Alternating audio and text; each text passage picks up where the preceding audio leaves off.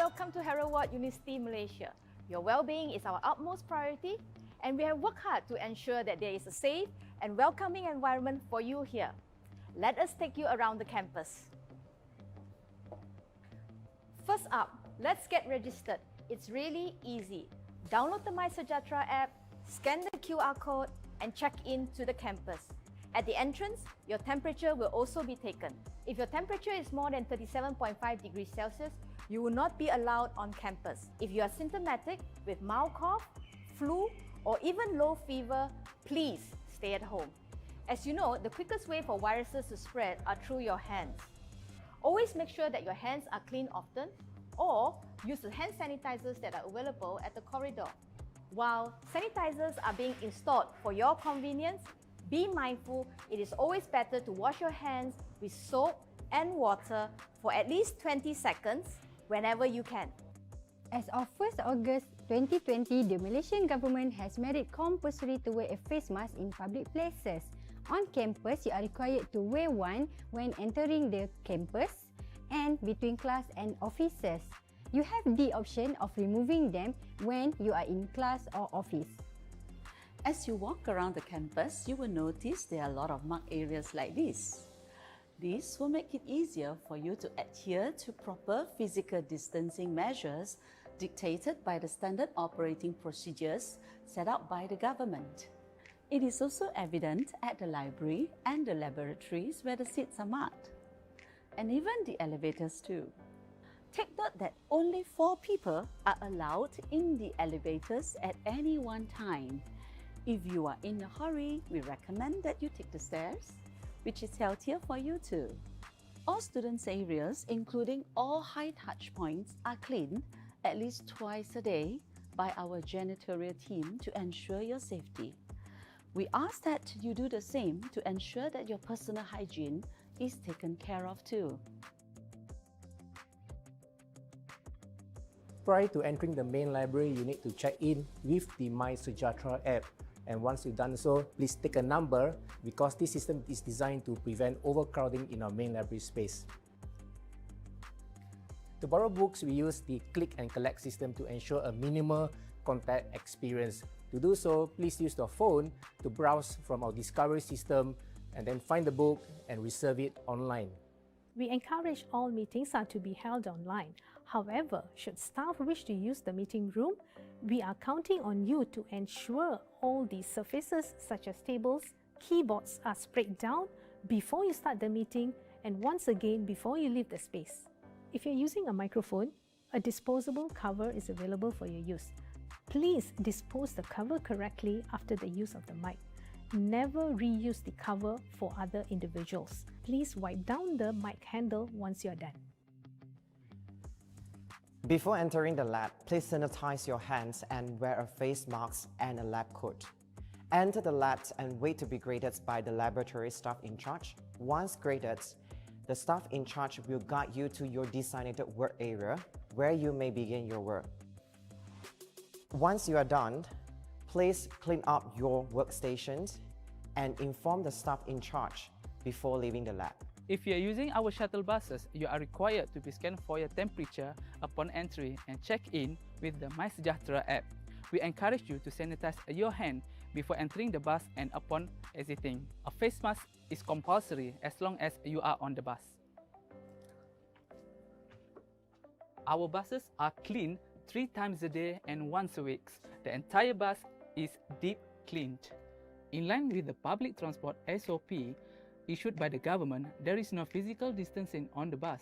As such, you are encouraged to limit your interaction with the other passengers on the bus. Once you are at our accommodation, you will be required to submit for another check-in and temperature check. Physical distancing protocols are in place while you are at the lobby area. Once you are at your own unit, you are able to move freely. However, please note that no guests are allowed within your unit at all times. Only the tenants of the unit are permitted. If you exhibit any symptoms of the virus while you are at the accommodation, please inform the warden or front office immediately. An emergency SOP is in place to enable you referral to a nearby clinic or hospital. A flourishing community is a community that is both healthy and safe in the first place. The procedures that we put in place may be burdensome, but we really hope that all of us are going to abide by them and do our part to make our place healthy and safe so that we can all flourish and be the best versions of ourselves. Together, we can make this place a healthy and safe campus. Together, we can.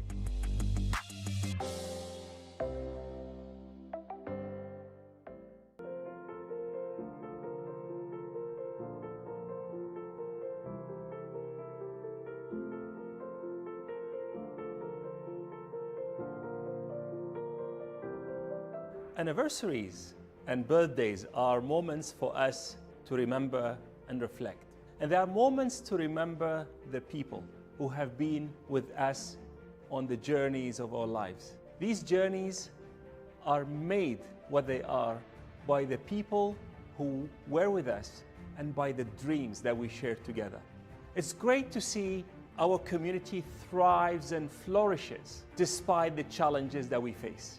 And as we look at our history, whether it's the 8 years that we spent in Malaysia or the 200 years that we had since our inception, I look with great hope to the future. When I first started with Professor Bob Craig, the founding provost, we had no license to operate and no campus. We needed a resilient team who believed in the vision and would be willing to do anything along the way. Some of the amazing founding team remain on this journey till this day. While it's been said that it's not the destination but the journey that's important, I'm so very proud of what we have achieved. I'm always in awe of the passion and the drive that the team has, and I'm really glad to be part of it. It has been a pleasure to work with an organization whose mission, ethos, and strategy resonates deeply within me. I couldn't ask for more. What I really like most about the organization is people here are genuinely caring for the staff and students. As such, I'm proud to be associated with Heriot University in Malaysia. When I first joined Heriot University, I was very excited. It was the first time that I got involved in the early stage of operations of a university. It was an invaluable experience and I will always treasure it. 5 years ago, I made one of my best decisions in my career by working in Heriot University, Malaysia. As a global university, I work together with global communities, and boy, that had color on how I see things in life. Here's to all, to the future. I have joined Heriot University virtually. It's a novel way of joining. Heriot is not a normal university, it's a global team. Heriot University is the right university to study or work at. I'm very grateful for Heriot for helping me to articulate my purpose and allowing me to reach for that world. I'm glad I chose Heriot. The lecturers are always approachable and they're constantly asking you to ask questions. Thank you, Heriot. Happy birthday, Heriot Malaysia! Happy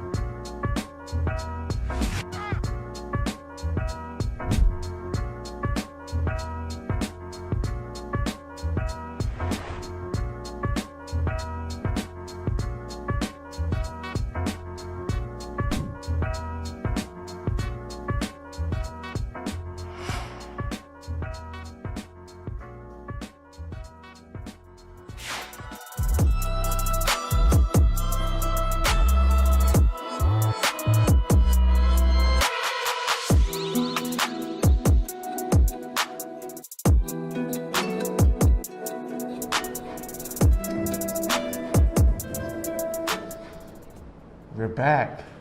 It's been a while, man. It's been a while. We are finally back with some Summoners Odyssey 4 Wild Rift. My name's Chef. And I'm downright fierce. And of course, this tournament is organized by IRL Asia, and our partners are SKOB Solution and Heriot University. Not to mention our sponsors, we have 𝐒𝐮𝐬𝐬𝐸 Malaysia and Inch Theory. We're back, man. It's been so long since we've been doing this. So long. Can't wait. Last week we had some scrims.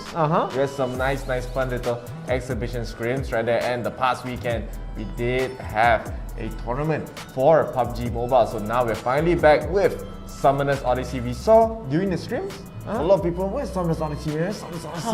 And now we are here, we are back. So it is going to be a best of 3 format up to the grand finals here, which will be a best of 5. Of course, we have 32 teams fighting for the prize pool of 332 ringgit. Yeah, so already you guys are probably wondering, hey, this isn't the weekday edition, you know, this is a callback to the weekend edition where we're gonna have that best of 3. So today, we're only gonna have 3 rounds for you, and then tomorrow, we're gonna be doing semifinals, followed up by the finals. So guys, be sure to catch all of that action. Again, it's been so long since we've done a Summoners Odyssey run, and this time, during today, Riven and I really are going to be in the pool now. So we're going to see some, hopefully some differences, some change up maybe into the top lane. I know Riven can be used in the jungle as well, but definitely for Irelia, she's a top laner. She's either a top laner, and of course in PC, she does play mid as well. Yeah, she's very flexible, she's very strong, especially in the lanes, because once she really gets going, it's really hard to stop. So I do think, honestly, between the two, Irelia is definitely stronger because Riven does have a very high skill ceiling to actually make it work. You need to know there's a lot of mechanical obstacles that you have to go through when you play Riven. Irelia, it does require a lot of mechanical skill, but not as much as Riven. Riven really, you need a master of Riven to actually play the character optimally. So you can't just be, you know, starting out, this character was OP, you can just try it out. No, it's not that easy. You have to put in the work. And of course, I mean, the level of these players in Summoners Odyssey, they definitely are very strong. So they could definitely put it, if they put in the work, if they have been playing it since the release and they really showed that they can be the best Riven in the world, then of course, they can be the best Riven here. Yeah, I mean, in this tournament, in Summoners Odyssey in general, we're no strangers to seeing, like, you know, sort of off-plate picks. You know, we have seen a team that had an amazing Twisted Fate, you know, made teams so scared that they actually opted to ban Twisted Fate out, which is definitely out of the meta. And then of course we had like some other players opting to play other champions out of that pool. So it's definitely up to the players. At the end of the day, those are the people that are gonna change how these champions work. And of course, you know, you also have your runes and such when we go into small, minute details. But I do feel that like Riven has the potential to be such a strong champion in this meta. Of course, you know, I personally, like, I've seen a lot of weird combos with Riven because, you know, her first skill, the third hit does a knock-up. I've seen it work together with Yasuo really well. And it's kind of funny, even though the area of effect isn't that big, it's still a knock-up at the end of the day. And then she can chain stun that with her key charge thing. So it's a lot of fun with her. Yeah, of course. So there are going to be, I do think right now the pool is diversifying at a very quick rate. So we are seeing a lot of new picks. But I do think, especially in the top lane, even we know that Irelia Riven can still be strong. One of the biggest and the strongest champions still out there will be Garen here. Oh yeah. Garen is still going to be a very strong pick. Just still so strong even after the nerfs. But when they change how second lane works, it's like, yeah, the nerf is not even there, man. She can basically just stay in lane forever. You can just constantly get the Grasp of Undying stacks over and over again and come into the late game and just pretty much one-shot everyone with the ulti, with the spins right there. But before that, we did mention a little bit about the PUBG Mobile tournament that we had. So let us see what that is all about.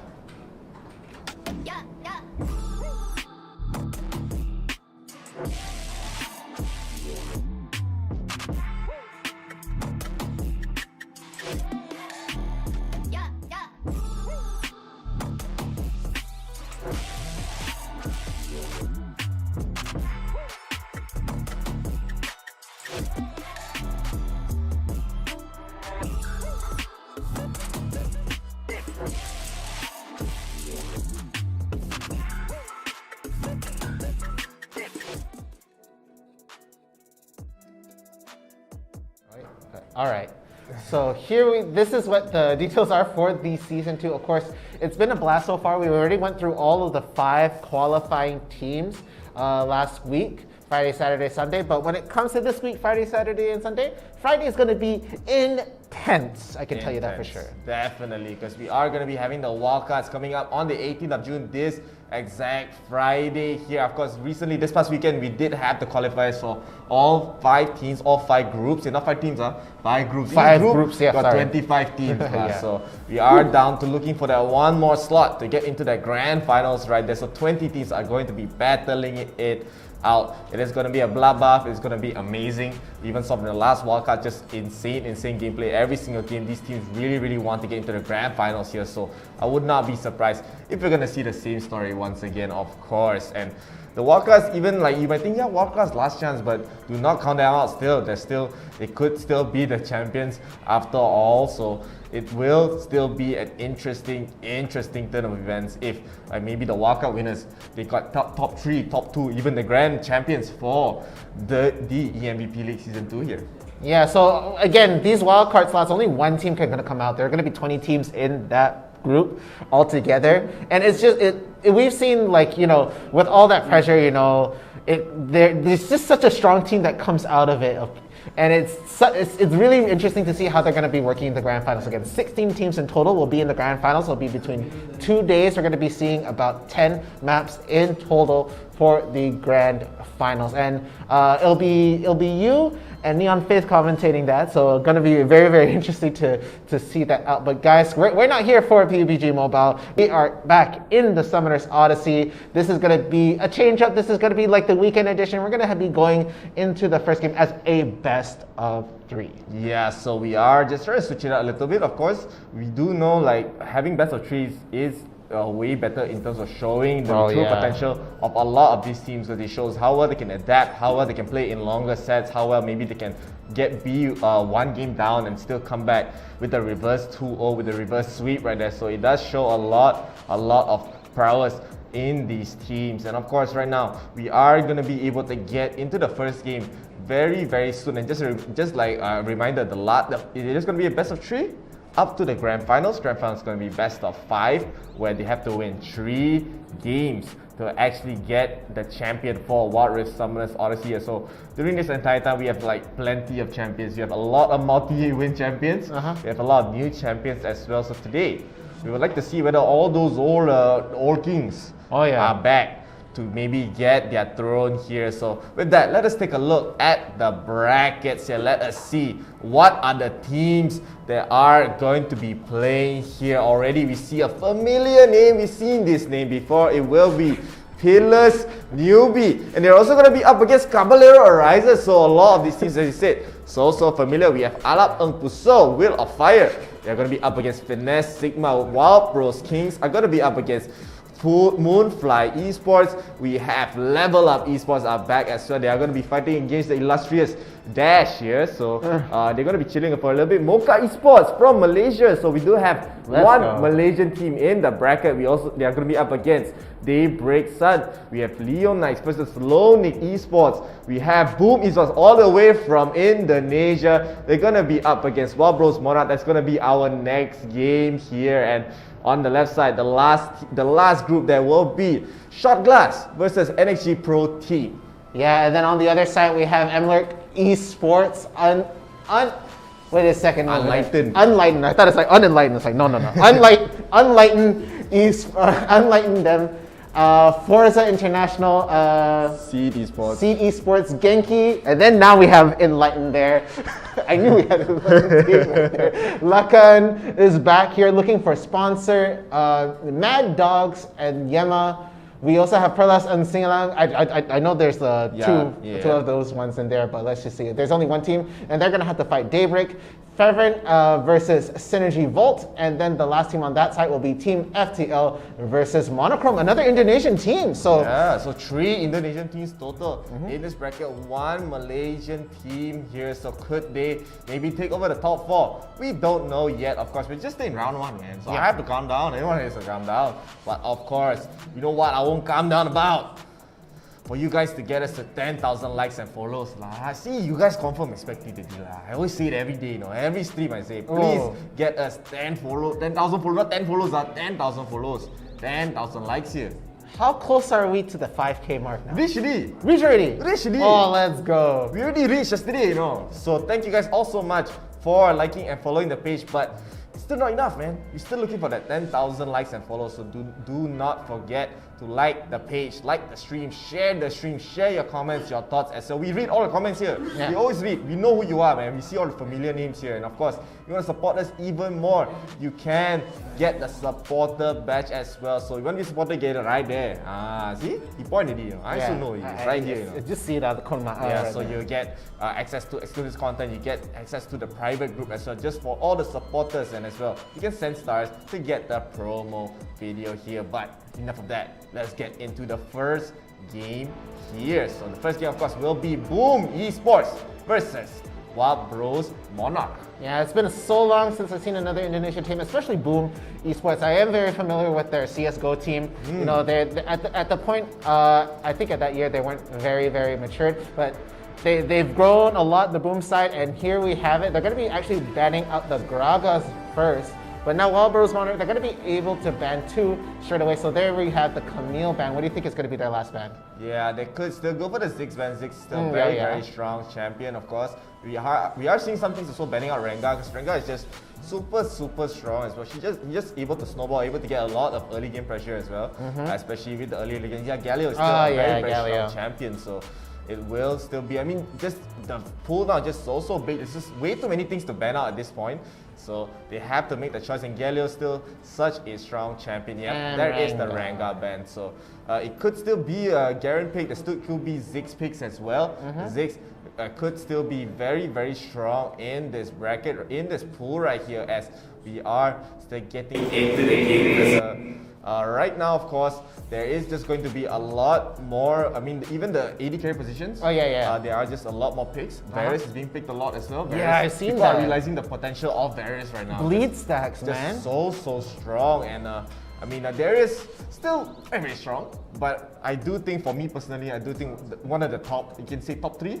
Or even top 2 is Garen. Garen, yeah, of course. So, of course, we haven't seen Kai'Sa fall out as of late. She's still quite contested. She's not exactly first pick material in a lot of this right here, but it's really hard to say what they're going to be going in for first, because a lot of these champions right here are very much in the meta. You know, maybe we might see like, I feel like a Diana might be a pick, might be something you want in for the mid lane. It's really hard to say exactly what they might go for as the first pick. Again, Boom is going to get that first pick. Meanwhile, on the side of Wild Bros Monarch, they're going to be able to pick 2 in a row. So, you know, the mind game behind the first pick is really big. We've seen this time and time again. Yeah, the first pick, of course, it's just so many options for these teams, so many ways. I mean, for them to start it off right here, as they are just going to be, there's a lot of choices here for a lot of these teams. I mean, 𝐒𝐿𝐴's still so strong. Diana has been nerfed a little bit. She is going to be slightly weaker, but I do think she's still very flexible. She has a lot of way, not just flexible in terms of like the way you can play her, but of course here, we are already going to get the first pick. Yeah, 𝐒𝐿𝐴's still so strong. The damage is going to be so insane, as well as we're going to have Lee Sin and we're going to have Lee Sin and Braum here going to be picked up for the side of Wild Bros Monarch right there. So there are still going to be a lot more picks left to go at this point. So it still could be the Ezreal pick. It still could be the Ezreal pick as well for these teams, as they are still going to have a lot of options now. Ezreal, a lot right here. Ezreal and what's it called? 𝐒𝐿𝐴's still going to be very good for these picks. Yeah. Okay, the Varus. Okay, yeah. Right here. So again, now they're going to be thinking about their ADC, because that's already been picked out. No. I like the idea here. They're going to be picking out their other roles, knowing that they don't have to rush for the ADC. They're not going to go dual AD. It could work out, but they already have a 𝐒𝐿𝐴. There's a lot of damage on the table for the side of Boom Esports already right there. But the Vi getting hovered over right now, I do like it quite a lot. I think Vi can sort of keep up with the rotation that Lee Sin has, but Lee Sin is just going to be very aggressive early on. Meanwhile, Vi, she does have to rely on her ult to really seal the deal with a lot of these kills. or it has to be a very, very coordinated effort to try and take a fast kill before level 5. But let's just see who the ADC is going to be on the side of Wild Bros Monarch. They are hovering over the Xayah. I do like it quite a bit. They were looking over the Kai'Sa earlier on, but I feel like Xayah just has a little bit more ability. Again, that ult I'm going to make involve right there, but the damage, of course, Kai'Sa has is massive. Yeah, of course, but they are going to have, some decent matchup against Varus Janna here. Varus Janna is such a strong combo, especially in the bottom lane. Oh, yeah. Once Janna just heals, gets the shield on to Varus, really challenge right here. The one big long arrow, this is going to hurt a lot. You need to have the shields, and Brown has to really be able to get in position every single time here. So it is going to be quite interesting. Malphite looking like they just want to concede the lane at this point in the top side here. Very, very difficult for Malphite to survive, especially against the Fiora. But at the same time, Fiora still, we do see her being very, very strong, especially just her split push game plan. She just wins a lot of these lanes, especially against these very, very beefy, panky top laners here. So able to deal pure damage, right? So true damage, a little bit too strong. And basically at this point, a lot of the tanks in the lane, they just have to concede it. You have to wait a little bit, maybe try to gain as much EXP and maybe go for rotations or fight for the first dragon to actually get an edge for his team. Yeah, but I do feel like Malphite doesn't need to rely so much on the cash money, even being on the solo lane. Probably just wants to try and get the XP advantage and just contribute to the team fights more. Because Fiora, odds are that she won't really be in the fight. She's going to go for that push right there. But it looks like they are getting really boiled up into the game really soon. But again, I feel like that Malphite pick right there, we're gonna see it work really well in the team fights. But it's whether Boom Esports is going to let them get into there, because they could just try and fight for the objectives and get everything going. But it looks like the first game is underway and we are getting ready to drop in right now. Again, on the blue side we have Boom Esports, and on the red side we have Wild Bros Monarch. Yeah, so Wild Bros Monarch here going to be playing the Ahri mid, and there is an early rotation for the side of Wild Bros to try to go for something right there. So they are, they were trying to get some rotation, trying to keep them away from the blue buff, but it looks like it's just going to be a standard lane for all of these teams. So there are no early ganks, no early rotations, as they are just going to be quite okay, especially because no big deal. Platypus is going to be dealing some damage, and in the meantime, Britannia, of course, is going to be the jungler for their side, as there is just going to be, not going to have much action. There is going to be pretty much Fiora dominating the top side. We're going to see Platypus doing quite okay against Kai here in the mid lane. And of course, we also have Wild Bros. Their bottom side, they still have to be worried if Varus does get a lead in terms of gold. This poke comp coming up from Boom is going to be so annoying to deal with. Yeah, I feel like Boom, at the end of the day, they have... Oh my goodness, the Satchel's going to get that, forces the flash out. Almost got a pick off right there. If he did manage to land into more mines, it could have been it. But that's going to force the Ahri to get out of that lane right now. Platypus is going to be pretty happy with that exchange. Going to even be taking the fruit early on just to try and sustain in the lane a little bit longer. But it looks like Vi might be trying to go into the top lane right now. The Malphite is a little bit overextended over into the top lane right here, but just going to try and poke it out right now. So not going to be getting any kills. But Lee Sin and Braum, they're at the back right now. Sorry, he's going to pick this fight. Looks like Vi is going to try to go in, but 3-man on the top right now. It looks like he's going to have to flash over the wall, leaving the Fiora alone. But the mid laner, he is coming in right now, and Fiora is a little bit too tricky to try and pin down. They are going to be able to escape. One ward down, a little bit of extra money onto the Ziggs right here. So really good stuff coming in right there. Looks really dangerous right now, but Boom, they're going to have the lead in terms of gold right now. They're going to be able to get about a 5k gold lead with just that simple push right here. But it looks like they're trying to plan a jump over on the mid lane right now, trying to circulate towards the dragon right here. So gonna be interesting to see what they do. And it looks like the Malphite and the Fiora, they're gonna be trying to just stay in the lane right here. But as the game goes on, I feel like if the Fiora gets any more momentum, objectives and towers are gonna be pushed in like mad. Yeah, of course. So right now, still no team did give up the first blood right there. So it is still going to be an even game. There is both the junglers are going to be rotating towards the mid lane here, as maybe Britannia tries to go for something. But of course, Kai is going to be able to catch that out and just walk away in that position right there. But still, there's going to be some pressure put towards the mid lane. Yeah, and it looks like it is going to be the red buff coming back out for the Bai jungler right here. Meanwhile, Malphite is actually alone in his lane. He's going to be able to just poke things out quite a bit. Again, Malphite with a bit of the level lead, going to be able to land some really damaging first skills on top of Fiora, and nothing much you can do about it or avoid right there. So he can just sort of outpoke Fiora out in terms of range alone, going to be forcing her off the lane very fast. But looks like an early reset for a lot of these people might mean that they might not try to rush this dragon. The first dragon will be the mountain dragon. Of course, we mentioned it time and time again in Summoner's Odyssey how it's not the most hotly contested dragon, but it is still a perma buff at the end of the day. Especially defense one coming in from either team is going to be very, very nice. But it looks like they were trying to get some advantage, lane advantage into the bottom lane right now. The Scuttler, of course, is going to be going away very, very soon. If they do try to get priority into like maybe the mid or bottom lane, it could be a pretty free dragon right here. But look at Boom right here. Platypus doing a lot of damage onto Kai in the mid lane.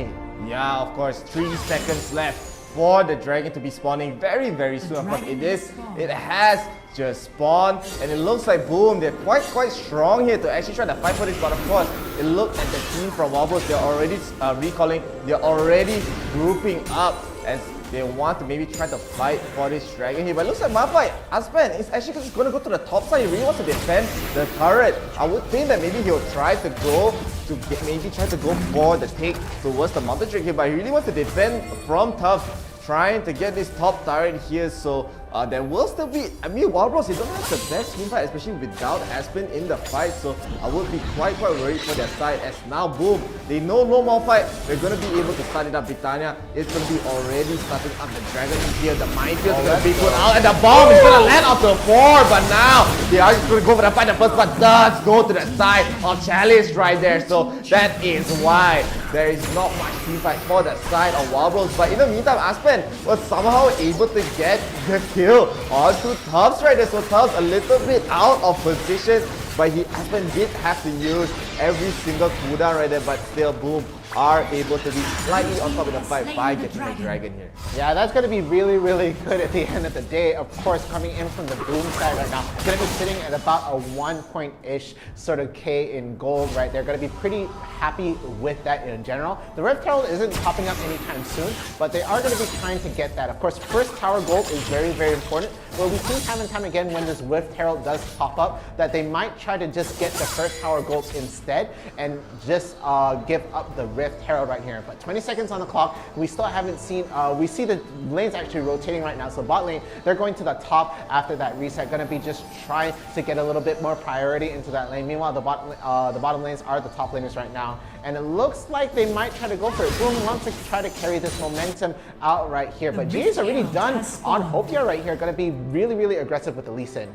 Yeah, so already, I mean, they really want to try to fight, especially when you go for the GA this early on. Definitely want to try the force fights here, but I mean, Boom, they do have the almost 2,000 gold lead here, so they are slightly ahead. It looks like still Aspen is not interested in trying to join the fight. He is going to be having a slight level advantage if he a little bit of damage. He will just dodge the charm. Very nicely done with the dash. Right? Didn't have to use the flash, but it looks like Wobbles, they really want to try to force for this Rift Herald here, but Boom, they do have all the pokes ready, so they don't even try to need to commit their beat. Britannia is in the front line, maybe trying to go for a sneaky assault and battery towards the back line, but now Boom are just baiting them out at this point. But now, if they bait them even longer, Aspen finally able to join the party. They will not land the frostbite right there, so but they are going to be able to get that charm onto one. The flash is out, Dick able to get away. The Mega Typhoon only landing onto one, but you do know that Lee Sin here does have the GA, but look at Kai'Sa so low.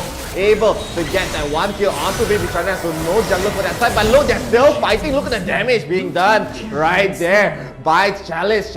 They're all so low for the side of Wild Bros. They're still able to get one more, but nope. Now it's going to be even.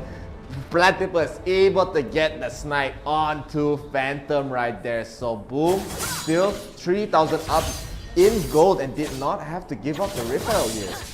Yeah, again, okay. So what I really like coming in from the side of Boom Esports right there, they're not really heavily relying on Vi to try and jump in. They're actually just catching these guys trying to walk in. Again, with the poke comp, going to be able to get a lot of early damage on top of them, and nearly took Phantom out early on in the fight and forced him to be really in an off position, not going to be able to get a lot of damage in. And at any point, if he did try to walk in, you had to worry about assault and battery coming in from the Vi right there. So really, really good stuff coming in from Boom. But it looks like they are trying to just fight over this Rift Herald right now. The Charm is going to miss from Kai, but the full team is over here, including the Fiora. And the Fiora looks like he's going to be trying to run a diversion, trying to push away the rest of the team while they go for the Rift Herald right there. Going to be a little bit really cool right there. Going to be taking away the blast code just to try and make sure that there's no outplay coming in right there. But he's going to land the Sonic Wave on to the Rift Herald right there, trying to go for the steal. The Glacial Rift goes on. He does manage to steal the Rift Herald, but the ult coming in the back will take down Kai right there. So they are down the mid laner right now. The damage coming in, Dagger are running the wrong way, and they're going to be taking out even more people. So really, really good stuff. They take out 2 towers. They lose the Rift Herald, but this is very much in Boom's favor right here. They actually did not catch out Phantom trying to recall behind the turret. So, but still, as you said, Boom, with this kind of poke comp, they just deal so much burst damage. Wildbros, they do not have the sustain, they do not have the heal to actually deal with it. And now Tough is just going to be online. This guy is just going to be on split push TP basically every single time right here. So, Boom, they're looking very, very good. Now, 7,000 gold up. It's going to feel quite nice. The dragon is going to be spawning just in time for them to reach even a bigger power spike here. And Wildbros, they had to fight again, even after losing that last fight. Yeah, this is going to be really, really tough for the side of Wildbros right here. They don't have any momentum to work with right now. They're going to have to figure out where they're going to poke. And look how brave the Vi is. Doesn't matter. It's going to be able to tank stuff up. Wow. Oh my goodness gracious. They literally have a wall. They're making a wall with this sheer damage. The Assault and Battery does go down. The ult does go down. It lands onto 3. They're going to be getting so much damage. The Glacial Fissure does go down. Only going to knock off 1 right there. The Malphite does try to ult in the back, but to no avail. Everybody's already at full health thanks to the Janna ult. Meanwhile, Kai is trying to just run away. Down 2 people right now, and they're still gonna go for more. They're trying to get that Lee Sin. There's just a little bit away, and down he goes. That is gonna be it, and that is basically a free Ocean Dragon for the side of Boom. This has been a cataclysmic win so far for Boom, and Wildbros, they have to figure out their footing. They need to get a good fight going. This Fiora is just gonna be pushing out the towers in the meantime. Ocean Drake gonna be free for Boom ID. They're just going to start running down these towers, and it's gonna look, as you said, Vi Britannia. Sees in the name lah, Vi Britannia here lah. Really a Vi main for the team from Elizabeth, and 10,000 gold up for the side of Boom and Wildbros. They're basically trying, I don't know why they're really trying to force the fight. This is really the weakness coming from the side of Malphite, especially because even if you do get even a 4-man, 5-man ultimate, if your team is not there to get the follow-up, there's really no point, because for the most part, Malphite, they just build tank, they try to be the tank for the team, so no damage, no follow-up, and Boom, knowing that, they can just re-engage. No problem at all. Chalice is dealing so much damage. We have Platypus, 1 Mega Temp Bomb, everyone's trapped with it. Everyone just gets taken down, and this is now Wildbros, they are just basically crumbling at this point, and I don't even know how they can even try to get back at this, because even if they try to come back even 5,000 more gold, it's still going to be so difficult, because Boom, they really reached the pulse spike a long time ago, and they're still going to keep growing, and Stuffs is going to keep growing as well. You're just going to be able to split push, you can fight 4v5, no problem at all. Yeah, the real fear here is that they haven't really found a champion to funnel in for the side of Wildbros right now, and they're all just trying to scramble to just try and get their game started right here, and they haven't been able to really pave the way for Phantom to be able to get these picks, and Vi is just too tanky right now. With Grasp of the Undying, right, they're going to just be able to just stay in the fight, I guess. Of course, we saw Vi Britannia actually standing in the middle of the fight, not worried about getting hit at all, and he has such good CC, he's going to be able to get a knockup, going to be able to stop the advance of, oh, okay, they're just just kicking. But that's a Janna right there. The ult is going to land onto 2. So much damage done, and he's just going to walk straight through. Going to ult at the back right there. Viper trying to do so much damage, but the slow going on top of them. And it looks like it's going to be an ace right here as we see. Yep, okay. Down goes the whole team. A fantastic play coming in from Boom. And I think this is it. I think this is all gone. This is just all in at this point. Boom are just way too ahead. They have way too much burst damage. Wildbros do not have the sustains to tank all these damage. And by Britannia, for the looks of it, he didn't even buy a GA, man. He's just going in, and his team is just going to get this first win in the round 1 here. So they are going to be up 1-0. Boom. So dominant, so clinical at that, and they're able to just basically dismantle Wildbros Monarch here.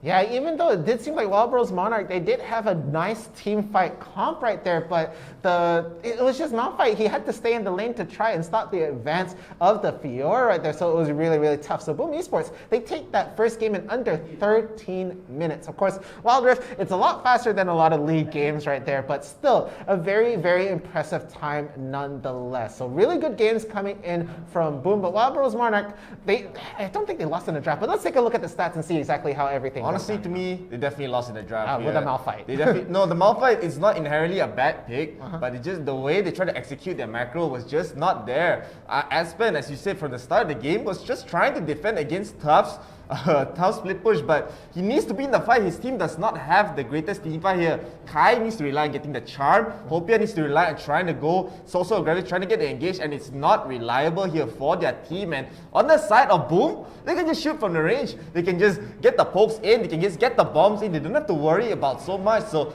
they are just going to be quite strong for their side and basically not doing anything here. Platypus, see Chalice having 0 dash, and I do think also Platypus as well gonna be able to do hiding behind Dagger. I see Kai right in the back gonna throw that ult and make sure that they're gonna regret even moving forward. So really awesome stuff right there. They had 2 front lines for the side of Wildbros Monarch, but they couldn't handle the damage coming in right there. So that is that for that first game, but my goodness gracious, that was fast. That was just a little bit, that was just too fast, just so dominant, so clinical at that. I feel like Wildbros, they need to try to get, if they want to play this kind of game plan, they want to maybe try to scale out a little bit to the late game here. They shouldn't they need to get someone to really dominate this top lane or keep even against like champions like Fiora like that. So I mean, it's so difficult, especially because Fiora, once you know she gets going, the split push is going to be there, everything's going to be there, but we are going to take a look at the replays here as well. So let us see all the highlights of this amazing game, and here it's going to be the red fight coming from the side of Wildbros. They are just trying to force it out. They do get a jump onto Platypus, but Platypus just flashes away, dodges every ability. He gets the Mega Death Bomb as well, and they're just able to poke them out here at this point. So they were able to take down the jungler, but look at how low Wildbros are. They have to just run away, basically living with a sliver of a HP. Chalice just 1 hit away to get the kill onto Aspen right there, but at the back as well, they were able to get the kill onto Phantom. So again, they're going to try to go for the Rift Herald. Hopia tries to go in, the Glacial Vision only lands onto 1, but this Mega Death Bomb is just too hard. Kai already taken out in the fight. It's going to rush in, the Assault and Battery lands on the Aspen, and here Aspen, his ulti was pretty much pointless at this point. Yeah, because the rest of the team had to fall back already, not going to be able to carry on. And look, Aspen is already off of position while the rest of the team is fighting on this line right there. Assault and Battery goes right down, comboed with the Mega Death Bomb. The rest of the team is hiding. Aspen is in way too late. He gets the knockup on only 2, but already the ult is landing on him. He falls almost immediately at the back right there. And right here, Lee Sin tries to run away just to try and survive, but no. Flash over the wall, goes all in and tries to get the kill and manages to do it. And here we see the kick onto Ajana, which is, alright man, you gotta do what you gotta do. The Ultra Mega Death Bomb gonna be landing onto 3 people to follow up the Assault and Battery, gonna even do a bigger follow-up, and this is an ace. This is a straight up ace right here. Phantom has nowhere to run. And then with that, it was over. That was just so quick. Basically, not much to say about this game, but just so clinical. Once again, for the side of Boom, just so strong. The macro was insane, and the game plan executed so perfectly. Wildbros, I do think it was really in the drive in the sense that they would just, if they wanted to go all in, with an all-in comp, let's just go for an all-in comp. But this comp, they were not able to go for it, so not able to get anything going. They were not able to execute it well. They basically lost every single lane, in the mid lane, in the top lane, even though Tufts got taken down one time, but it still didn't matter. Aspen was not that big of an asset, because for him to be an asset, his team has to really back him up there. Yeah, and again, I really like the Boom sort of comp right there. They knew they didn't really need a front line. They had a Fiora at the end of the day. And even then, the Fiora was split pushing right there. Their kiting was really good, and they let their Vi kite. Vi was actually going to be the front line, went for the tank build right there, but with the movement, with the Q, was able to just dance away from enemy lines, kite them towards the Ultra Mega Death Bomb, and just finish the job right there. And then could just straight away re-engage with Assault and Battery and finish the job. So I really like how Boom are playing. They are, again, like we've seen a lot of like Philippine teams dominate this bracket time and time again, but Indonesia, I really do want to see if they're going to be able to take that top slot in the grand finals, if anything. Yeah, so amazing. Coming from the side of Boom Esports right there, so it will still be, of course, that's just game one. We are having at least one more game. They could still go into 2 more games. We don't know yet. If Warbros Monarch able to really adapt, be able to try to download how Boom they want to play, I mean, they can still force this into a game 3, but from the last game, I mean, it's going to be quite difficult, especially understanding that this is just the macro was just totally beaten from minute 1 pretty much, because Platypus was winning his lane, Tufts was winning his lane, even the bottom lane Challenge was winning his lane as well. So just so difficult for the side of Warbros to really come back, and it really shows, of course. So I do think maybe they switch up the draft a little bit, maybe they want to play a little bit more aggressive. And if they want to play slow like that, they really need to play super safe, super slow, and try to scale up into the late game where they can just explode and really win these mid-game team fights here. Yeah, again, we saw so much early on, right? Platypus was actually dealing a lot of damage to Kai and stopping him from getting a lot of advantage in the lane. Of course, the Charms, they were really good in the early game, but he wasn't a factor later on in the game because he just died way too quick to Platypus's straight up raw damage. So we're just, if I were them, maybe I'd considering banning the Ziggs. That does leave a lot of strong mid lane champions left in the mix. We do have, let's say, Diana. We do know that IRL can play the mid lane. We have seen Akali mid lane as well. So that could still technically be a thing. Of course, Akali was still in the pool, but not actually picked up for the top right there. Again, you mentioned that Malphite pick. It was very good at a team fight. It's potentially if he starts the fight, but he's way too off position in the top lane to try and be a factor right there. So I really want to see what Wild Rose is going to show up into this next round. But again, it's just way too open right now, and it's anybody's game still. It's just really all down to execution at this point. And I mean, Wild Bros, as I said, they really need to commit to what kind of comp they want to go for. As they were just so all over the place, right? You have a Malphite, you have Lee Sin, and then you have Braum, you have Ari, and you have Kai'Sa, but no one's engaging. Yeah, you want to go in. We saw Hopia try to go in for a cheeky Sonic Wave kick, but did not work out. You just basically kick the Janna away into safety, and again, they didn't have the burst damage. Once even Malphite goes in, Janna just ultimates, just hit from Monsoon. Everyone's going to be healed back up here. But with that, let us take a look as well at the second game bans here. So Wild Bros Monarch this time are going to favor the first pick, so they want to have that first pick advantage. Maybe they want to pick the Ziggs for themselves as well. Yeah, that's very true. It's still going to be a very strong pick, especially for their side. They don't even have to ban Galio here if they want to go for it, but they are going to take out the Ziggs immediately, so they are not looking to want to play the Ziggs. They want to just play a they don't want to deal with poke comps anymore at this point. So Boom Esports, of course, they probably still have a lot of choices. They could still go for the Camille ban here, and they can also go for the Gragas ban here as well. Yeah, okay, so they did ban Gragas before, and it was Galio that was banned for the side of Wild Monarchs in the first round right there. But okay, they're still sticking with the Galio right there. I do sort of agree with that idea right there. So these are the bans right now. I do very much agree with the Camille ban. Of course, she's just always such a strong champion, going to be literally able to lock out one champion out of the game with Hextech Ultimatum, going to just literally keep them in the cage and just out of the fight. And if you get that on an ADC right there, that's damage that's not landing on the other side of the team. So that's out of the picture right now. But strong champions in the pool. We have Akali, we have Garen, we have Darius. We also have mentioned that Riven and Irelia are still in this pool. They can still be picked right here, but let's see.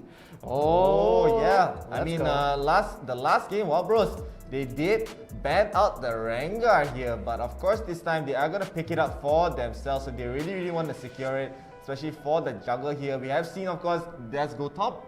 We can still go jungle, but now these teams are favoring Rengar towards more of the jungle side here. Boom Esports are going to go for the Janna Fiora once again. So similar picks towards that last game. So really prioritizing the Janna, especially because Janna is quite good at dealing with backline assassins like Rengar here.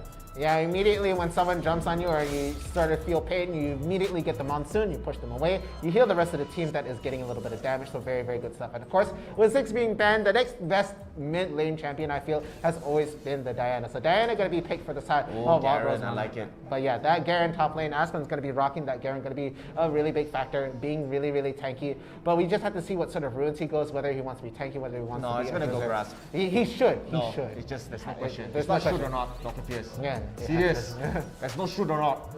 Every game now, I mean, Garen, you usually see some people go fleet, some people go conqueror. Grass is just the best rune in my opinion. Serious because I actually seen too many Emerald games where they don't. Because Garen is just so good at scaling up. Like you just have to build tank, and like over time you just scale up and deal so much damage. So you just it just works so well with the grass right there. But it looks like Boom this time are gonna go for the Lee Sin for themselves. And I mean, be Britannia this time. He don't want to play the guy lah. He want to be the Lee Sin Britannia here lah. So for his team, but they are looking to actually get the Twisted Fate as well. This is very interesting for the side of Boom. So they want to go for early pickoffs. They want to go for early rotations here. And Wild Bros, they're going to go for a very standard call. We've seen this call many times. Garen top, Corki, ADC, and we also have Diana in the mid. So way more solid than the last game. They have a lot of waste, a lot of win conditions, but Boom Esports, this is the one that's going all in. Yeah, I really like Boom. If they get that early momentum right there, it is going to be very fun to watch, because again, with Twisted Fate, you're going to be able to really rotate fast. Of course, the Lee Sin is going to be able to do so much with the kick, being able to land in Sonic Wave and maybe try and put somebody off position right there. So Boom, they're going to be playing aggressive. That's no question right there coming in from that side. They have the comp to do it. Meanwhile, for the other side, again, we've seen this meta a lot. If the game does drag on beyond like maybe 15 minutes and they get a couple dragon buffs to their way, it could look very much in favor for Wild Bros Monarch. But the game hasn't even started. This is all speculation right here, but this will be game number 2 in this best of 3 coming up. Yeah, game number 2. I still love Boom Esports draft here, of course. It's just so explosive. They're just able to be very aggressive early on with the Lee Sin, with the Twisted Fate here. But enough of us talking, man. We're not just chatting here. We are gonna get into the game already. So game 2 of round 1. Winner of this will go into the top 16 here, of course. So if Boom, they win it, they're gonna go top 16. Wild Bros, if they win, they will force a game 3. So very exciting so far. And already Hopia is gonna be making some rotations with his team. Maybe try to catch Tufts off guard, but Tufts is just gonna get the dash away. So no problem there. Boom, I'm still gonna be happy. But actually, for the side of Wild Bros, they're actually gonna go for an invade as Kai has to spend the flash immediately. But look at B Britannia, so low, kicked away from the jungle as Hopia and Dagger became a nuisance. Yeah, and it looks like they're going to be able to take that red buff right now. And he's even just helping out, going to be getting hopefully a little bit of that extra cash, even taking the Raptors away from Lee Sin right here. So really good stuff. Of course, you do see a lot of Rangars early in the game. They're going to be going for that invade. And of course, Dagger going to be making his way into the bot lane right now. So looking very good right here for the side of Wild Bros at the moment. There's going to put a pin in their rotation right here. Of course, they try to go for the early pick off onto Kai right there. But Platypus, he's been able to be really solid in the mid lane, being a big nuisance to Kai right there, and already at half health, forced to take the fruit right here. So it's just a matter of how explosive Boom wants to play it. Of course, they're working on a little bit of a deficit, but just a blink of an eye, they already met the gold lead. No more gold lead of course, anymore. there will just be a slight annoyance for the side of B Britannia to deal with, but again, Platypus just dominating his lane against Kai here. Kai, of course, Diana, we know against range champions, gonna be quite difficult, but I mean, the fact that Platypus can just constantly poke out with the cards, with either the gold card, blue card, can be able to do so much damage here as well. And now, Boom, they're looking so good. Again, we see B Britannia being quite aggressive, tries to go for the dash, and he will get some damage towards the bot side of the map, but will not get anything. Wanted to maybe bait out a flash, bait out a summoners, bait out a heal here, but he will not get it right there. So Boom, as we see, I mean, with a lot of Lee Sin comps, we want to see this amount of aggression here coming from their side. Yeah, so there's been really, really good coming in from the side of Boom. They've been able to push their gold lead right now, and Kai has to just run away from this, really, really scared to just try and take a couple of last hits on these minions right there, forced to use the Q to try and get it. Meanwhile, at the top lane, Aspen, he is on a little bit of a deficit when it comes to experience right now, even not afraid to just try and fight this Fiora right there, but true damage going to be doing quite a bit right there. And now the ult is already onto Tufts right here, but at the top lane can change around as soon as that Garen gets the ult right here. So got to be very, very careful on how this top lane is playing. Just very, very close to that ult. Meanwhile, over in the mid lane right here, look at the level deficit. Kai's only 3. Platypus is already has his ult at level 5. What is happening in this lane? Yeah, Kai is just getting kept out of the lane. I do think this top lane, Aspen is actually doing quite well here, but now he has to be a bit careful. The teleport is going to come in with the gold card. He's going to get some damage. The Sonomy does not land, but the dash is going to be there. Tough does land the first blood. Great rotations. This is what I've been saying, man. Platypus and V Britannia going to be able to play so aggressive on every part of the map. Basically, you might just think, oh, it's just a 2-man gang. No, it's just going to be a 3-man gang as long as Twisted Fate has the ultimate right there. So, Wild Bros, you have to be even more careful. You're already down 2,000 gold. The dragon's going to be spawning Mountain Dragon again. Why same one? I thought I got RNG. I don't know what the RNG is like for here right now, but 20 seconds until the Mountain Dragon comes up already. First blood. We did wait until the first dragon to see the first blood in the last game, but already getting that advantage in the top lane right here, they're going to have to come in. Yeah, Aspen has to be very, very careful. Again, they're going to be able to take the Scuttler at the bot lane right there, and he's actually going to be rotating off to try and get a little bit of an advantage coming in for this Mountain Dragon again. It's going to be really, really nice to have it on the Garen right there. Going to be a little extra tanky, but it looks like it's going to be Boom that's going to be able to get the head start on things right now. They do have the better position in terms of things. They have wonderful vision around the Dragon Pit. Of course, you see the ward in the brush right there, but look at that, a little bit of an interesting play. They're going to be, Aspen actually doing really well against Tufts right there, but he's just keeping him at bay at most. Yeah, so right now, I mean, Boom, they're not rushing the Dragon at this point. They think they really want to get as much lane priority as much they can. The nice repose, dodges out of the Master Justice that Tufts was thinking about going in with the Grand Challenge, but he decides to back up as Aspen is going to still be quite healthy from the looks of it. He doesn't have any summoners though, but Tufts doesn't want to risk it. He doesn't have the barrier up. If he had the barrier, he probably would have gone for that kill right there. So a close call for both sides again. Tufts just showing he's such a great Fiora player here. But now, Boom, they finally maybe want to go for this nice dragon play. Of course, Twisted Fate Platypus does not really have to enter the fight yet. He does have the ultimate to teleport in any single time that he wants. But Wild Bros is going to use his opportunity to get a rotation from Aspen to get the dragon here. But the nice dragon kick lands onto 3. Very nicely done. The Moonfall will also land, but will not do that much damage. And Britannia is so low. The stun they feel saving his life. And now they are able to get the Mountain Dragon though. But are they going to be able to save their lives? Right now, Tufts has joined the fight. Gonna get one. Trying to look for the other one onto Hoppia. Hoppia does have the flash away, so barely escaping right there. So Boom, they're definitely going to be happy with that. They don't need the Mountain Dragon for their win condition here. They just need to get map control. They need to get the gold, and they are doing just that. 5,000 gold up.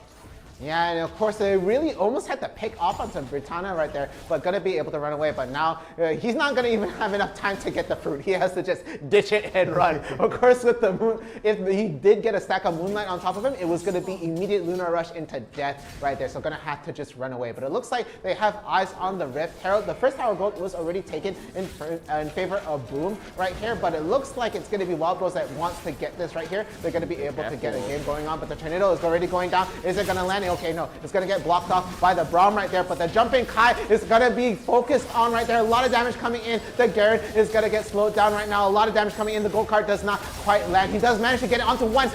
The Master Justice does land. He tries to get the ult onto 1. Garen is running away for his dear life, but all the way in the back he doesn't. Oh my goodness, he just barely escapes, and they manage to take out the Fiora right there, but the rest of them, they're all forced to run away, and they have to go back. So ultimately, it does go a little bit in the favor of Wild Bros with that one kill, but they did lose out a whole bunch right now. So Boom, they're still sitting on quite a healthy lead right here into this second game right now, and they're just going to be pushing their advantage as they look to try and take the bot tower out. Yeah, just so strong. Look at them just being so aggressive. They know that Aspen does not have any summoners. He doesn't even have the ulti ready, so it's going to be quite strong. They're just going to not fully commit. They just really want to get the bottom turret as well. Look at how much pressure that Boom is doing in this entire game. Even they don't even need the Rift Herald here. The Rift Herald is going to get some damage towards this mid turret, but that doesn't even really secure the kill yet. Tough is going to be caught out a little bit. A few stacks of the passive might actually take him down. The dash actually dodges 𝐻𝐸𝐿's spell right there, so Phantom not able to get the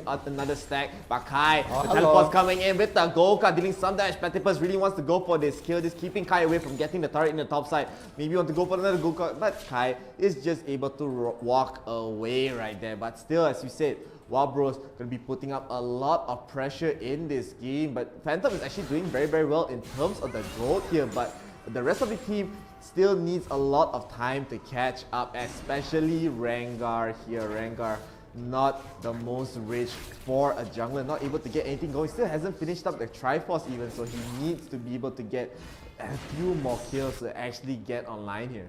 Yeah, he's a little bit behind in terms of things right now. Even the jungler's getting, even the support on the other side is kind of close to him. Of course, he does have the slight gold lead in that favor, but of course, at the end of the day, it will be. I just feel in general that the ADCs are going to make this count right here. But Static Shift already completed onto Saya right there. Going to be really scary with those feathers. But Tough, look how much damage is going around on Aspen. He's like he walked in there with a lot of health, but forced to flash out. The rest of the team is collapsing on right now. But the rest of the team, they're going to be able to push a lot of these lanes. The Redemption going down just to get a little bit more healing onto Tufts, but he's not going to be able to hold that tower alone. Meanwhile, the rest of the team, they're pushing onto the tier 2 mid right now. I don't know whether they want to commit to this. They managed to take down the top tower. They forced the Rengar to flash and go away right there. So mid tower, I don't think it's going to be down immediately right here, but the split push coming in from Twisted Fate, he's not completely off position right here because that ult is going to be a huge factor later on. Meanwhile, the Fiora is just going to come back from the base, going to be able to just, he didn't actually go all the way back. He's just going to continue the split push, knowing that the rest of the team is far away, not going to be able to stop this momentum right here coming in from Tufts. Of course, Aspen is trying his best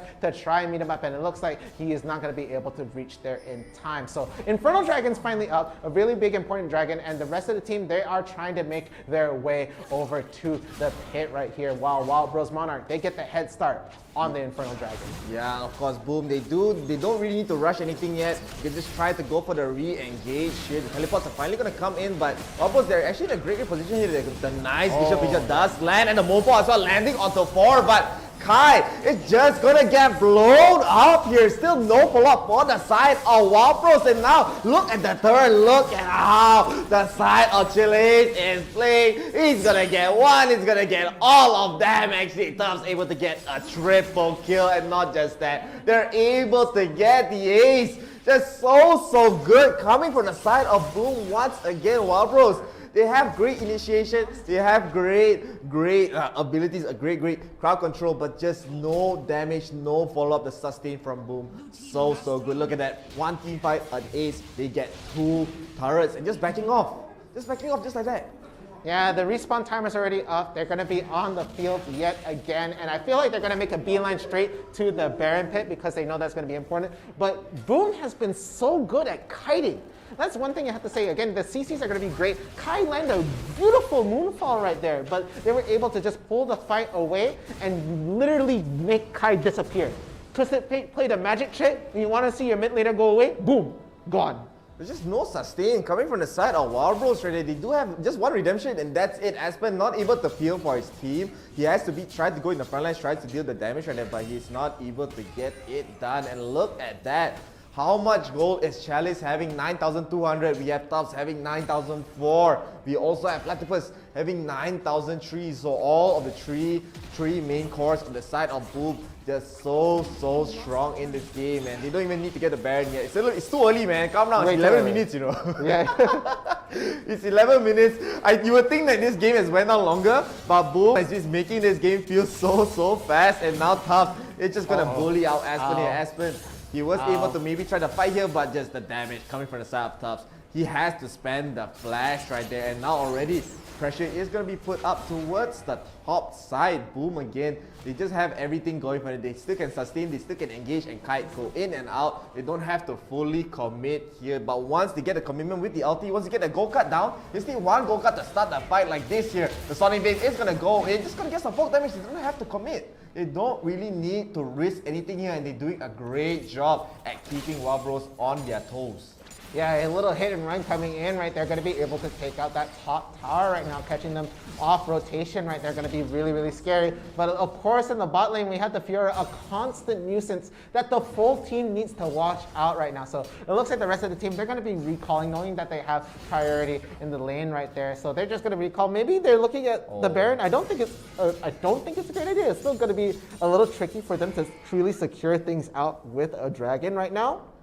Because, again, if they manage to land everything well for the side of Wild Bros Runner, they are going to be able to take maybe 1 or 2 champions out of the mix. So it's really hard to say exactly.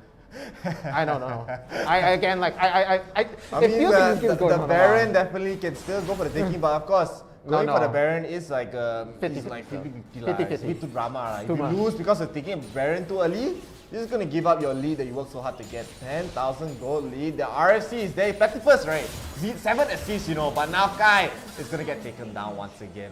Tough. Just way too strong. Kai not having the best of games once again. He's just so squishy, not able to have the sustain. And again, the RFC coming from Platypus. Going to increase his attack range. And look at that from nowhere, from different state, able to get a stun onto Hopia. And Hopia has to flash away. Just from range. Wild Bros, they don't even feel safe anymore. There's so many different ways for the side of Boom to engage. And looks like they're probably going to get the free dragon here. If Wild Bros, they really try to contest, that's going to be a bad idea. And the Fiora is going for the blue in the meantime. Gonna get the blue Sentinel, gonna just be able to just try and maybe push the top lane. But the rest of the team, they do know that they're trying to get maybe the dragon right here, but Twisted Fate, they can't. Twisted Fate is standing in the way. He's gonna be the bouncer of the dragon pit right there, gonna push them away. And with that, I feel like that's just enough momentum for them to really just shove the rest of the lanes. Even Twisted Fate, he's gonna be able to just go straight into the top lane. Look at attack speed. There's nothing Aspen can do. He's gonna make promo stun. Oh my goodness gracious. There's nothing he can do. And now he's gonna try to fight back down with his Master Justice, but a perfectly timed stasis with the Zonya boots right there. And now this is gonna get the re-engage. Look at the monster just healing everyone back up. Just so good against Hopia here. Tough is taking a lot of damage. He does have the flash and barely surviving with a sliver of HP. Very well done. And as you say, Dr. Fierce, look at how well Boom are kiting. They were all this sliver of HP, and now just gonna kite back and slowly take them down. Aspen really wants to go for the kill. He doesn't have the Demacic Justice anymore. Platypus is gonna go back in. Look at how fearless it is, and in the backline challenge, able to just melt down. And the base as well. Taos, hey, I low HP, I gotta go for the win lah. And now gonna be in the base. They take down Kai, and now it looks pretty much over for the side of Wild Bros. There's just no way for them to come back at this point. They're just getting kited. They have no chase down. They have no way. They're just getting kited, as you said. And Platypus, how is he still alive? I don't get it. I honestly don't get it. And that's the ace there, right? I didn't even see the ace, you know. I don't know where the ace come from, you know. Chalice, how you hit lah? From where lah, this one? I think Did you recall something? Was there a feather I think somewhere? he buys special item lah. Was that a static shift hit from far? Okay, you know what? I'm not gonna think too hard about it. It's an ace. They get an ace. They have all the momentum in the world, and now they get the berry. I thought the last game, I mean, Steam like just so dominating coming from Boom, but Boom, it took a little while to actually get online in this game, but of course, now it's just 14-1. They're gonna be 15,000 gold, 16,000 gold up. Gonna get this barrier for free, and Wild Bros, they're just stuck in the base. They have nothing left to do here. Even they have a 5-man Moonfall into a 5-man Glacial Fissure, into, I don't know, 5-man Phantom Valkyrie. It's still not gonna be enough. There's just no damage here coming from the side of Wild Bros. And now, Boom, they're just gonna go in, man. Now, look at Big Pitana being so aggressive. The Nexus is just gonna melt at this point with the Baron buff as Boom. It looks like Wild Bros, they're also accepting their fate here. So Boom, they're gonna make it to round 2 again. I thought the first game convincing, second game, my mind blown, man. Really, really solid stuff from Boom. Of course, it wasn't as fast as their first game, but that was even more of a dominant finish right there. It was way too good right there. 14-1, that's not an easy thing to do in this game. So really, really solid stuff. So Wild Bros Monarch, unfortunately, they are going to be eliminated. They're not going to be able to progress further, but we will have an Indonesian team making it into round 2, into the top 16. So yeah, best of 3 already done. And the next round, also best of 3. Also best of 3 here. So again, Boom, they're really showing up and just dismantling Wild Bros Monarch at that point. It seems like Wild Bros Monarch, they really had something going, especially in the early game. Oh yeah. They really were, it seemed way, way better. They were trying to get something going. Aspen was actually doing decently well against Tufts right there. But Platypus, he was just so dominant against Kai in both games, not able to keep up, just getting harassed away, and the Twisted Fate pick was just so good, knowing that Diana doesn't do that well against ranged champions right there, especially like the cards. It's not skill shot, it's an auto attack, so you can't miss it. Yeah. You just have to get in range. But with that, let us take a look at the stats as well. Let us see who was the MVP. It will be Chalice there.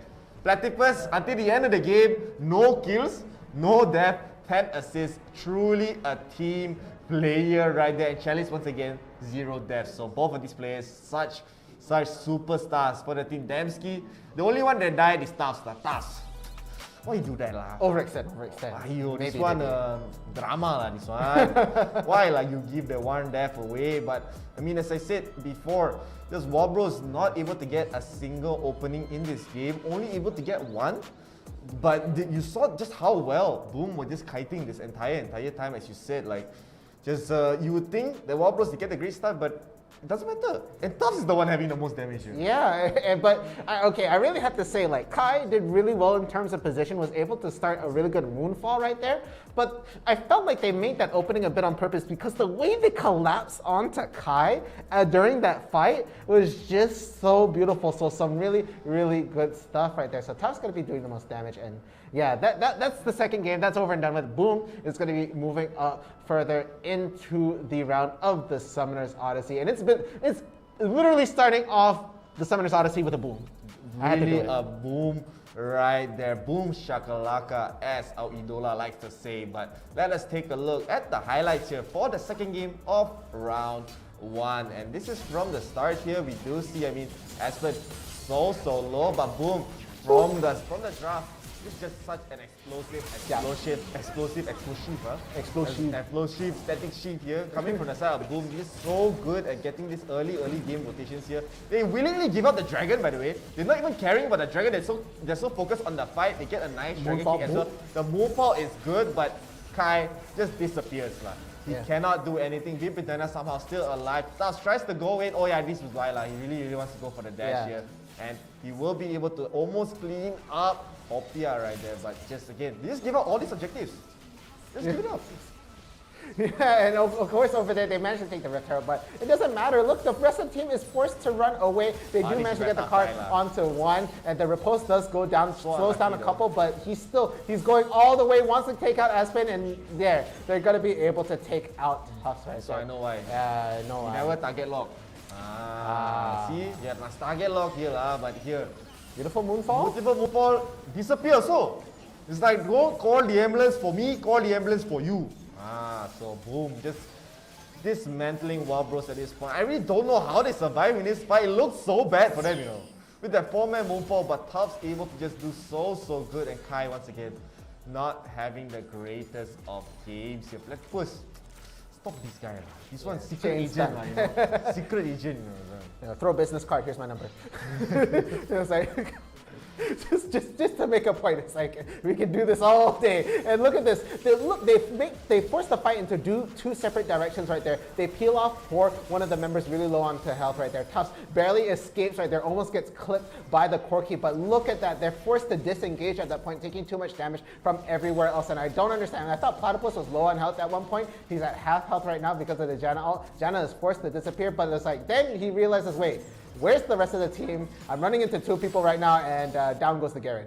Down goes the Garen. They're able to just take down this game pretty much so convincingly right there. Wild Bros, not able to do anything here. Look at that. The Baron buff is just gonna slowly push into the base, while bros, they pretty much accepted their fate here. They know it's pretty much very difficult. The Glacier Feature comes up, but it to no avail.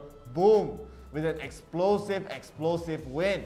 Able to take it against Wild Bros Monarch right there. This is just so exciting, especially coming from an Indonesian team. Right? We haven't really got that many chances to see Indonesian teams in the top 4, because the Philippine teams have just been dominating so far. So I want to see them not just in the top 4, in the grand finals here. So they are playing very well, so clinical at that.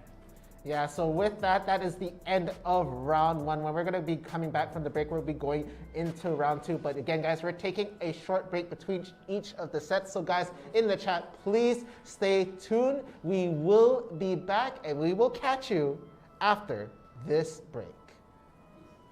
Bye.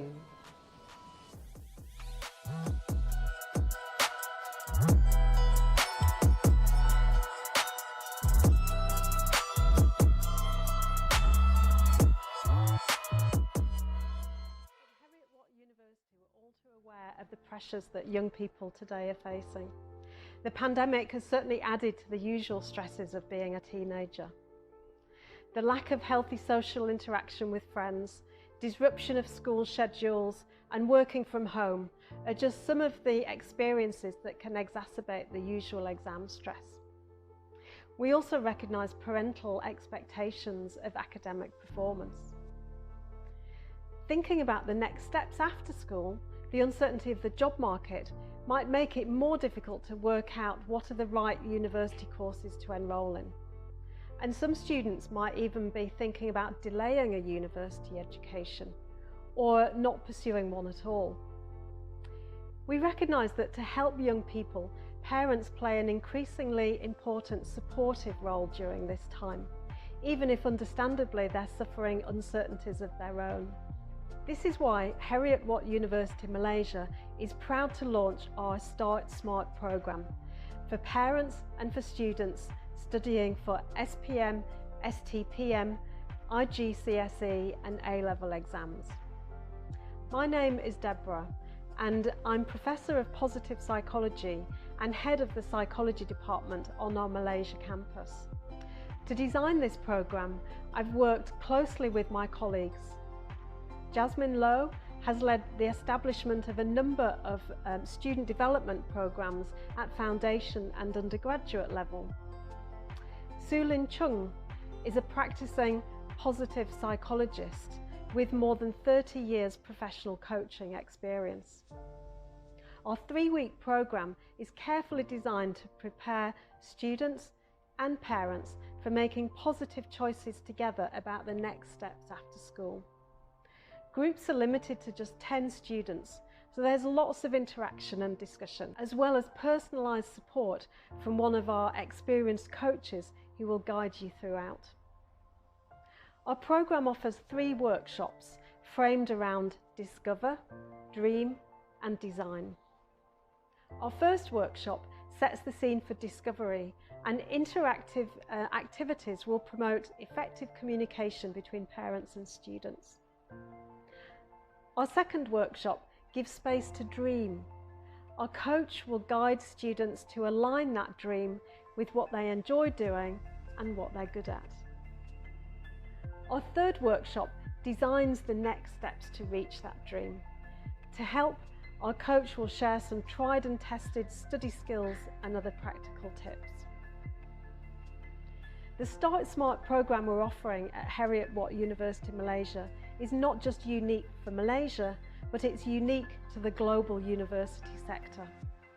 Whatever the anxieties, remember this programme is carefully designed by expert psychologists to help students to help themselves. Work with us and together we can turn those negative pressures into positive energy to succeed. To register, please go to our website.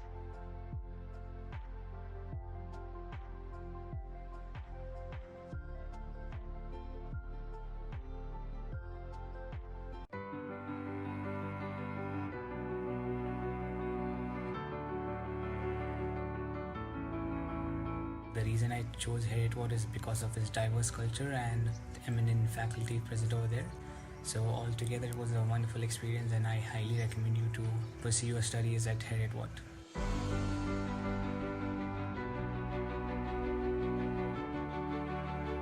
I chose Heriot Watt to study at because it's a multicultural university with a lot of diverse backgrounds.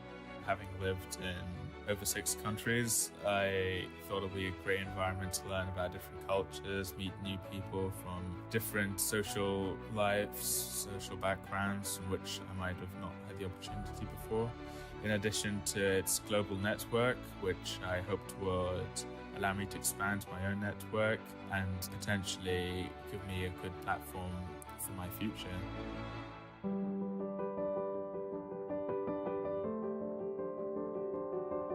One of my teachers back in school did their masters here, and they highly recommended it to me, saying like it's one of the best universities in Edinburgh to come to do business with, because he knew I was interested in it. It was one of my best subjects, so he told me to come here for it.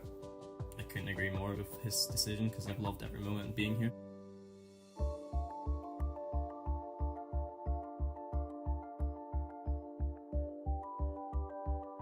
So I chose Heriot Watt because of the campus. When you go to the right place, you kind of get that feeling. And I got that feeling when I went to Heriot Watt, especially meeting the people there. They were so passionate about what they do and so welcoming and so open to talking about why they chose to go there, why they like economics. The course at Heriot Watt was very different to the other unis that I had went to, because at Heriot Watt they really focus on the application of the skills that you learn and how you apply that theory to the wider world and how you would use that.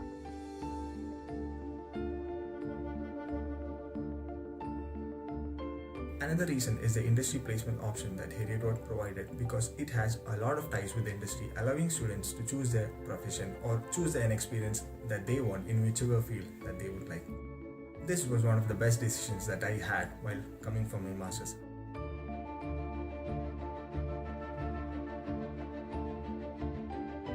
I have applied to probably over 30 schools across the United Kingdom and the US, and I got into almost all of them, but a big problem was price. And then Heriot Watt offered me a fairly low tuition, and it was in a different country across the world, and I just thought it would be a fantastic opportunity to learn about other people. So I thought just getting different insights were like a massive influence on what made me want to come to Heriot Watt.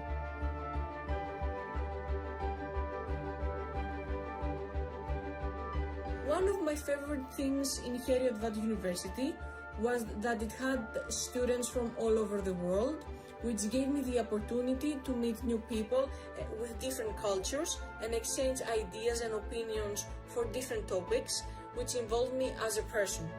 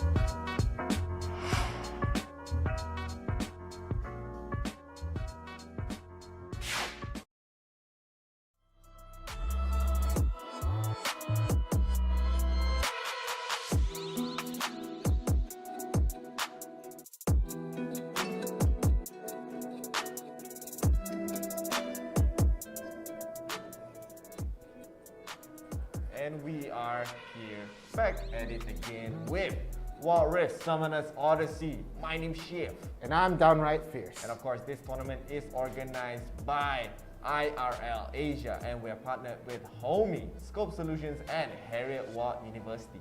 Not to mention our sponsors, we have Inch Theory and 𝐒𝐮𝐬𝐬𝐶 Malaysia. But we just came off of round 1. We started off with a boom, literally and figuratively.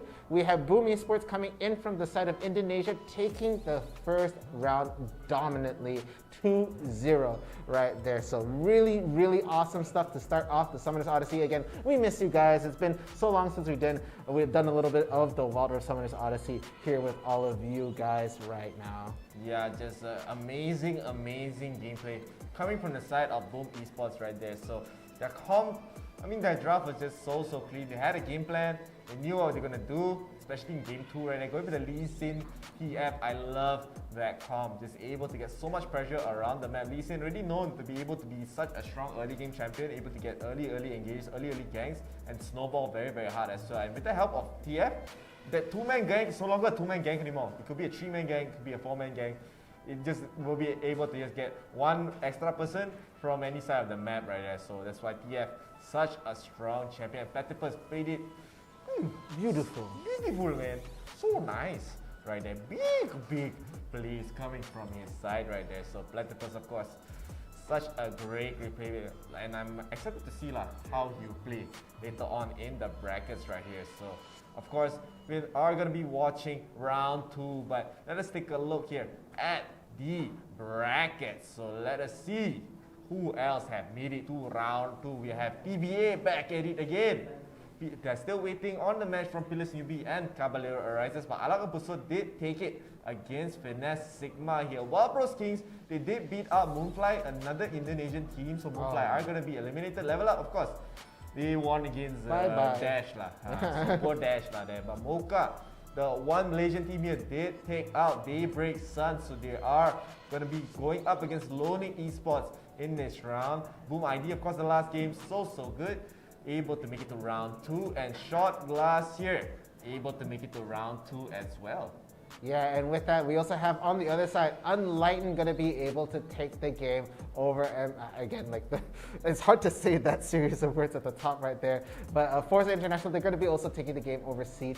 Genki going to be coming out on top. Laka, of course, really strong team, going to be looking for a sponsor right there. And we're still waiting on who is the winner for Mad Dogs and Yena right there. Meanwhile, Daybreak, they are going to be able to break out on top of Perlas and Singalan. A little bit of an upset in my head right there. They did really solid, but looks like, again, this is going to be the next game we're going to be watching. It will be Fevrin versus Monochrome right there. So another Indonesian team in the mix today. Yeah, so another Indonesian team. Are they able to be like their amazing Indonesian teams right there? So like Boom Esports, so are they going to mirror that as well? I mean, this time Indonesia seems to be so strong, and they could just dominate the top 4 here. We don't know yet. Of course, Monochrome we haven't really seen them that much. We've seen Fervent plenty of times. They made it to top 4s, I believe. So, but we haven't really seen them in the grand finals here. So this is going to be a very interesting game to watch. And the last game, we know the first game,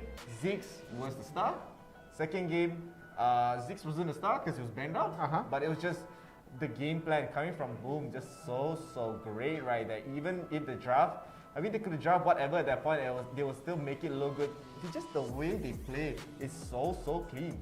Yeah, of course, we're just going to have to see exactly how these teams are going to go. Again, we've seen Fairbrand before. They have been pretty good. But Monochrome, going to be interesting to see how they're going to be playing it off. Of course, we love to see all the variety in this tournament. Again, this is a 32-team tournament, and we hope to see even more countries in the mix. But it looks like the bans and picks are being sorted out right now as the teams are getting ready to get into the first round of the second game.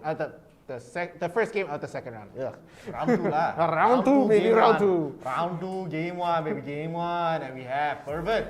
They are going to be banning out 𝐿𝐿𝐿 here. So 𝐿𝐿𝐿, we have seen teams disrespect ban 𝐿𝐿𝐿 a lot of the times. Because 𝐿𝐿𝐿 feels such a strong champion, of course. We saw it from the last game. So clean. And 𝐶𝐿𝐿, of course, still I don't think we're going to see 𝐶𝐿𝐿. Dominant champion here. Just able to dominate so many lanes, able to be play in the jungle. What are you looking at now? I'm sorry. I'm looking at that last pick. I'm thinking hard. Going to be banned out. Fiora going to be banned out as well. So a lot of top lane bans here coming from the side of Monochrome. They don't want to deal with these lane bullies at this time. And Fervent, they have one more ban to go. They could still go for the 𝐿𝐿𝐿, Rengar, 𝐒𝐿𝐿, you know, so many strong bans left in the pool. Yep, Gragas is going to be banned here. So I do think, I'm going to make prediction. this whole tournament, no Gragas, no 𝐒𝐿𝐬. Yeah, I can safely say the 𝐒𝐿𝐬 band definitely for sure gonna not see that champion for a while right there. But that is gonna be the bans for this game right here. And Fevrin, they're gonna get that first pick. And in my head, I see you all over me. Calm down, you know. This is gonna be the first game. This is wild riff right here. I was about to say, I feel like in my head the first pick will probably be maybe like a jungle-centric one. Of course, we see a lot of jungle picks actually turning a lot of the game right there. Maybe Rengar's still in the mix. 𝐬𝐬𝐻 is still in the pool. Still, oh yeah, 𝐬𝐬𝐻 is still in there, so definitely gonna 𝐿𝐬's be. still in the pool. Oh, there's just so many strong. Oh, Renekton is still. Oh, okay. It's gonna be a first pick Renekton here, coming up from the side of Fervent. Renekton, I mean, there has been some minor buffs. I mean, some people see it as minor, some people see it as very strong. The first skill does more healing and does a little bit more damage when it is going to be full charge with the passive right there. So, but Monochrome, my goodness. Very, very nice. But Monochrome going straight with the Janna Kai'Sa here. So they really, really want to get a solid bottom lane coming in for their side as Fervent. They do have I mean, they are going to go for the 𝐒𝐿𝐬 here, so it looks like it's going to be a 𝐒𝐿𝐬 support. We have seen 𝐬𝐬 support coming from the side of, what team was that? I know what you're talking about, I can't remember. I know there was one team that's trying to go for it. I know the team, I know their names. Their names all nonsense one, like Gangster. Yeah. Arden, they went for this, Finesse. Finesse. Yeah, Finesse. They went for that comp right there, so they are still, could go anyway, but they are going to secure the Garen and the Jarvan here. So still so solid from both teams. Garen, Renekton could actually have a chance to dominate Garen here in the lane, but I mean, Garen overpowered lah. Please lah. If he manages to get the momentum into his favor, it could very well go into Garen's hands. But right there, I do love seeing the ADC side being mixed up right here. We haven't really seen Varus early on, but he's just such a prominent force in this sort of meta right here. So Varus going to be picked up for the side of Fevrin along with the Vi. But last pick going to Monochrome. Who will it be? Of course, mid laner, right? Yeah, it's going to be the mid laner right there. But you're going to have to fight the Ziggs, and it looks like it is going to be the Ahri right there. So that's going to be the mid lane coming in right there. So Ahri versus Ziggs. Meanwhile, on the bottom lane, we will have the Varus with the 𝐒𝐿𝐬. And of course, Renekton's going to be the top fighting the Garen right there. And the junglers, Jarvan and Vi right now. So very even pick coming in from both sides, honestly. I like both drafts. Both drafts are definitely looking very good. Looks like it will be a 𝐒𝐿𝐬 support. Coming from the side of Fervent, of course. And we're going to see Varus Ziggs once again. This is such a strong combo. The last game played by Boom, and this time Fervent are going to be picking it up again. So Varus, people like to see, last time Varus always think like a solo queue champion, you know, like a pop stomping champion. It isn't really picked much in competitive play, but recently, of course, people are realizing the power of Varus. They're so strong, able to self-heal with the ultimate, able to have so many ways to just poke the lane out and just dominate, and just poke the other AD carry out, and just scale up so well as well. Because some people build AP. Oh yeah. Basically, they build like sort of a hybrid-ish build because the skill does scale on AP right there. So still very nice to see Varus being picked up. Usually last time always Ziggs, boring man. Boring. Varus this time. Spice it up, man. Spice it up lah. We do spicy. You can see very spicy here lah. But here we are gonna get into the game. As we're going to get into round 2, game 1. Of course, this is still a best of 3 here. So both teams 0-0. Winner will get a 1-game lead as Monochrome. They're actually going to go for an aggressive ward towards the blue side here. So maybe want to catch out the side of Shan to go for the invade right there. So they are trying to keep tabs on where Shan could be, as Vi, as you mentioned, still able to get very aggressive ganks, especially around level 2, level 3. Yeah, as soon as Vi is able to get the first skill up, maybe even get the third, going to be able to deal a little bit more damage than most right there. But of course, I feel like in this top lane, it could be a tell of how the momentum will go, of course. So already up 1 level right here, not going to be able to clear out things. Getting just a little bit of extra damage onto the Garen right now is actually doing really solid against him right there. Of course, in the mid lane though, I do feel like if the Ziggs gets away with a lot of momentum, going to be able able to just clear a lot of these waves and just keep Aria on her toes, it could be very, very bad. Of course, Aria has her own sort of solid wave clear, but look at the back. You're going to have to be very careful. Okay, the slow is going to go down, but I don't think... Damage. Just poke, because no tornado at the back to try and get anything started up. Just going to poke him out. Maybe just try and keep him in check right here. But I feel like if they're going to be trying to funnel into one of these guys, oh, look, the taunt going to be able to land onto the Janna right there, catching him off rotation, but actually taking a little bit of damage. They're both going to have to just pull back right now. So really, really interesting to see how this lane goes. Oh, but the flash has to be burned on the top lane right now. And just imagine that. They're going to have to go away already onto the top lane. But they both have to stay in this lane. They want all the experience they can get. Yeah, honestly, I do think that top lane does favor Kyle a little bit more. He does have a lot of sustain with the passive, and definitely he probably went for the second win here. Second win is still very, very strong rune, so even more regen outside of combat right there. So Azuri does have to rely on the honey fruit. It looks like both players are just going to reset towards the top side here. So the bottom lane does look slightly, actually a lot in favor of the side of Monochrome. They were one level up actually, so able to just dominate this lane and go for an early reset at that. So going to get their power spikes a little bit earlier than the side of Fervent here. And Kyle is going to be able to just freeze the lane, but actually might get ganked. But that might not just be a clean gang, as Tanzo is also here trying to go with the flag and drag and the two-man cataclysm as well, keeping them inside the pit right there. But Shan able to get some damage down onto Tanzo. Tanzo is going to get taken down by Azuri here, so it will still be a 1-for-1 in trade of the junglers. But Fervent, they are winning in terms of macros. They're still slightly up in terms of the goal here, so not the worst coming from the side of Monochrome, losing a jungle for a jungle.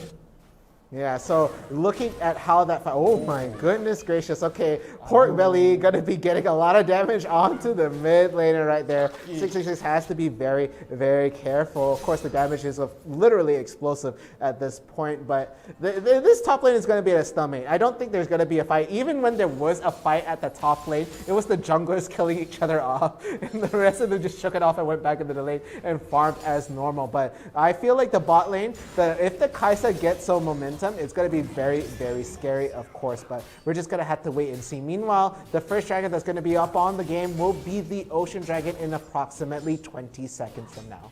Yeah, and now, I mean, Monochrome, they are probably just trying to find a fight maybe towards the top side, but Azuri is actually playing very, very well here. He's not overextending. He's waiting for the lane to push in and doing a great job at that as well. So Kyle is going to get annoyed here a little bit by Azuri. It's like, nah, you can't go back, man. But I mean, Monochrome are going to get some late recalls, especially for this dragon to spawn just in time. Azuri as well is going to be able to get the recall for the dragon here. So looks like Fervent again. This Ziggs pick has been just so good. Once again, 66 here just taking too much damage. Just getting poked out by Pork Belly here. Might actually go for the charm. The charm lands and the blast back also lands as well. Pork Belly taking a bit of damage right there. So a good trade actually in favor of the side of Prince right there. And now Azuri somehow in the bottom lane tries to get some stuns in. Look at the members of Fervent, how are they so already low? Tanzo tries to get a gas right. One hit away right there. And in the meantime, Pork Belly able to just he tried to go for the duel against 66 Prince, but this time Monochrome, they know that Fervent, they are all quite low. Shan probably going for a sneaky steal right there, and he's not going to be able to get it. Tanzo able to get a nice smite and they take down Shan as well, so they did not pick up Tanzo. How are you still alive right there? So Monochrome, they're able to get the dragon and they're able to get an extra kill out of that fight as well.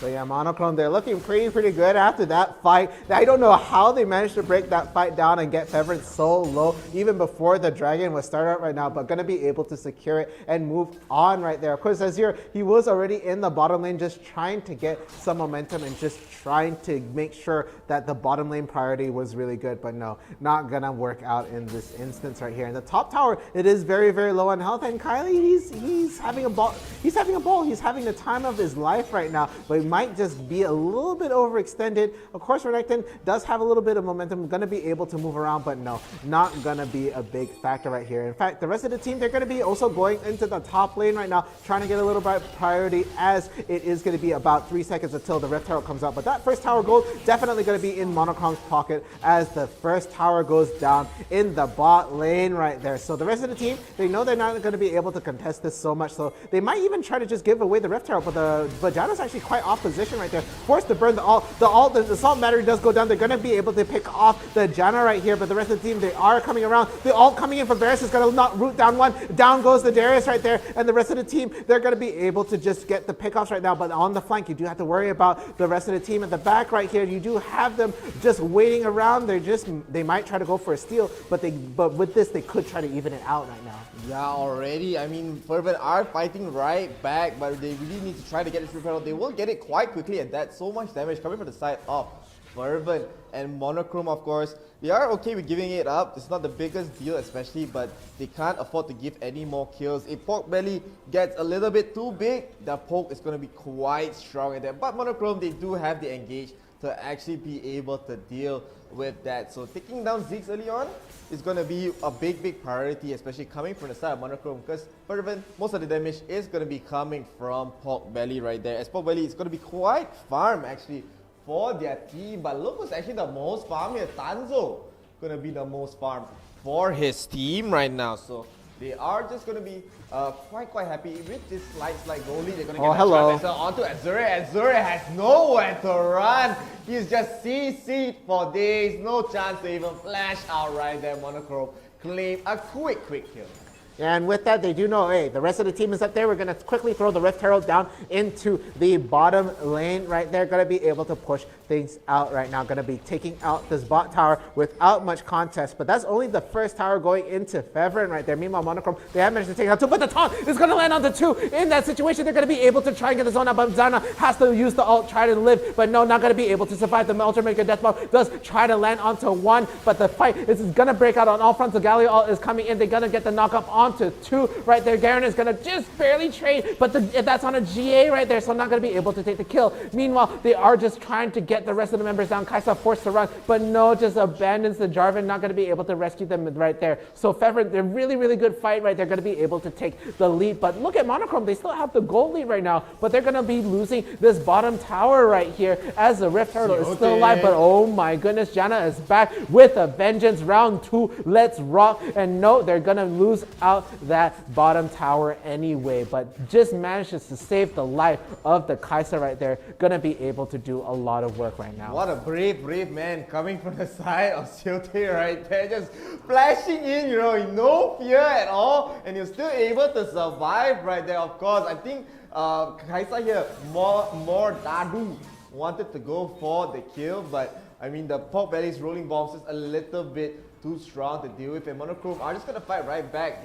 They lost so much gold in that fight. The taunt's going to land onto the side of Kyle, but Kyle does have the last one to run away. Oh, no. The bomb going to deal some amount of damage, not the most, still able to get the dragon, but the nice shipback Cataclysm will land. Actually 4 is stuck in the pit. They're able to take down Shan quite early on right there, and Azure is going to run away the slaves of HP. The taunt going to land onto 2. Tanzo is so low, has to dodge the next rolling bomb right there. Rolling bomb is going to go towards the mid side, so he will be fine. Monochrome, they are able to secure a great dragon at that, especially from the hands of Fervent here. Yeah, so both dragons actually in the pocket of Monochrome right there, but that Infernal one is going to be the one that really counts, of course. But the Cataclysm was beautiful, the setup was really good, but unable to really secure a lot of kills right there. So it's still going to be Monochrome that is looking very good, even though they are down in terms of the kill points right there. Baron is just spawned, but we're not going to see that anytime soon, honestly speaking. But as we see things right now, they're just trying to get some lane priority right in here. Of course, the bottom lanes are completely out of towers right now inside of the Monochrome side. But looking at Fevrin, they might try to push out the mid right now, and they're just trying to keep a little bit of lane priority on either side. Yeah, already. I mean, there's still a very even game coming up from both teams here. I love to see it. There's a lot of action as well. Fervent are making great rotations as well, trying to claim back the kills that they lost earlier, and we also see the goal actually shifting more towards the Fervent side. Look at 𝐬𝐬𝐸 already having the Archangel Staff, already having the Ludens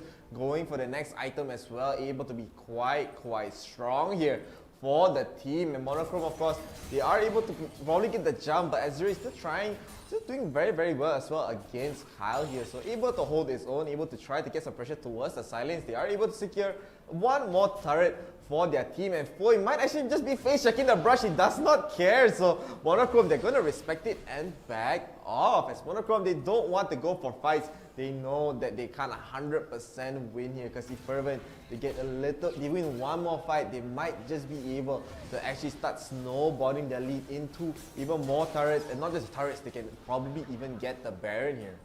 Yeah, so with this, nobody's over and down yet right here for this game right now. It is pretty much dead even. Disregarding the kills, disregarding a lot of the towers right now. But if they do get a pick off onto the 𝐬𝐬𝐸 right here, they could try to collapse onto the rest of the team. Of course, 𝐕aris is also a big factor right there. And it looks like they might try to go for it. The charm does not land. They're not going to be able to get the pick off right there. It was really close, but no. Going to just try and run away, of course. But meanwhile, over on the top lane, we do have 𝐿𝐲. He is getting, I call this lower babysitting. All comes in, the combo coming in with 𝐿𝐲. Gonna have to just flash out right there. Nothing is gonna land right there, but they're a little bit overextended. The 𝐕aris does manage to land the ult onto the Janna right there, but not gonna be able to follow up just in time. But look at this, the Ahri just going in, no fear, gonna proc the GA right now, and everybody's going in, the teleport's going down, Ultimate Death Bomb, gonna be finishing off the Ahri right there, but Garen is just trying to get a little bit of damage, but to no avail. He's not gonna be enough of a factor. 𝐿𝐲 is not gonna be anywhere to be seen, and the flash does go down. He has to just try and heal up, but is the tower going to be the MVP right there as the kiting does try to go on? No, not going to be able to get the kill, and there we have Jarvan actually going to be able to zoom in and just try to get another pick off right there. But that was a very sloppy fight coming in from the side of Monochrome, who coming in one by one, not going to be able to focus down any of the members of Fervent, so they're very much coming out of that fight the winners off of that game. Yeah, just a little bit too aggressive coming from the side of 6-6 Prince, underestimating the damage from Porkbelly. I do think the longer this game goes, Fervent are going to have the advantage of 𝐬𝐬𝐸. We've seen the amount of damage that 𝐬𝐬𝐸 can do. The later this game goes on, the one Mega Death Bomb, it's even going to be able to shred down 𝐿𝐲 here on the Garen right there. And the next dragon being the Cloud Dragon here is going to be very good for the side of Fervent to try to go for. If they are able to get the movement speed from the dragon right there, they're able to get the kite as well. So Monochrome, of course, they're not able to get the clean engages in. Azure is actually doing very well in this game. Foy gonna try to get the engage onto Ahri. Ahri totally disappeared with one combo coming from 𝐬𝐬𝐸, and Tanzo taking a lot of damage as well. He doesn't have the GA, but more than Dang taking a lot of damage from Shan here. They are able to take down 𝐿𝐲𝐸𝐸, but just not enough left for that side. Azure is gonna ult in and dash in, tries to get the stun. One more hit towards Tanzo. Tanzo's gonna get taken down by the side of Porkbelly. They're gonna take down 𝐿𝐲 as well. Monochrome, just 4 kills back to back, and now they're gonna be able to get his mid-turret. Look, that one auto attack from Porkbelly just melts the turret right there. Yeah, so gonna have to be really careful right there. Not really gonna be able to get the ace. Of course, Janna was able to walk out of that alive, but look who's up and operational right there. 13k in the pocket of 𝐬𝐬𝐸 right there. 𝐕aris also got a lot of gold, gonna be able to get a lot of the items set for his favor right here. And I don't even think they're going to be able to take this Cloud Dragon away from the side of Fervent right there. So that is going to be very good in their pocket right now. That's the first dragon that they're going to be able to take. And just looking at how things are going, Monochrome, they were bringing this neck to neck, but after the last couple of sloppy fights, they're really losing out right now. And even in the mid lane right here, it looks like Assault and Battery is going to go down. They try to get the hit right there. They're going to be able to take out the jungler right there. The Redemption goes down just in case, but no, nobody needs any healing at this point. But the rest of the team, they don't want to engage anymore, and you're going to have to be walking into a 𝐬𝐬𝐸 and a 𝐕aris, and that's just too much damage to handle right now. And oh my goodness, from downtown, the 𝐬𝐬𝐸 bomb is going to take out the Ahri yet again. Yeah, it looks like Porkbelly might be a little bit too hard to deal with the later this game goes on. Look at Foy being so aggressive, wants to stop their recalls as much as they can. Monochrome, they actually got a good pick off onto the jungler for Fervent, but I mean, Porkbelly able to just melt down 66 Prince every single time.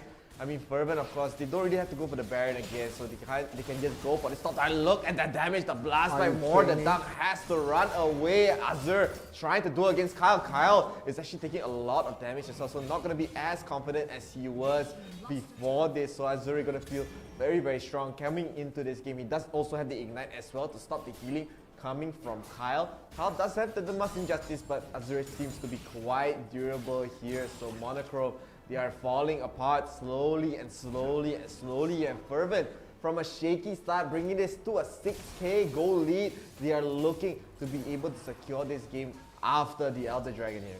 Yeah, so it looks like Elder Dragon is going to be pretty contested right here. Of course, we do see that both sides, if Fervent does take this Elder Dragon, it's going to be very, very difficult for Monochrome to take this out. But oh my goodness, they're going to be trying to get a pick off right there. He does try to go for the bat. The ult goes in. The Assault Battery does combo. Everything's going in just to try and get the pick off onto the jungler right there. But no, not going to be able to land anything right there. They do get the pick off onto one, and they're letting the Kai'Sa shoot for free, so they get a lot of damage on, and they're going to be able to get another pick off right there. But they lose out the Janna right now, and the flash to just going for another pick off right there. And it looks like Monochrome, they're showing signs of life and they're trying to fight back right there. But look at the rest of the team, they're going to have to force to go back, but they lose 2 members in that fight right there. So they are going to be able to even out a little bit, but still very, very far from being very comfortable in this game. I mean, Monochrome with that fight, I was surprised the Modadam didn't get focused down right there. He was in the middle of the fight. They were so focused on taking down Tanzo, and Modadam was able to get all the free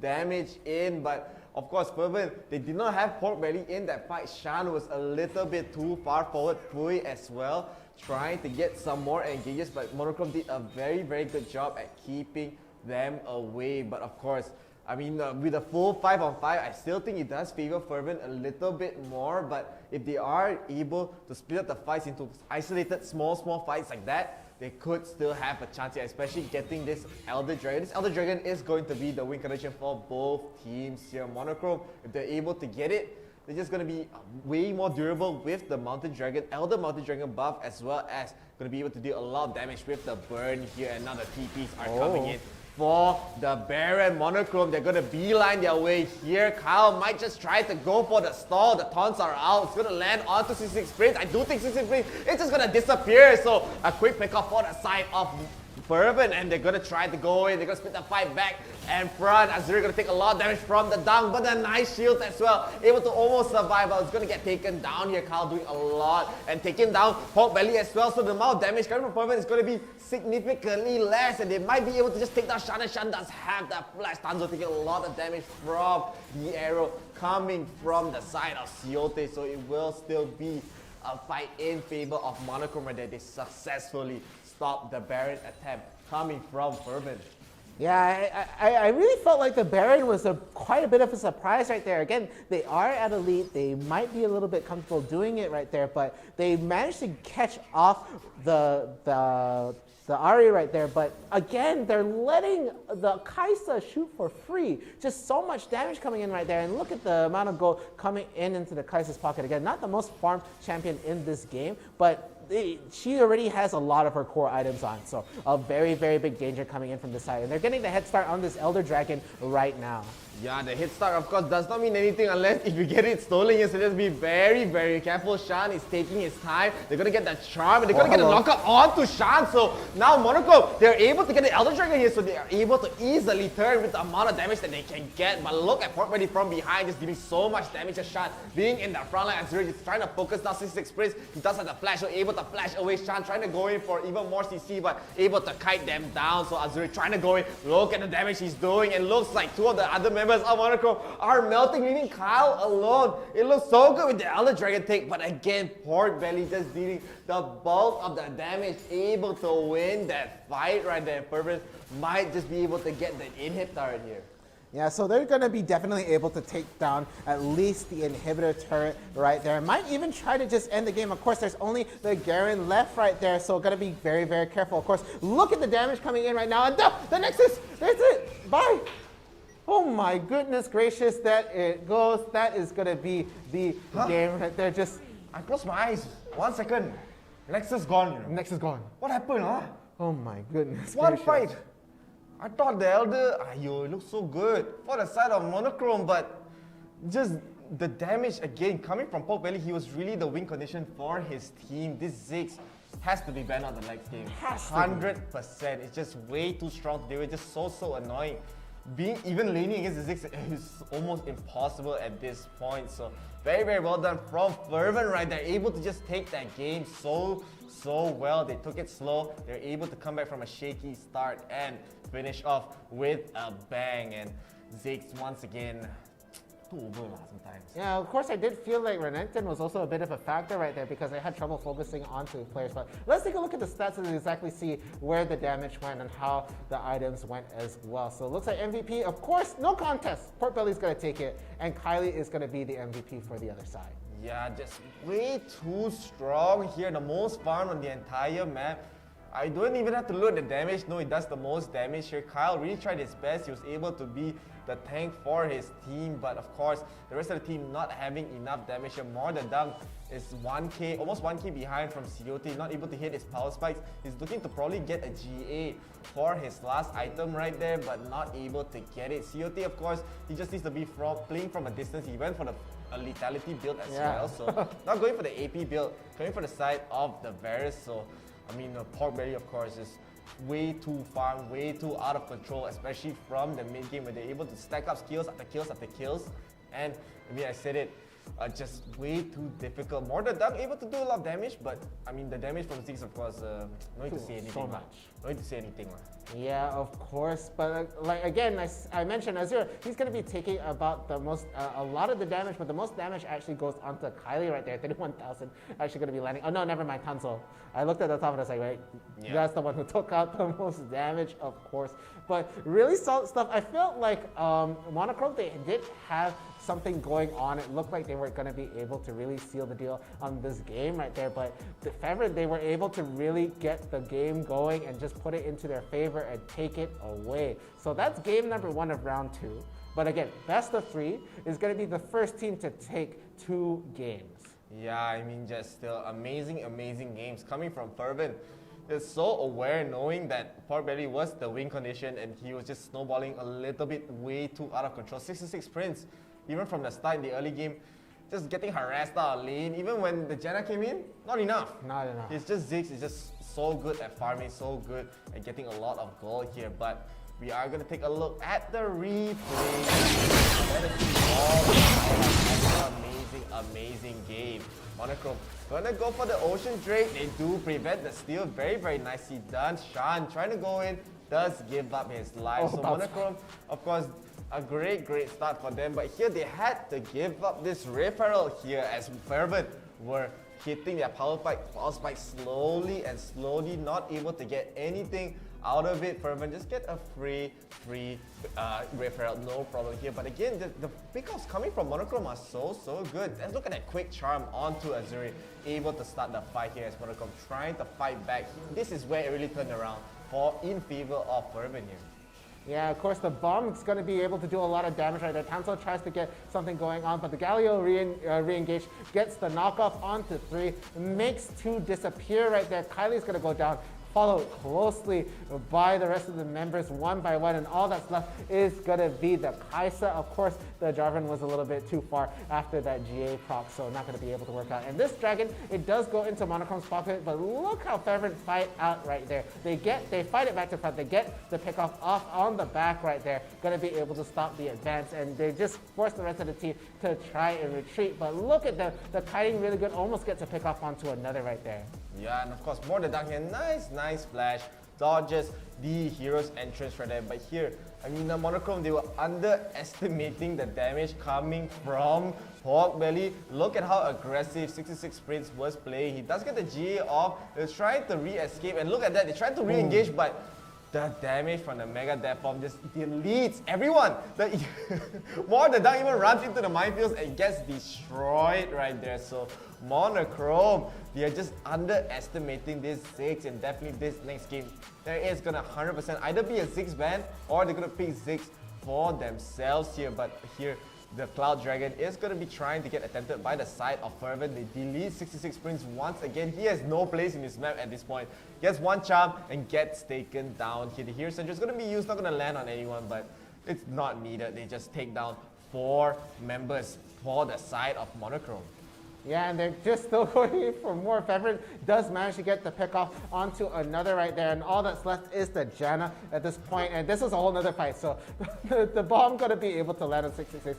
Poor Ahri right there, and look at this. They throw everything. They literally throw everything on top of him. They really wanted him dead, but look how much the Kaisa is firing for free right there. And they're just running away. The charm does land. They get the 𝐿𝐲𝐬𝐬 down, and right here, they're just running it in, getting so much damage in right there, and they aren't aware of it, and they get punished for it severely. Gonna get 2 kills on top of that, and they force the Trine to retreat on both sides right there. Yeah, here, of course, the Baron attempt is started from the side of Fervent, as they are looking quite good, and Monochrome were actually making a great rotation right there.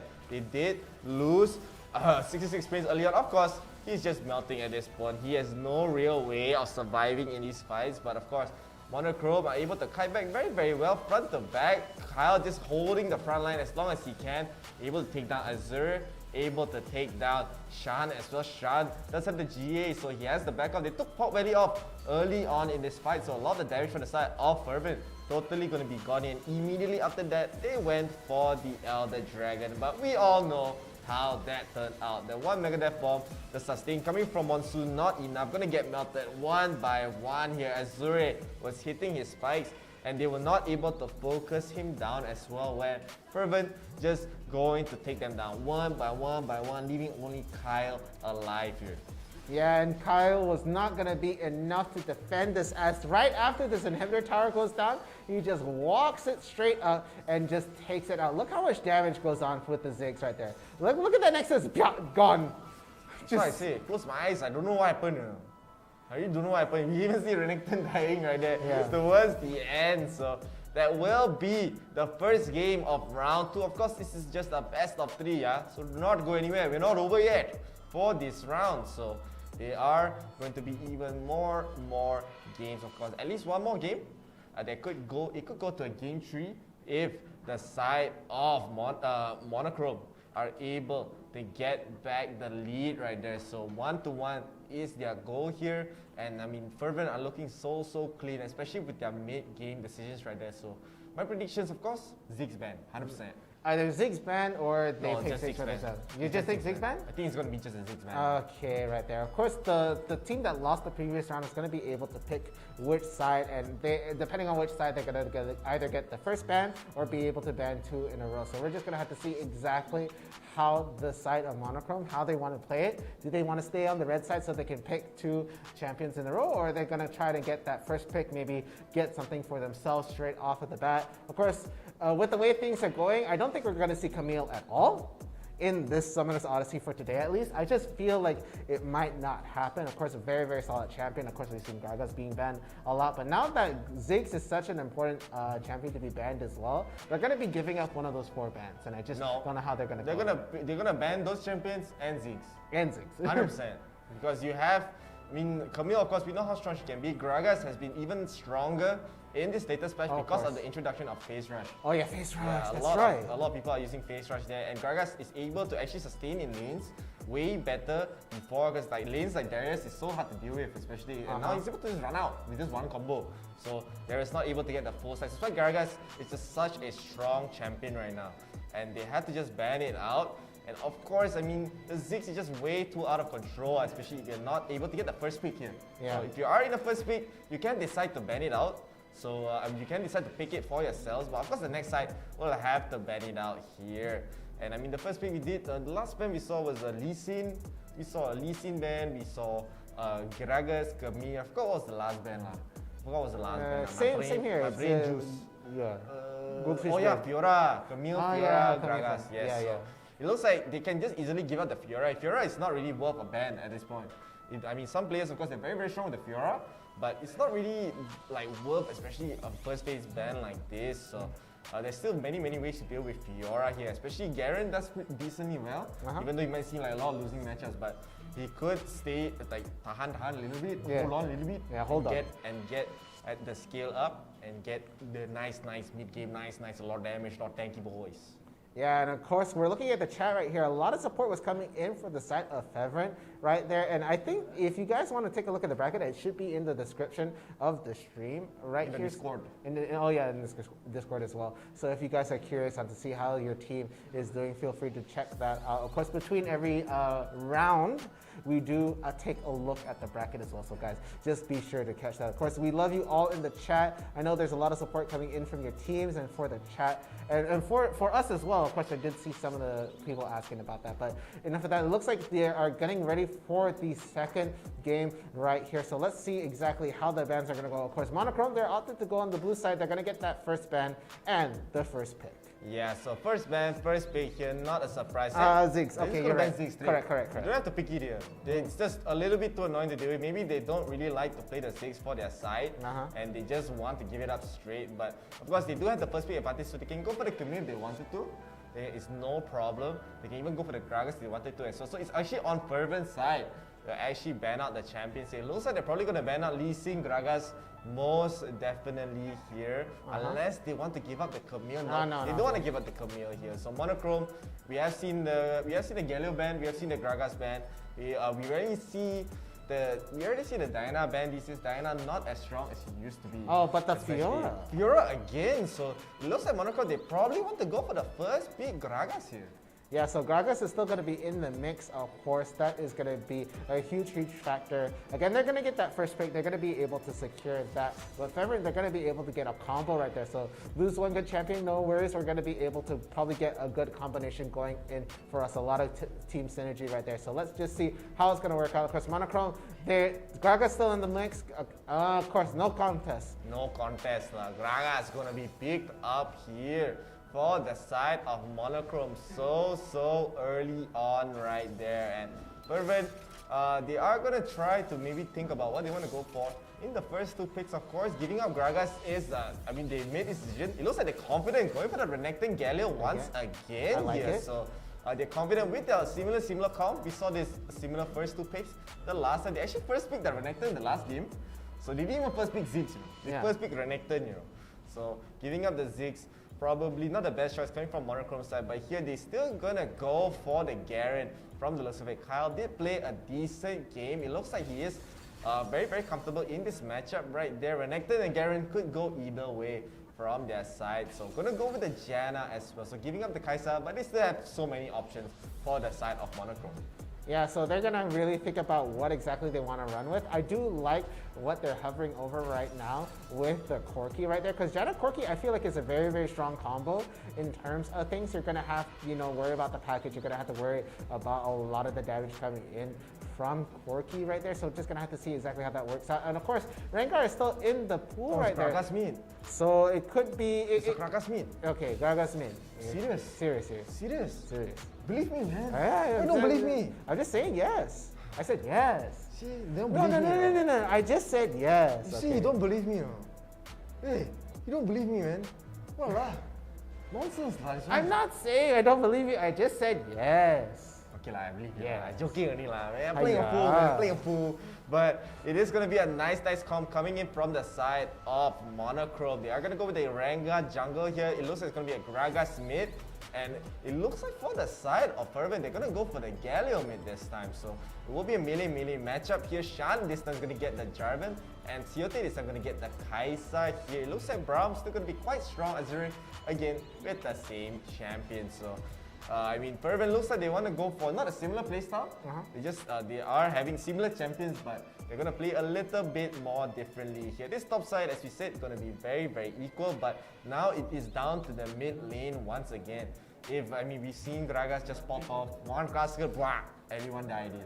Yeah, so we're just gonna have to see exactly how things are gonna be running down into the second game of round 2. Again, it's going to be the first team that takes 2 wins in their pocket. Fervent, they've already got that 1 win. They just need 1 more to be able to secure their slot into round 3. So we're just going to have to see exactly how it plays. In the meantime, though, I feel like the draft is pretty even, but let's get into the game. It looks like the teams are ready to go, and in the Rift right now, let's see how it all goes down as we go into game number 2 in round 2.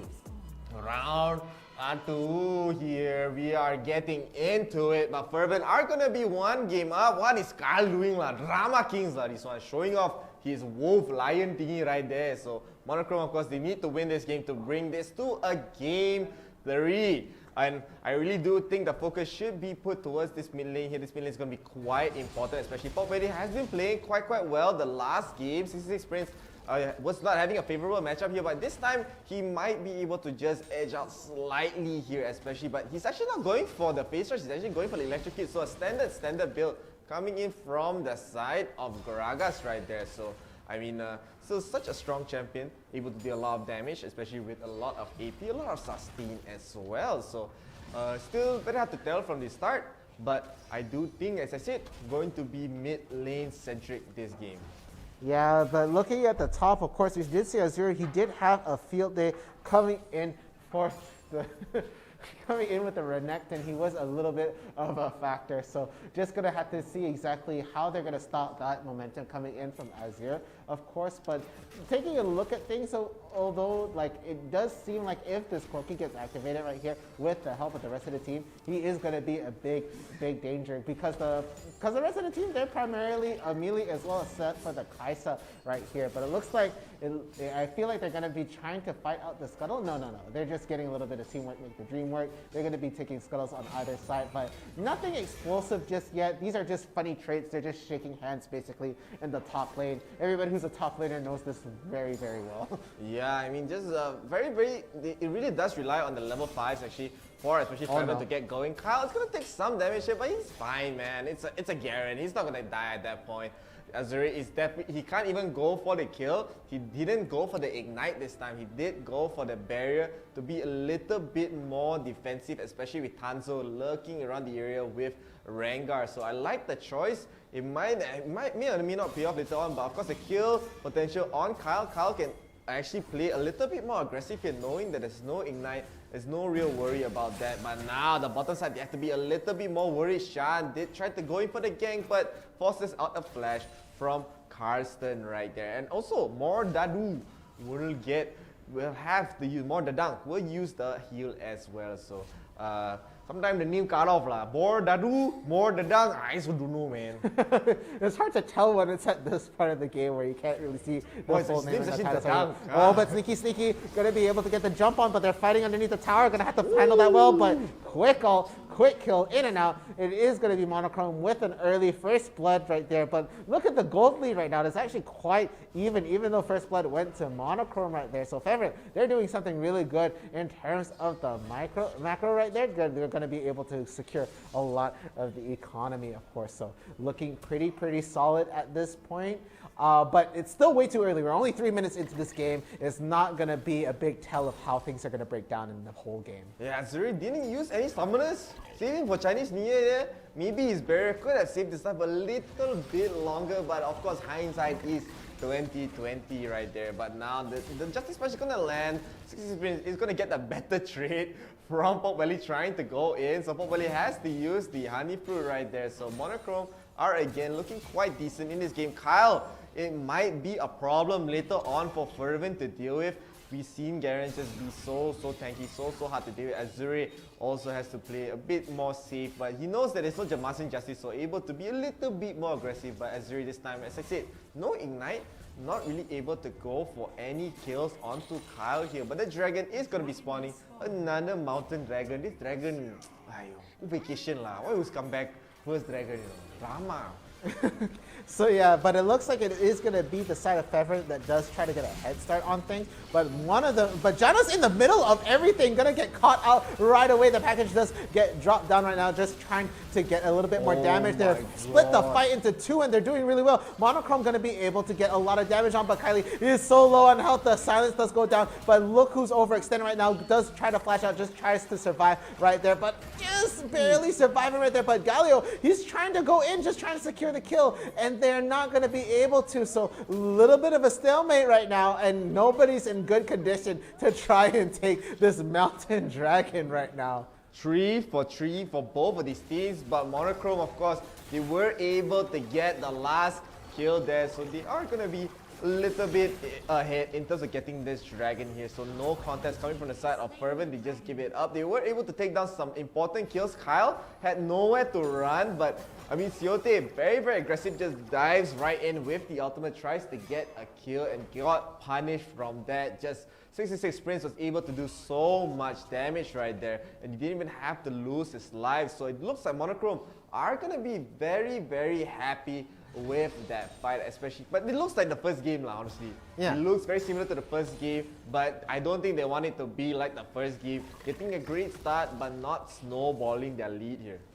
Yeah, so they're going to have to just maybe put a rein on little things right here. Of course, it is Fervent. They have a very good fight, team fight comp coming in right there. So they are going to probably try to just maybe take the things a little bit slow, maybe pick their fights a little carefully right here. But we're just going to have to see exactly how this is going to play off. Meanwhile, the Rift Herald, it is going to spawn, and it looks like the rest of the members, they are trying to get a head start on it right now. Fervent, they do have a little bit of the positional advantage coming into the Rift Herald right here. It's going to be even take the Scuttler in their favor right now, but everybody's there. They're on the set right there. Gonna get a knock on 2. Gonna push them away with a casket. Gonna push them into the rest of the team. 2 people knocked down right there, and they're forced to retreat right now. The rest of the damage going on so strong. They're even gonna get a third member and doesn't lose a single one. Everybody's still relatively healthy. This is gonna be a free Rift Herald in favor for Monochrome right now. Yeah, Monochrome just playing so well, even better than they did the last game here. So they are adapting, they are playing to their strengths. They know 66 Prince able to get the nice double body slam and just delete the members of Fervent right there. Pokpally tried to go for the taunt, to try to go for a re-engage, but just not enough damage, not enough follow-up from their team, as Monochrome are able to secure the first turret of the game at that. So with that, going to be a 5,000 gold here. Fervent looks like they want to fight to the top side, but I don't really know if they can. It looks like just really trying to force for this top turret here. Maybe thinking that Monochrome does not have anything. The Cataclysm does land with the hero's entrance, only lands on the one, so they are actually winning this fight here. They do get a nice tower dive. They do get a shutdown as well onto the dunk. The dunk is going to get taken down, but Prince trying to go in. Tanzo really wants to go for the cleanup, so it's actually Monochrome that's the one that's going to get sent to the fountain as they lose 4 right there. Kyle trying to go maybe for a finish off. He does have the flash. Gonna go into the Master Justin, does get landing onto Kyle and just back off right there. So Constellation gave Fervent, they are able to get that kills. Yeah, 𝐿𝐼 ran away from the Janna ult, ran away from the tower, and got picked off right there. And all the damage fell off from the side of Monochrome. So what was actually really heavily in Monochrome's favor, Fervent, they get off with that really good fight, and they're bringing this gold lead slowly but surely in their favor as they climb really closer to meeting Monochrome out in terms of the gold right there. And even here, they're going to be able to get the pick off onto one more. So they're bringing the kill lead even right now. And it looks like Fervent, they are just trying to take this game right here. And they're catching them, kiting them one by one into this fight. And it has been just really big trouble for the side of Monochrome to try and secure a lot of things as they're off position and just at a deficit when picking these fights. Deja vu, I've been in this place before. Looks like the game 1 might just be happening once again. Monochrome get a good lead, they get overconfident, they give it up. Fervent now in the lead, and the Inferno Dragon is going to be spawning also. So Fervent are going to stop the TP as well onto Prince. Prince is trying to run away as they're doing a great job at doing a lot of damage here. So Fervent, I guess their strength really come into the mid game as they're not so worried about the early game here. And Monochrome, they are really trying to force this dragon fight at this point. You have 4 men grouped up. Prince is going to be making his way. The nice Howling Gale does land, but will not have any follow up here, but look at that, the flag is gonna go in with the hero's entrance, gonna land on the tree right there. They're gonna try to jump in. Sean gonna get pushed back with the monsoon. They're gonna take a lot of damage, and the flash out. Azuri gonna get the kill onto Jenna right there, and now Monochrome, they are just melting at this point. Azuri doing such a great job going to the back line. It looks like the side of Siote is gonna try to dash in with the ultimate. Azuri gonna get the flash, taking the turret. He doesn't have the berry, so low, able to get a dash away, and now they're able to get the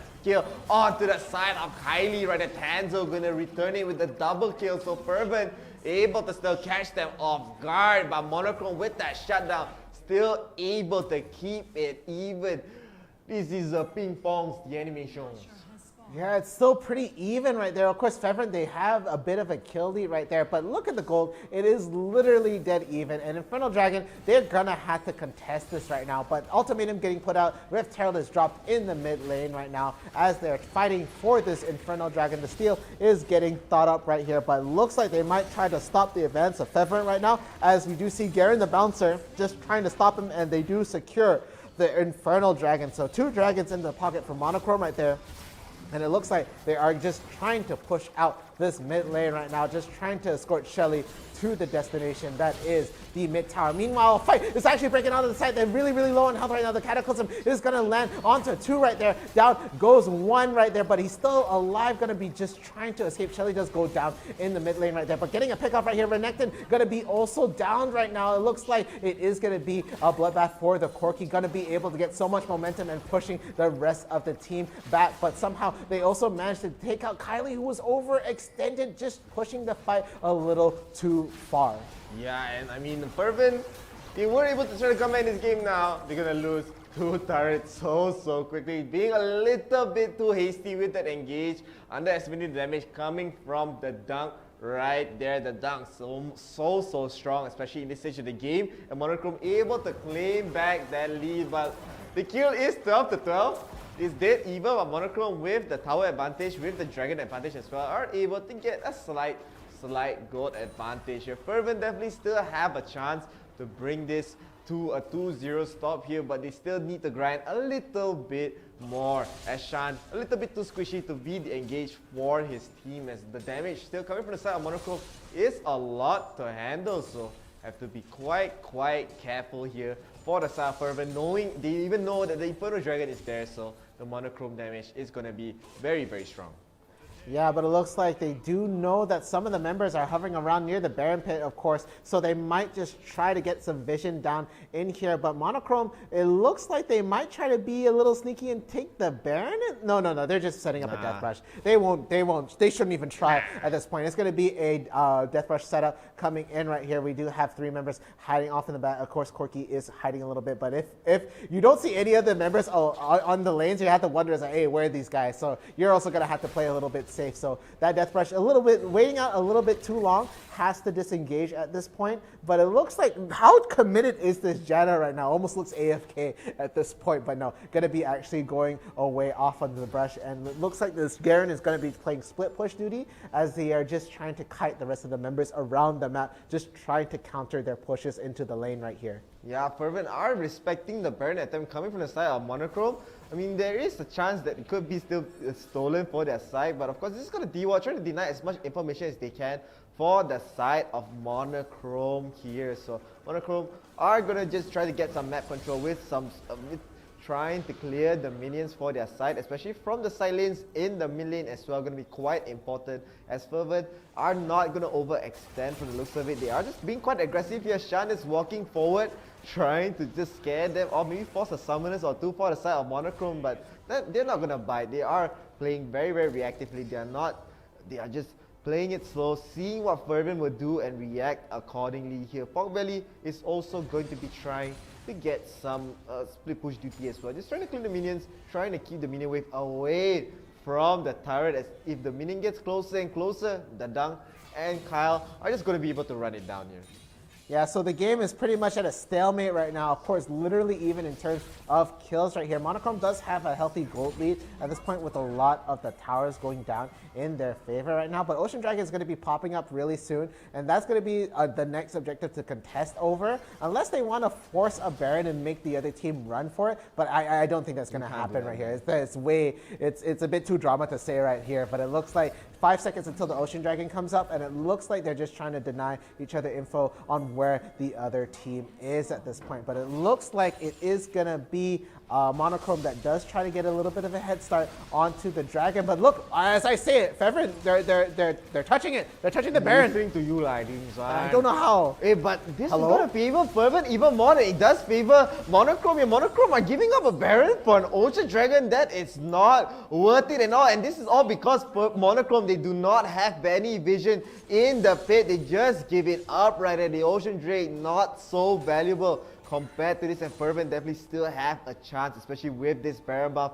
If they try to push the waves even more, they are able to get a lot of pressure towards this outer turrets right here. So Monochrome, they were not expecting it. They got caught off guard. They would look at the wards they placed, expecting Ocean Drake retake right there. So not retake. I keep thinking about different game contest Contest is a retake. Retake A. They retake point A. They retake point B. Spiking. The dragon is a spike. It's a different riot game the one. Fervent, of course, with the Baron buff, able to just get the push going, so it's gonna benefit them even more. And Monochrome, they are now playing in the back foot right here a little bit, so they might still have the firepower. They could still catch Fervent off guard if they are a little bit too aggressive here. Shan just gonna tank the turret, man. He don't care at all, as it's gonna try. I mean, Monochrome, they are respecting the Baron buff a little bit. They're keeping the bottom lane pushed out as well, as this mid lane gonna have 2 cannon minions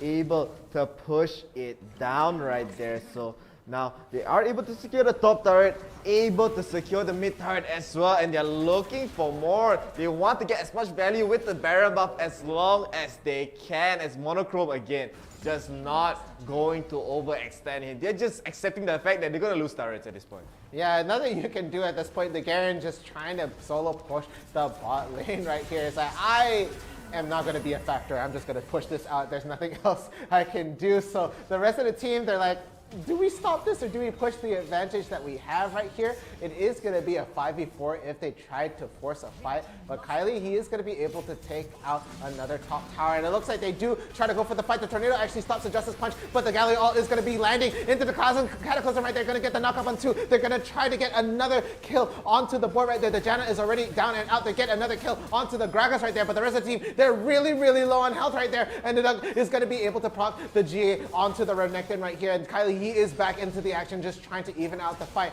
but they lose 2 for not even 1. The GA just gets procced, and he's going to be able to just walk out of that fight in general, and not going to be fast enough to stop the recall right there. So ultimately, going heavily in the favor for Fevrin right now. Now they have 2 kills over the side of Monochrome right there, but they don't have any other towers to really work with right here. It's pretty much mirror in terms of towers. It's 5. It's almost dead even again. What am I talking about?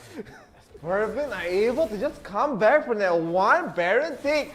I thought there's going to be no kills, it's still 12-12. They don't want to fight. Monochrome, they're playing it smart. They're like, okay, we don't have to engage. Just wait out the Baron. We still can fight back. But Fervent, they were trying to chase down Fervent on their escape, and they got punished, not even getting a single kill right there. Fervent just taking advantage as much as they can, and in the meantime, the Baron is going to be spawning in 10 seconds as well. The game is still dead even though, but of course, Kyle, it looks like he is falling off at this point. Azuri made a great purchase. He did go for the GA quite early on to just be alive for a little bit longer here. So Kyle, because he knows Kyle able to get the Demacian Justice and take him down with the execute, and Forever gonna go for it right again. They know this is the only way for them to get back into this game. Tanzo is in the area with the ultimate though, but they will not get sniped away. Fervent able to secure the Baron once again, and the hero's entrance again, so good, lands onto 2, and they take down 3 of the frontliners from Monochrome. Only 2 left.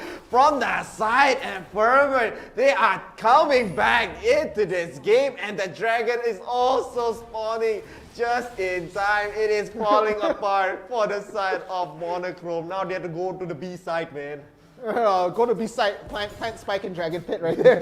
Gonna be able to get the Elder Dragon right now. This is a formality. They have everything in their favor to end the game. There's only 2 members defending right now. They have all 5. 2 are pushing it down. It's like, we have the Baron buff. We can just push 2 right there. But able to take the Elder Dragon with pretty much no contest. And the Braum gets low on health, but it doesn't mean much right there as the rest of the team is like, you stopped our little advance. We took out the mid tower. Now worry about your bot. There's another 2 push in. So they're basically rotating out right now, taking turns, but in this amount of time they could have tried to end the game right there. They didn't. They had the Baron buff, they had everything, and they could have tried, but at the end of the day, Elder Dragon's gonna go into the pocket of Peppermint. That's the only dragon they have, but a very important dragon, the most important dragon.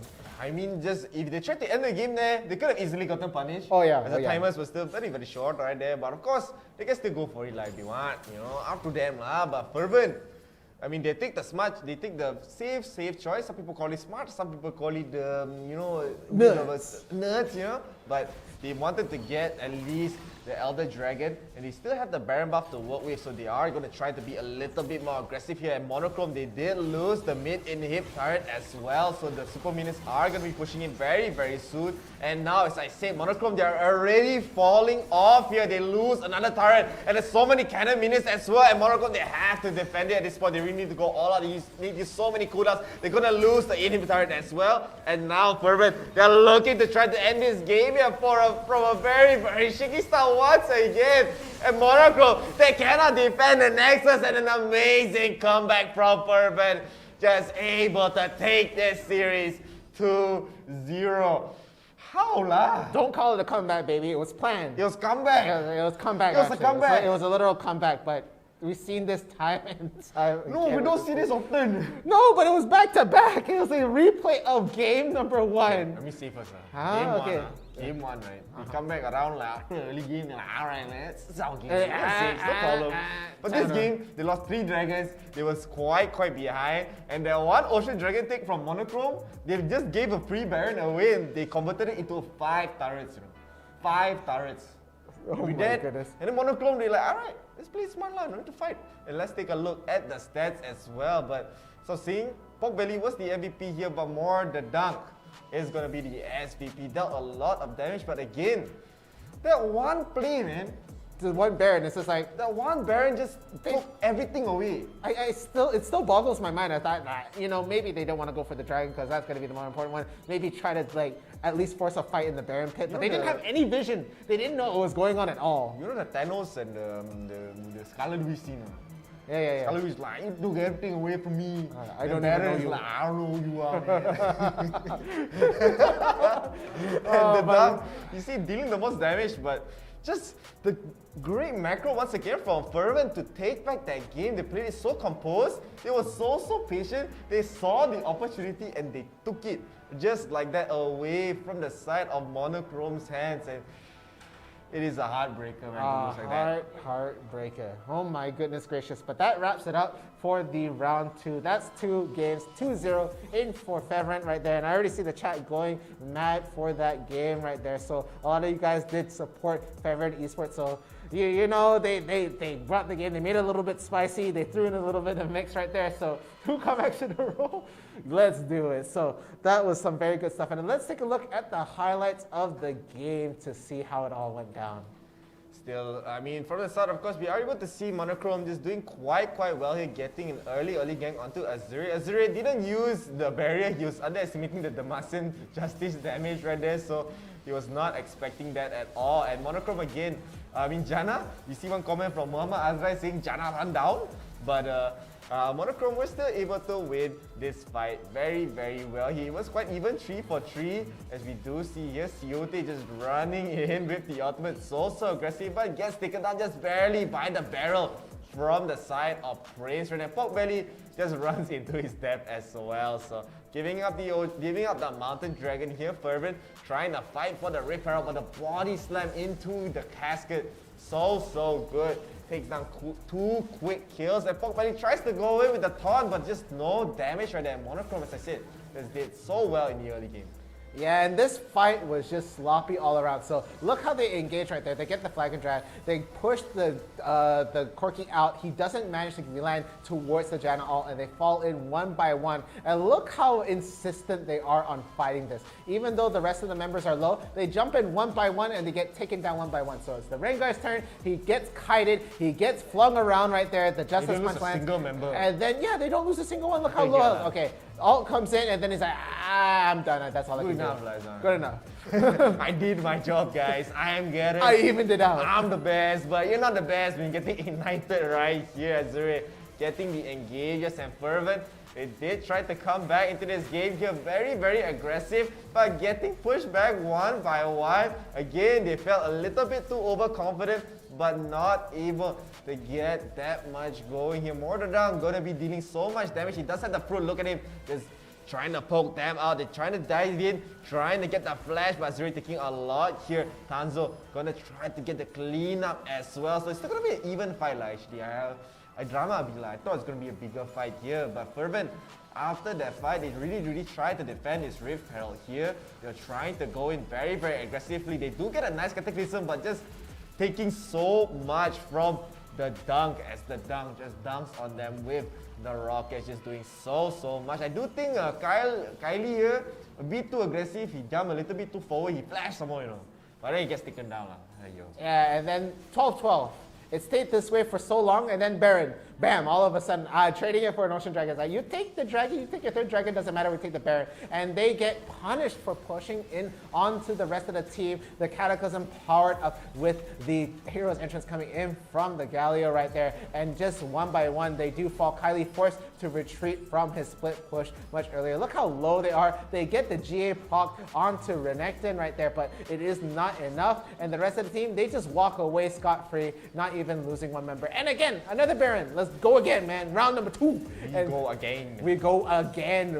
Revengeance. Revengeance? What is that, lah? And here, Fervent, just getting the second Baron here was just icing on the cake. Monochrome, they were just falling off and they're just gonna get melted down here. Fervent, just amazing macro, able to just sneak the Baron and able to sneak this game as well as they secure their place into the top 8 here. Monochrome, once again, that is just a heartbreaking game, especially just from one single mistake, man. That's why you cannot make mistake.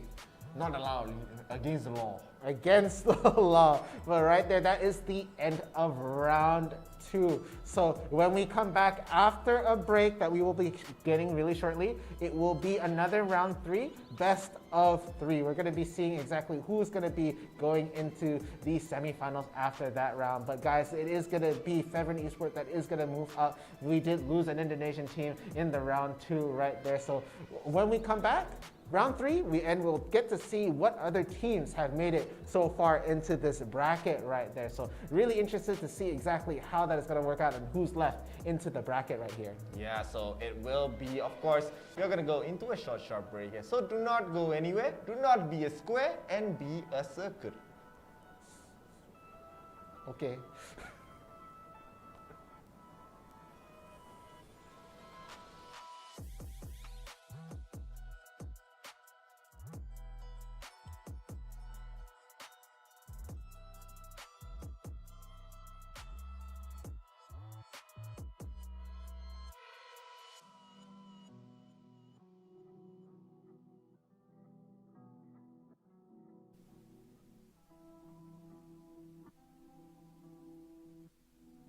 We're back. So we're gonna be coming back really soon. Of course, you know, we do have that break scheduled up. We do want to make sure that our players are ready. But Chef, how you doing? I don't know. You know? Here. We're here. I'm chilling, man. Oh man, I gotta check comments a little bit, man. Okay, You see some, you know, Fervent, there is some congratulations, you know, a little bit for their amazing comeback right there. So very nicely done from their side right there. So of course, Fervent, amazing comeback. We are gonna get into the top 8 later on. Of course, that is gonna be the last series there. So with the last series, we will continue on with the top 4 and the top 2 grand finals lah. Top 2 grand finals, same things lah. Yeah. So with that, let's get into the short break here. So as I said, do not go anywhere. be a circle.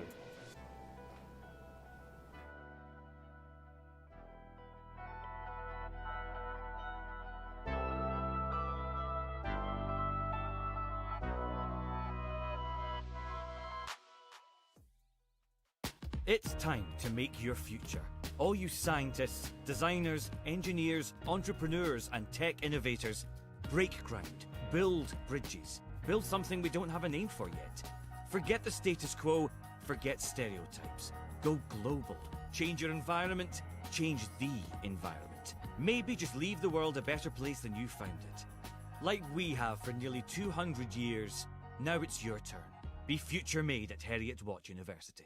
All around this empty town, we're searching for the lost and found. But you don't care, you're unaware. Keep moving like the scars are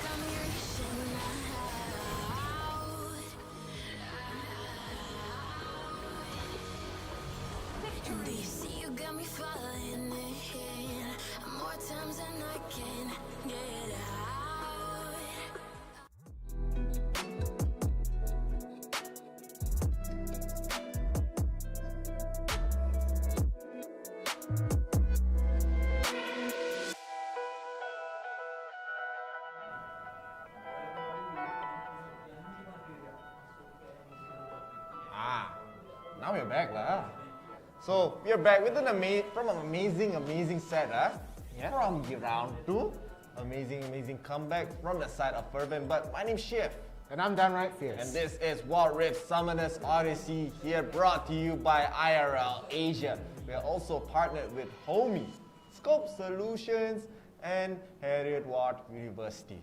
Not to mention our sponsors, we do have Inch Theory as well as Sadie's Malaysia. So again, round 2, a little spicy. It was a little bit dragged out compared to what we saw in round 1, but 2 comebacks in a row coming in from Fervent. They are definitely feeling themselves right now, but they really capitalized on a lot of the smaller mistakes that Monochrome did and were able to really take the game. But here we are, we're in the top 8 right here. It's still gonna be a best of 3, but this is gonna be the last game of the day. When we come back tomorrow, we're gonna be having the semifinals as well as the grand finals. Yeah, so we are gonna get into that very soon, because still a best of 3.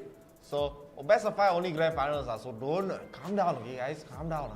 We don't rush so much, okay? But we are gonna get into that very soon here. But you know why I haven't mentioned yet? Actually, I mentioned in round 1. I'm not gonna mention again. Don't forget to like and follow the page, man. We want to get to 10,000 likes and follows for more games, more tournaments, and more content. I know some of you guys, you never like the stream, never like the page, never follow the page. So I'm catching you, okay? Catch you. When I catch you next time, I will give you a stern talking. Stern talking. Stern talking. Okay? From a safe distance. From a safe distance, because it is a pandemic here, okay? So I'll shout to you from there. From here, shout to you right now, okay? Follow the page, like the stream, share the stream as well. I know you guys, you share it in the comments, but a lot of you never share the stream. So please do support us as well. You want to support us even more, you can get the supporters badge. So you tell everyone, hey, I am a supporter of IRL Asia. I get to join the exclusive group with Apizoops, the idola here. And of course, last but not least, if you want to support us even more directly, you can send some stars as well. So if you send stars, we'll be able to show you the promo video from our illustrious TikTok here. And of course, if you want to follow our TikTok, we do have it at IRL Asia. So let us take a look at the bracket. So we are going to get into the top 8 here already. Top 8, only 8 teams left. We have TBA, I don't know, they're damn strong really, TBA. They've been everywhere so far lately, but yeah. And they're going to have to fight level up, so they're going to get a run for their money right here. And Mocha, we have a Malaysian team in the top 8, but they're going to be fighting the Indonesian team. Hello! Oh my goodness gracious. So going to have to exactly see how that is going to turn out. And it looks like it was given away in the chat right there. That's going to be our next game to see right there. So it will be Mocha versus Boom. And I do really want to see that. But let's take a look on the other side right there, Chef. Yeah, Forza International, they did win. They did win. Very, very convincingly in one of the Summoners Odyssey, and they're going to be up against Lakan here. So another strong matchup. Very excited to see how that is going. And TBA, the Marshals need to be careful with them. They're joining twice, you know. They're going to be up against Fervent here. So Fervent with an amazing series the last game. For me personally, this top 8 has never been more stacked, honestly. Yeah, and it's going to be very interesting to watch. Especially TBA. Especially TBA. We'll just have to see exactly how that goes up. But now, for real, we're just waiting for the rest of the teams to fight it out, and then they're going to be seeing their opponents right here. But Mocha and Boom, they're going to be fighting it out into the round 3, and that's going to be the match to watch. So we're very used to seeing, like, an all-Philippines top 8, all-Philippines top 4. But with this, we're going to be able to see a little bit of a change-up right here. But ultimately, is it going to be the Malaysian team that is going to come out on top? Or is it going to be Boom coming in from Indonesia? Who is it going to be? And we're just going to have to sit here and watch the games go by. So really excited to see what exactly Mocha will bring. Yeah, I mean, still, there is going to be, either, as you said, either Indonesian or Malaysian will go into the top 4 here. As we do see a lot of other Philippine teams are in the other side of the top 8. So, of course, we're at least going to get 2 Philippine teams from the looks of it. As, still, it is going to be quite a nail-biting, Leon Peter to say shirt takeover. Has he said that on stream? Like you say, nail-biting is like, suspense, you're waiting bite your nails. But Neon Pei, he take off his shirt when he's excited. Oh, I can definitely relate to that. That is something I also spiritually relate to. But it looks like they are getting started for the bands right now. So let's take a look at what these guys are going. Oh, I love the logo. One is Ferocious Wolf, the other one, cat. Damn cute, man. Who made this? Whoever made this artist, this one. Serious. So Mocha are going to have the first ban here. They're going to ban out the Gragas. So we saw, Gragas has been banned out pretty much the entire game except for the last game. But it still didn't really work out in their favor of Monochrome. So now, 2 more bans. 𝐿𝐼𝐴. Is it going to be the Ziggs? 𝐿𝐼𝐴 still going to be very, very strong, especially when Mocha, they do have the first pick here. So Boom, what is it going to be, Boom? Explode a bit. Ziggs. 𝐿𝐼𝐴? Gotta be 𝐿𝐼𝐴. 𝐿𝐼𝐴? All right. No 𝐿𝐼𝐴 here. And Mocha, they do have 1 more ban to go. So they could go for the 𝐿𝐼𝐴 ban. 𝐿𝐼𝐴 ban is good. Rengar ban is good as well. But they do have the first pick, so they can go for the Rengar themselves here. But Rengar not really worth the first pick. They are going to take out the Darius here. So they want to secure probably the top lane as much as they can. So, Mocha. We haven't seen this name before. I don't know where they come from. But all I know is their logo a bit cute. Very cute, Malaysian team. Spiritually, you know, we have to be unbiased, but I kind of want things to go in their favor. But it looks like it is going to be the Fiora straightaway pick for the side of Mocha right there. So boom, what are they going to go for here? Of course, okay, they are going to pick out the Rengar right now. I do sort of agree with that. They don't have to really contest that. And 𝐿𝐲's still in the pool, so that is also a very strong pick right there. So 𝐿𝐲's going to get picked out. Is he going to be mid lane? Is he going to be support? Just very hard to say at this point. Probably going to be a mid lane 𝐿𝐲 here. Mid, probably. Yeah, for sure. so I mean Fiora is going to be immediately first pick by the side of Mocha. It looks like they really want to prioritize this hero. I mean this champion as well. So Lee Sin is also going to get picked up here with Seraphine, and Seraphine. Never mind. Taking me once again. They want to pick the Corki. Yeah, take it, flip it, reverse it, get the carry. That's a new thing, you know. AD, They're swapping around, you know. Yeah, I like it. The dramas, you know how we always get baited by the picks? And then suddenly they change, you know. Yeah, and the little quick reminder at the Vans right there coming in, of course. I like that. Yeah, just we don't want mistakes to happen right here, and it looks like the Ahri is going to be hovered, but I actually like the comp coming in from Boom a lot. You see the Varus, you see the 𝐿𝐲 right there, and of course with Renekton, he is a little bit more mobile. I feel like he's going to bring the pain in the top lane. Again, you're fighting a Fiora, and Fiora does get a lot of damage. does a lot, very, very good against Renekton. Oh, of course. I think we got another baited lah. It's going to be a 𝐿𝐲 support. Yeah, so 𝐿𝐲 support Orianna mid. Wait a second, heal. Orianna support. Oh, it's Platypus. Yeah lah, 𝐿𝐲 support lah. 𝐿𝐲 support. Don't be man. I was just saying, I want to double check. Like, I can't see the beatings. I don't want to get baited myself. I'm trying to be careful, okay? I'm not trying to, bro. I don't want to fall into my own trap. You know what I mean? Like here we do. That is the picks coming into the game right here, and I really like the comp coming in from Boom. I feel like they have a lot of things going on them for the comp right there. Again, like it hasn't really been. We haven't seen like a Fiora be the center point of a team, of a pick in these games as of late, but they really wanted to secure the top lane. We saw it from their bans, and we see it with their picks. So they must have something planned right there, but with that being exposed, maybe they'll just try to get some early momentum in the top lane, maybe force their jungler to try and jump in, and maybe even get their mid laner to hop in just to secure the top lane kill right there. But let's just see how it goes as we enter the first game of round 3 in the top 8. Let's go. Let us go. Let us get into the game right here. Mocha are going to be on the blue team, and Boom, hopefully they get to show a booming performance and able to just be quite strong here, just like they did in the last game. So Mocha, of course, they are from Malaysia, the only Malaysian team in the bracket, and Boom as well. Looks like they're the only Indonesian team left in the bracket as well. So Mocha, you have to really come strong, man, because Boom the last time really explosive, you know. Explosion. Yeah, and they were able to take these games. Oh, but look at the explosion of the damage coming in right now. But the trade, oh my goodness! I don't want to talk about that. I don't want to talk about that. That one, let's leave it for the books.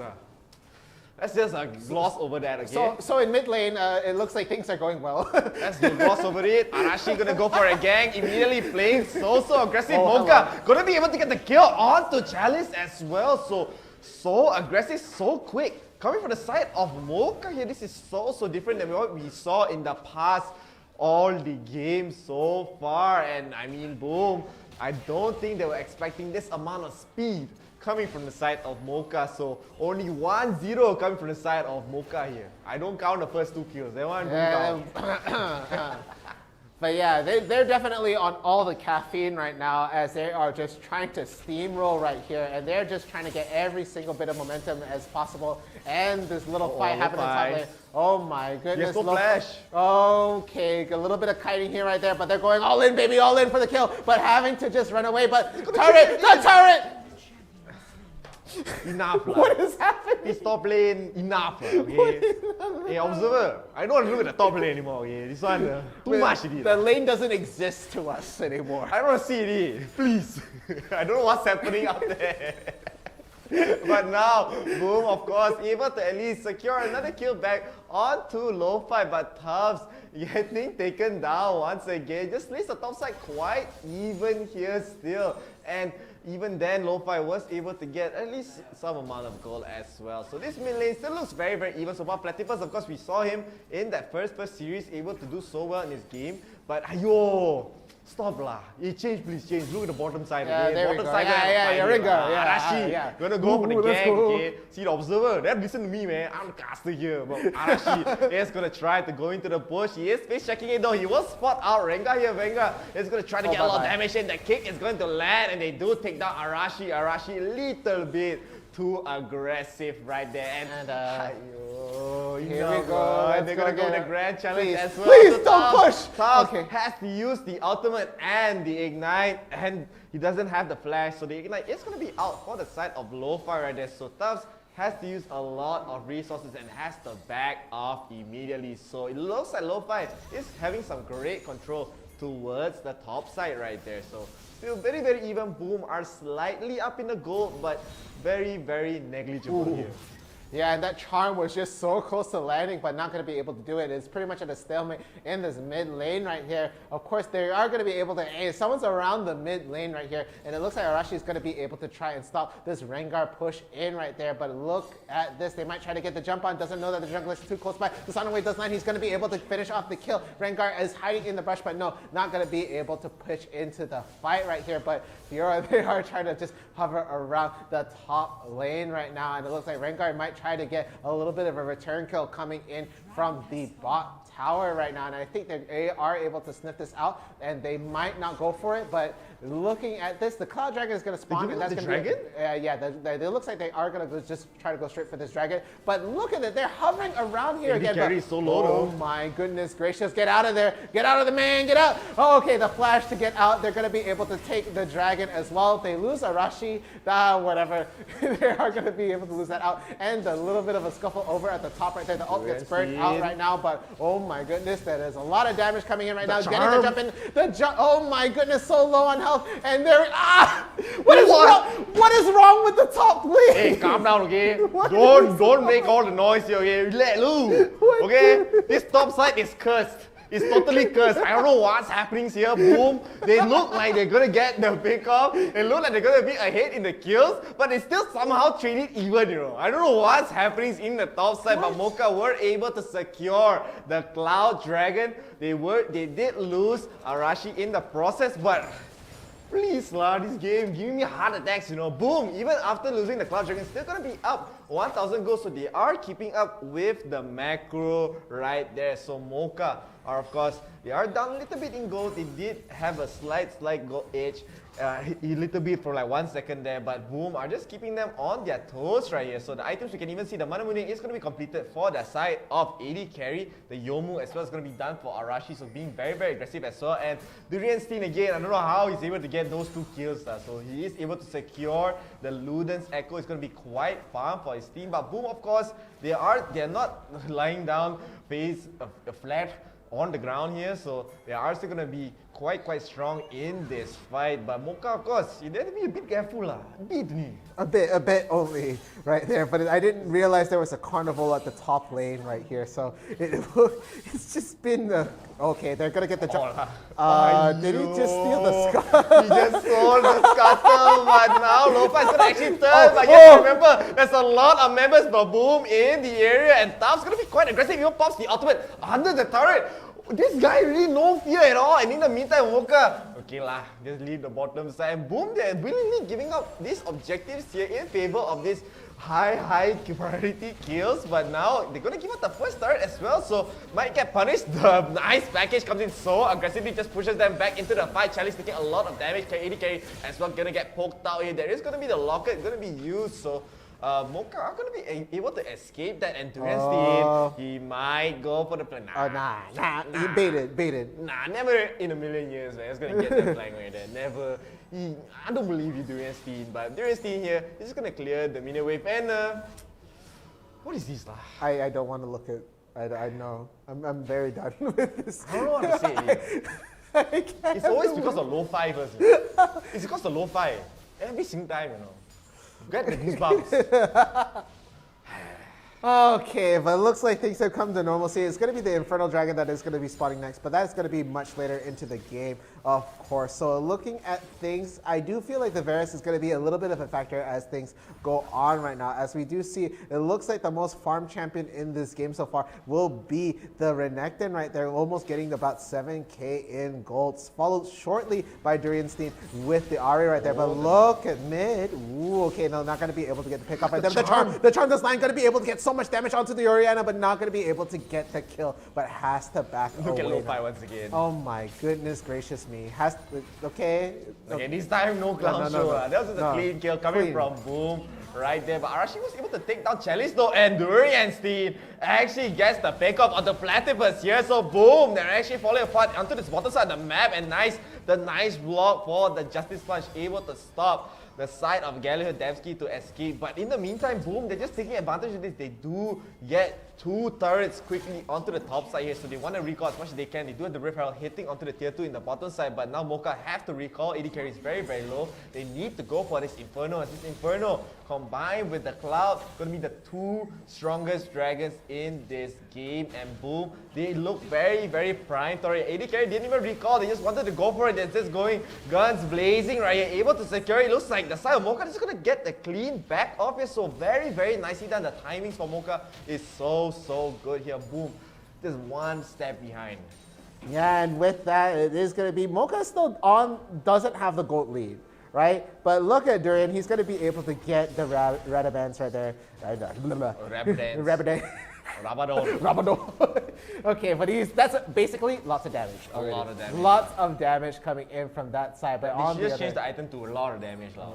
Just lots of damage. Big hat, big damage. Big hat, big damage. Big hat, no thugs.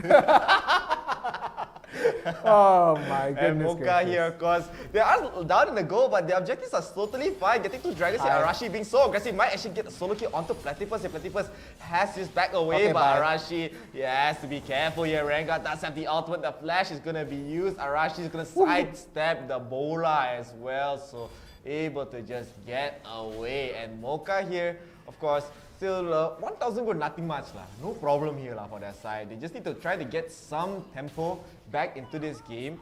Boom are just keeping up as much as they can, but of course losing 2 dragons, 2 important dragons, and that might come and bite them in the back. Yeah, but seeing as how the game is going right here, Lo-Fi hasn't really been able to get activated right here. We do see him like trying to get a split push going on right now, but I feel like it hasn't been quite a factor as of yet. But looking at things, they look like they might try to get a little jump over at the mid lane right here. Meanwhile, we do have 𝐷urian just going for the split push right there. But I honestly don't see the fight happening out very soon. They are probably just going to be able to take out this mid tower. It is very, very low on health, and just probably recall and retreat at this point. But it's really hard to say exactly how that's going to be going on right now. But it looks like a fight. Oh, never mind. We baited. Never mind. We're going to get double beta here with the package here. So Mocha, it looks like their game plan is just, let's just not force fights. Just bait out as much as they can, get the turrets back. And now they're dead even. But you might see that, alright, they did even, but they're still down in terms of the fact they got 2 dragons here. So being down, being even in this much just means Boom are doing such a great job at getting all the gold. Their economy is so good here. But 𝐷urianSteen now, look at him catching up to Tufts right there. Tufts is farming as long as he can. Rengar going to be quite farmed, does finish the Dust Blade there, so he's able to do a lot of damage for his side as well. But Mocha, of course, looks like their plan is just objectives. They just want to just clear up the objectives. They're playing basically pure macro here. And Boom, they're just playing the farming game at this point, trying to go for the late game. It looks like Platypus is not having the best of games as well. He was not able, I don't think I've seen him use the Shockwave actually. I think he's holding that till Chinese New Year or anything like that. But looking at how things are, okay. I got a little someone staring of disapproval here with that job. Oh, man, everything is not original, man. Fine, save it for Taipusam. Taipusam over already lah. Yeah, that's why. Wait next year. Oh, next year lah. Okay lah, that's it next year only lah. Okay, fine. But it looks like a little bit of pokes right there. Of course, the charm did miss. Not going to be able to get anybody down, but just trying to get a little bit more wave clear coming in from that side, and it's completely negated at this point. Mountain Dragon is going to be the next dragon. Not the most hotly contested dragon, but very two big important dragons on the side for Mocha right here. But it's dead even pretty much, even though the kill lead is in the pocket of Mocha. Yeah, it looks like Mocha, they want to just go. They might actually sneak the Baron, while Boom will actually go for the Mountain Drake here. We've seen that story before. It worked out in favor of Fervent, but I don't know whether Boom might smell that out because, of course, Durian smells quite strong here, but Tuff's gonna get engaged on by Lo-Fi. Lo-Fi does miss the repose, but he will get one more charge with the Grand Challenge, and Tuff's still gonna be so close right there. But Boom are gonna be starting up the Mountain Dragon, and this is what we predicted. Mocha, they're gonna trade it with the Baron here. They don't need the Mountain Dragon. The Baron's so low. They're gonna try to get some damage in, and now look at Damsky. Gonna rush in with the Righteous Glory. They cannot get it stolen, and they will be able to get it. The Shockwave lands onto a 4. They do take down Tobias Fate here as well. Arashi tries to run away. The nice kick pushes them back. Look at Durasti. Gets the charm. And so much damage on the challenge. And they do take him down. So Mocha and that, a great play. Just giving up the mountain for the Baron. And they only lost one right there. So impeccable, amazing, perplexing fights coming from Mocha here. Yeah, they only lose to Janna right there, so they're going to be able to just try and push out this lane quite efficiently if they say so. With the Baron buff, of course. So the Corki didn't need to go away, could just stay in the lane and push things out. Was actually not present in the last fight, and that Raptor was like, hey, don't leave me, please. Don't leave me like everybody else does. Stay with me. Stay with me here in the jungle. You constructing a fan fiction for the Raptors? Nothing that doesn't already exist on the internet. Don't say that here, man. Please, man. You're tempting my minds like here. But Boom. Right now, they are in. They were ahead slightly in the goal, but now being down 2 dragons. Not being down 2 dragons, they were down the ocean, the Cloud and the Inferno. My brain juice gone already from the first few minutes later. But of course, Mocha are going to be able to secure the bottom tier 2 as well with the Baron buff. The Baron buff might be able to secure the Inhibitor as well, but there is a fight. Go to the mid side, Tobias Fate is going to get taken down. They're going to get the engaged Shockwave, only lands onto 1. AD Carry does get the package away, so losing the support, not the end of the world there, but they will lose Durian Steen as well. So Boom are trying to get very high priority kills. AD Carry still trying to farm up, and Durian Steen in the meantime is able to get the top turret. Or Lo-Fi is the one that got taken down. Not Durian Steen. So brain juice like talk. Okay, but it looks like they're just gonna be able to take the mid tower right there. So it looks like Durian Steen, he might try to go in the back, try to sneak a kill. The charm will land onto the Rengar right there. And oh my goodness, really low on health. Actually gonna force it in. Oh, Proto Belt? No, too far away, never mind. Bye. Mocha, of course, they are going to be. They did secure 1 more turret towards the top side. They need 1 more in the mid side. Yeah, one more in the mid side. And they are just taking their time, probably waiting for the Elder or the next Baron to spawn here to actually finish up the game. So as I said, Mocha, they like to play aggressive early game. They do slow down a little bit towards the mid game here, and they're just boom towards the late game as they try to get this Elder. Of course, Boom, they still have a chance. If they do get the Elder, they do get the next Baron as well. They are still very strong. Platypus, we saw from that Shockwave, Chinese New Year comedy, he finally used it and dealing a lot of damage as well, leaving Mocha to be quite low right there. So Boom, of course, they do need to try to find an opportunity though. They can't seem to find the gap in between Mocha's plays. Just able to get 1 pickoff or 2, and also most of the pickoffs is on Lo-Fi and on Tobias Fate, and the charm is going to land onto Tuff. Tuff's going to take a lot of damage here. Someone's still alive, but Arashi is there for the last hit. Lo-Fi is going to get traded off immediately as well as Durian Steen. So Boom, they are going to win that fight 2 for 1 right there. So quite surprising at that coming from Mocha, and now they're going to even up the goal. Yeah, but it looks like they're trying to hunt for more. I say, hey, wait, we got the advantage in power, in manpower right here. They're just going to try to push it out. AD Carry is going to be almost bursted down right there, but they're pushing in to try and get more. But the Zonius is getting burned right here. Arashi's hanging around the side, might try to get the pick off right afterwards, but no, not going to be able to land it right there. And they have to disengage. AD Carry is actually really low on health, and so is Arashi right now. And they're going to have to fall back at this point, but pretty much at a stalemate, not going to be able to get any more pressure in this situation. And Rengar, so low on health, has to recall right now. Yeah, so close. Again, Mocha are able to kite their way out of that fight somehow. AD Carry was still fighting, no fear.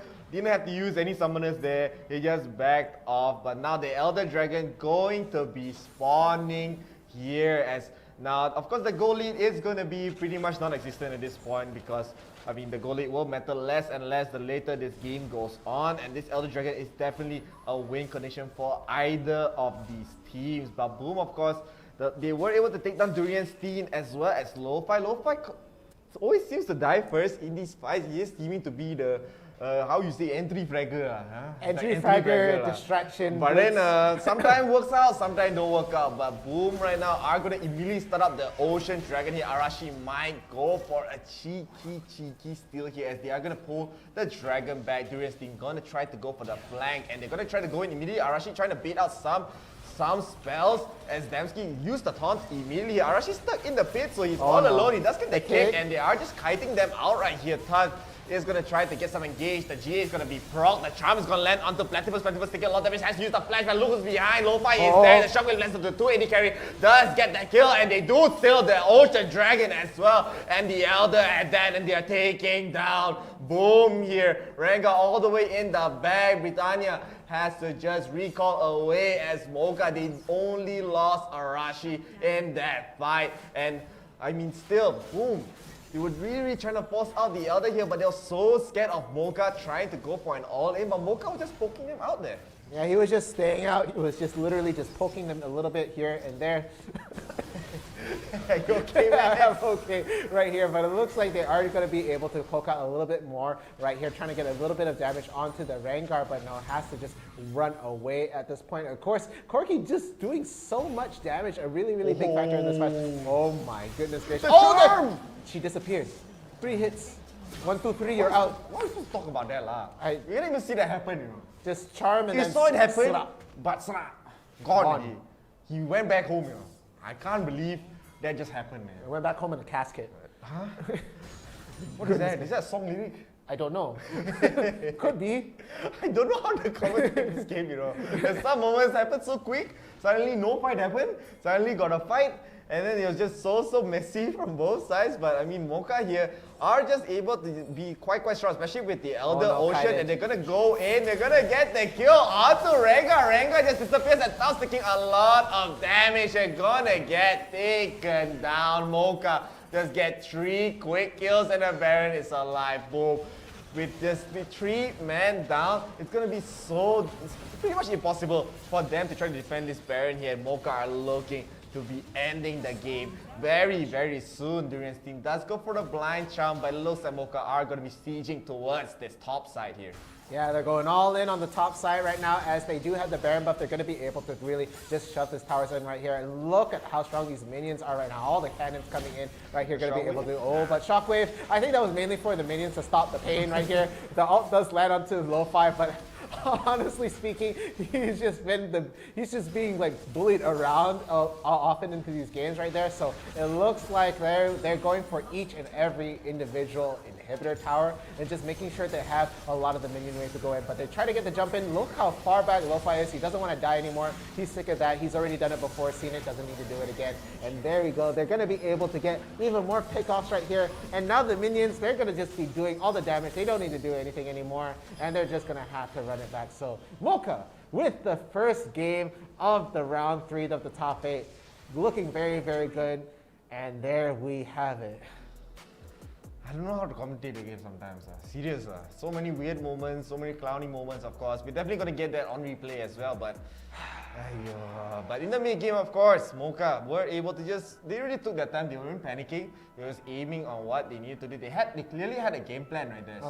They just, even though they were down slightly in the goal, they really wanted to go for the objectives. They got 3 dragons, including the Elder Ocean. They were able to just push down the turret slowly and surely, and they didn't even have to give up that many kills as well. And Platypus was not able to really get online right there. So we saw a lot of shockwaves. We saw one big great shockwave, but other than that, was not really able to impact the fight as well as he wanted to be. So Mocha, as the team, they look even more composed, even more compact. And let us take a look at the stats as well. So let us see who's the MVP. The MVP will be 𝐷 here. The only one on the team to have 0 deaths. The most of the deaths will go to Lo-Fi right there. He was basically being being the sacrificial lamb for his team. Just trying to go in, trying to deal damage, but he does get taken out at the start. But Tubbs actually being the SVP for his team. Quite surprising that 3-8, but still the SVP means he really played very, very well. Yeah, of course, Platypus, they didn't actually quite get activated. Had a little bit of trouble fighting against Durian's team in the game, so it was pretty interesting to see. And look at the damage going on right now. 𝐷𝐷𝐿 doing really just a huge amount of damage. But actually, the guy who took the most amount of damage to the face will be Tufts right there. Of course, the front line, you do expect that to be your top laner in most situations, of course. So really, really interesting to see how that all went down. I can't wait to really see the replays. Of course, I want to omit some things from memory, so we're just gonna have to wait and see how that goes. Yeah, so of course, sorry to you guys.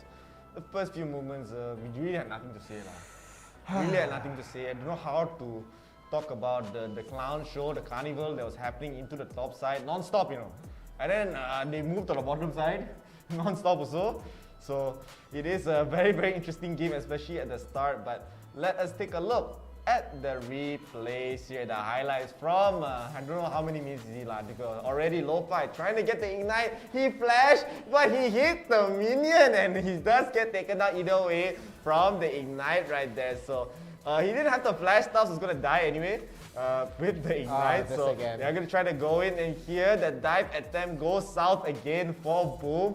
They are able to get the kill onto lo-fi, but I mean, they do trade it out for Tubbs immediately, as Tubbs again going to trade it 1-1. So top side still very equal here, and Arashi trying to face check, but you know the first rule of Warif lah. Don't do that. You don't do that, especially when there's a Rengar in the team right there. So he immediately gets deleted out of that part right here. But look at this, gonna be able to land the Sonic Wave, gonna just slap the Orianna out of existence right there and just take it out. And meanwhile, 𝐷𝐷𝐿, he's just hanging around. He's just like, you need this dragon down. So greedy. I'm gonna help you, man. And we got it, this dragon, and bye, Arashi.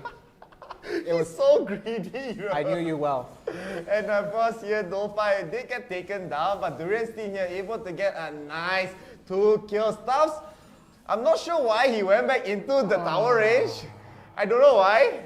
He should have run away, but he gave up a double kill for no reason at that point. So here they were trying to get the gang onto lo-fi. The lo-fi is so solo trying to run away. Tubbs, this is so brave. Pops the ulti. Tries to use the ignite, but doesn't get the kill yet. Finally, round 2, baby, round 2. Round 2, baby, round 2. They get the kill onto lo-fi. So boom, they were fighting very, very hard. You can see they had the goalie, but of course, slowly but surely, Mocha were able to creep up here. Yeah, and we're able to really get the momentum right here. And Tufts, he isn't going to be able to survive this onslaught. Almost takes out lo-fi in the wake right there, but not going to be enough. And this Baron take, they are going to be able to take this out. Of course, a really good attempt to steal it away, but no avail right there as they do lose some of their members. Only lost, I think, one of their supports right there, and the rest of the team, they are able to recall and go away. So not going to be able to lose another member in that fight. And this one, it looked a bit off. They looked a little bit off position right here, but immediately manages to run away. And lo-fi, of course, the one to die. Yeah, lo-fi just goes in, just the damage. He tries to get the grand challenge and he gets taken down, but his team is always there for the kills. Here it looked quite good actually for Boom. They did win this fight 2-1, but Mocha here just able to get this Ocean Dragon. Look at that, just kiting, not overextending, not all-inning at any point. The package used to keep them away from the Ocean Drake here. They're able to secure it with just the auto attacks coming in. And 𝐷𝐷𝐿 able to take down Tufts as well. And now Mocha just gonna run them down at this point. Only 3 left alive. Durian's team gets a nice charm onto Platypus. Platypus was not having the best of games here. So he was just getting picked off one by one, and here's pretty much the ending moments for the side of Boom. And they're gonna get picked off one by one. The riposte good to dodge the Varus ultimate as well and get the stun onto Tufts here. Yeah, and with that, they were able to just handle this momentum. They managed to get the Baron buff, and they were able to push every single inhibitor tower down and just take the Nexus eventually. They focus down the Orianna as well. There's, I want to pad my stats a little bit, but no, actually going to be able to run away because of the Zhonya's. And there we have it. That was the result of game 1. So Mocha, they have the lead right there. And this is going to be a best of 3. So it's going to be the first team that takes 2 games. So no one's over and out yet, but Mocha, they're going to have that, you know, they don't have to stress so much about the second game. They do have a little bit of a buffer, but you don't really want to drag it out into that last-ditch situation because it's very stressful when it goes into the last game. Yeah, it looks like Mocha are just very comfortable playing a slow game. They're very comfortable to just play around the objectives here. And I mean, still a great game, super clean coming from their side, of course. Maybe stop the clownings on the top side, lah. Maybe, yeah. Stop a bit, lah. Please. Don't do drama. Don't give us. Calm down. We just want to talk about the game, you know. We're commentators, you know. What are you supposed to do, lah? You're not observer, also drama with us, you know. Hey, go look at the top, lah. Top sure got something, man. Got nothing there. I don't see. But of course, in the meantime, before we get into game 2 of this round 3, let's take a look at some comments here. We have Rafi Miranda. Good to see you again. And they are saying, wow, you guys are back on Wild Reef. Nico Fur, look, they are back. Let's Chasing Dream Esports. So yes, we are back with Summoners Odyssey here. So today, we're going to be having best of 3 today and tomorrow. Tomorrow we're going to continue with top 4 and the grand finals. And on Wednesday, Thursday, we're going to do another set of Summoners Odyssey again. So it will be Wednesday for round 1, round 2, round 3, same format basically, for today and tomorrow here. So do look out for that. If you haven't joined, try to join, lah. The slots, I think a bit shaky, lah, but try to join. If you can join, join. Please. So with that being said, it looks like the teams are getting ready and prepped to go into the batting phase for game 2 of round 3. And boom, they decided to take the blue side. They want to get the first bat and the first pick. Pretty much standard from what we've seen here. So let's see exactly who they... Oh, Gragas. No Gragas in it. 𝐶𝐞𝐚? It's definitely 𝐶𝐞𝐚. It's definitely going to be 𝐒𝐧𝐞 or 𝐷.R.Fierce again. So they really want to secure the lane for Lo-Fi here. It looks like they really want to prioritize Lo-Fi on this top side. They don't want to deal with 𝐷.R.Fierce anymore, man. And they're going to... Yeah, 𝐶𝐞𝐚 is going to be banned out. So it looks like, boom, they can still go for the 𝐒𝐧𝐞 because they do have the first pick as well. And even go for the Renekton. It looks like they really want to go for the Renekton here, but honestly, they don't have to first pick the Renekton. Didn't they play Rengar? Nah, they don't play Rengar anymore, man. Alright. I mean, Mocha definitely, they do have the first pick, so they only get one choice. And Mocha, they do have 2 choices here. So they have a lot of options for their side. But boom, of course, I do think they should just first pick the 𝐒𝐧𝐞. It's a little bit too strong to give up here, especially. And if you give it up, Mocha are definitely 100%, 300,000,000% they're going to pick it. 300,000,000% right there. I don't know how that's going to work. Decimals right there. But looking at how the bans are going on right now, so hey, I'll handle it, okay? Don't I got it. Sorry. Got it? Drama, babe. Sorry. All right. So first pick. How are you going to feel it's going to go? Are they going to take away the Fiora? Nah. No, they shouldn't. 𝐒𝐧𝐞 is still in there. They might go first pick 𝐒𝐧𝐞. You know, there's just so many strong champions left in the pool. And we haven't seen IRL, we haven't seen Riven. Yep, and it looks like it still could be a very strong chance that it's still first pick 𝐒𝐧𝐞. Yep, that people's going to be at the top. Give it to me.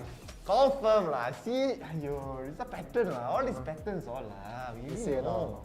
And Mocha here, of course, they do have 2 picks to go. They could go for the Janna. Kai'Sa here still going to be quite decent as well. But of course, yeah, Lee Sin is going to be quite strong as well for Arashi. Arashi played Lee Sin quite well, especially. But he did, he face checked the push one time. Let's not talk about that again. Let's look the other way. But Janna and Lee Sin here gotta be a nice choice. So still very flexible. They have a lot of ways to get going here for the side of Mocha, but boom, they have other choices to make. They could still go for the Varus. Yeah, Varus 𝐒𝐧𝐞. So I like it. Similar to the game 1 that we saw, and they're going to steal away the Fiora. So Lo-Fi, you have to play something else here. And they're hovering over Fizz. I wonder how a certain friend of ours is feeling about this pick right here. Of course, we have seen like a couple Fizzes right there. So okay, a little sign of approval right there. So hopefully we get to see a little bit more, but looks like it's going to be Lo-Fi. You think my top laner, I'm going to play Akali. Oh, so they're going to go for the Ahri once again. Okay. I was hoping maybe he go for Twisted Fate. It's not hovering over it, you know. But I guess he drama a bit. He want to go for something solid here. Very similar column that we saw. The first 3 are very similar. Akali is going to be a new pick here for the side of Mocha. So interested to see how that will go against the Fiora right there. And boom, it looks like they're going to get the buy for themselves. So very similar to game 1. Very similar to game 1 here. And they are going to get the Lux as well. So they're going all in on the poke and the Tristana instant lock from AD Carry. And this is just a very exciting game to watch, man. Month ago, totally different. Month ago, it's Ezreal Kai'Sa. Or Corki Kai'Sa. I love it, or man. Kai'Sa. But this time is different. Sorry, I had the brain loading. Do you see the spirals in my head? My point is a lot of Kaisas. Yeah, a lot of Kaisa. Sick of the Kaisa. Show me something new right there. So Tristana, a welcome mix into this, of course. So really like to see this happen. So that is the picks coming into the second game of the top 8. So Mocha, they have the game lead. They're sitting pretty comfortably. Then it looks like I like their comp as well. You know, they're not trying to just have you know, go for their very fun picks or very comfortable picks. They're still playing very well with the meta, and they're doing pretty solid at that. But Boom, they also have a very solid pick. They actually took away the Fiora away from them. Hopefully we get to see how that goes, but now you have an Akali top lane to worry about, and we're just going to have to see exactly how that might work out. I mean, Fiora does do quite decently as well against Fiora, so I mean, Fiora does do decently against Akali. I don't know why I say. Did I say Fiora? I think you might have. So, your goldfish deal. Guys, if you send stars, it fills our brain juice up. So yeah, please send some stars, man. We need some brain juice here. But of course, this is going to be game 2 of round 3, the last set of the day. So could this be a game 3? The first game 3 today? Who knows? I don't know, man. I'm not saying anything here. But Boom right now, of course, Tuff's gonna be able to play the Fiora here. So basically almost a similar comp that we saw from the side of Boom in the first game. I forgot what support they were playing for their team here, but I mean, Mocha here this time gonna go for a very different comp. They're gonna have the Akali and the Tristana here for their team. But Lo-Fi, it looks like he's gonna get harassed out a lot by Tuffs here, so has to immediately go for the honeypot. He is not having the best of times in his lane. Tuffs, of course, but Platypus, we've seen this exact matchup in game 1. Same, you know. Same exact one. Of course, it was with a different team in the situation, but I feel like Platypus, he is very comfortable with the Ziggs right now. He's gonna get spotted out. He's definitely going to be spotted out with the ward right there, so realizes that, going to be able to just pull away, and it looks like they are just going to try to get something going on, maybe into the mid lane right here, maybe try to get the jump on the Platypus, but no, they know, and they're going to be even back away right here. But the Lux, she is trying to get the stun in right now, but hi, bye. Didn't even take any damage there. No. Just walked away. Just I'ma just walk away, up? man. No problem. What's up, man? How you doing? And he's just gonna be able to get the bottom scutter crab for his team. So it looks like Mocha, they want to secure a little bit more towards the bottom side, maybe get some bottom lane control here. But of course, this top lane, Lo-Fi is actually able to get the level advantage here against Tuffs. As Tuffs is going to try to fight back through the Shroud. Lo-Fi is going to take a little bit of damage to repose. Very nicely aimed from the side of Tuffs. So this top lane looks pretty much equal lah. You cannot say one side winning, one side losing here lah. But of course, this mid lane, Platypus, we saw this in the first game of the day. He's just such a demon on this character. And definitely gonna land the binding, but AD carry, it's not gonna be so much damage at the start for Varus here. As Mocha, it's gonna be fine in the bottom lane. Yeah, so they're just going to be able to recall right here. The first dragon is going to be the Ocean Dragon, but it is not going to be spawning anytime soon. Probably another minute and a half right there. And it looks like another lethality build coming in for the side for Varus right here. And it looks like they're not going to be trying to play really aggressive, but when that first dragon pops up, I don't know whether they're going to try to rush for it. Again, it's not the most important dragon in the terms of things right here, but we're just going to have to see exactly how it's going to play out, of course. But it looks like some recalls are going to come back in just to try and secure some items right now. Both players onto the top lane do have their ults up and ready, so it could be an interesting fight as we go further into the top. But it looks like they are trying to plan out a fight in the mid lane right here, maybe trying to catch Platypus out of the oh, but the charm does land, the kick to go further back, and the satchel to try to escape, but the flash does go down, and they try to secure a thing, but no, assault and battery does go down, but Vi has to just run back as there are 3 members down right there. So Platypus down and out right now, but the rest of the team, they're scrambling to try and pick up the pieces in the mid lane right there. But looking very good. Mocha going to be able to get that first blood comfortably in the mid lane over Platypus right there. What a clean execution with that gang, man. Such great teamwork coming from the side of Mocha here. Just so well executed. They get the charm, they get the kick, and a sonic wave to finish it off. Platypus was looking good at the start, but now he is going to give up 1 kill towards the side of Mocha. But of course, we saw this from the last game. Boom, they don't seem to be two-faced, especially with the goal being slightly in their favor, but this Ocean Dragon is going to be a point of contention for both teams. Also, it's going to be a 4v4 towards the bottom side. Lo-Fi is going to be onto the top side. He is going to recall now, so Tuffs as well. No minions. They are going to cleanly reset the lane as 𝐷RFierce. The bomb totally whiffing as 𝐷RFierce was nowhere even close right there. So Arashi is going to be able to try to deal some damage to the Ocean Dragon going to spawn. Britannia going to try to deal some damage towards the Ocean Drake. And Mocha, of course, I'm not really too sure if they can fight back. 𝐷�carry just popped in. He's going to get spotted by the ward though. So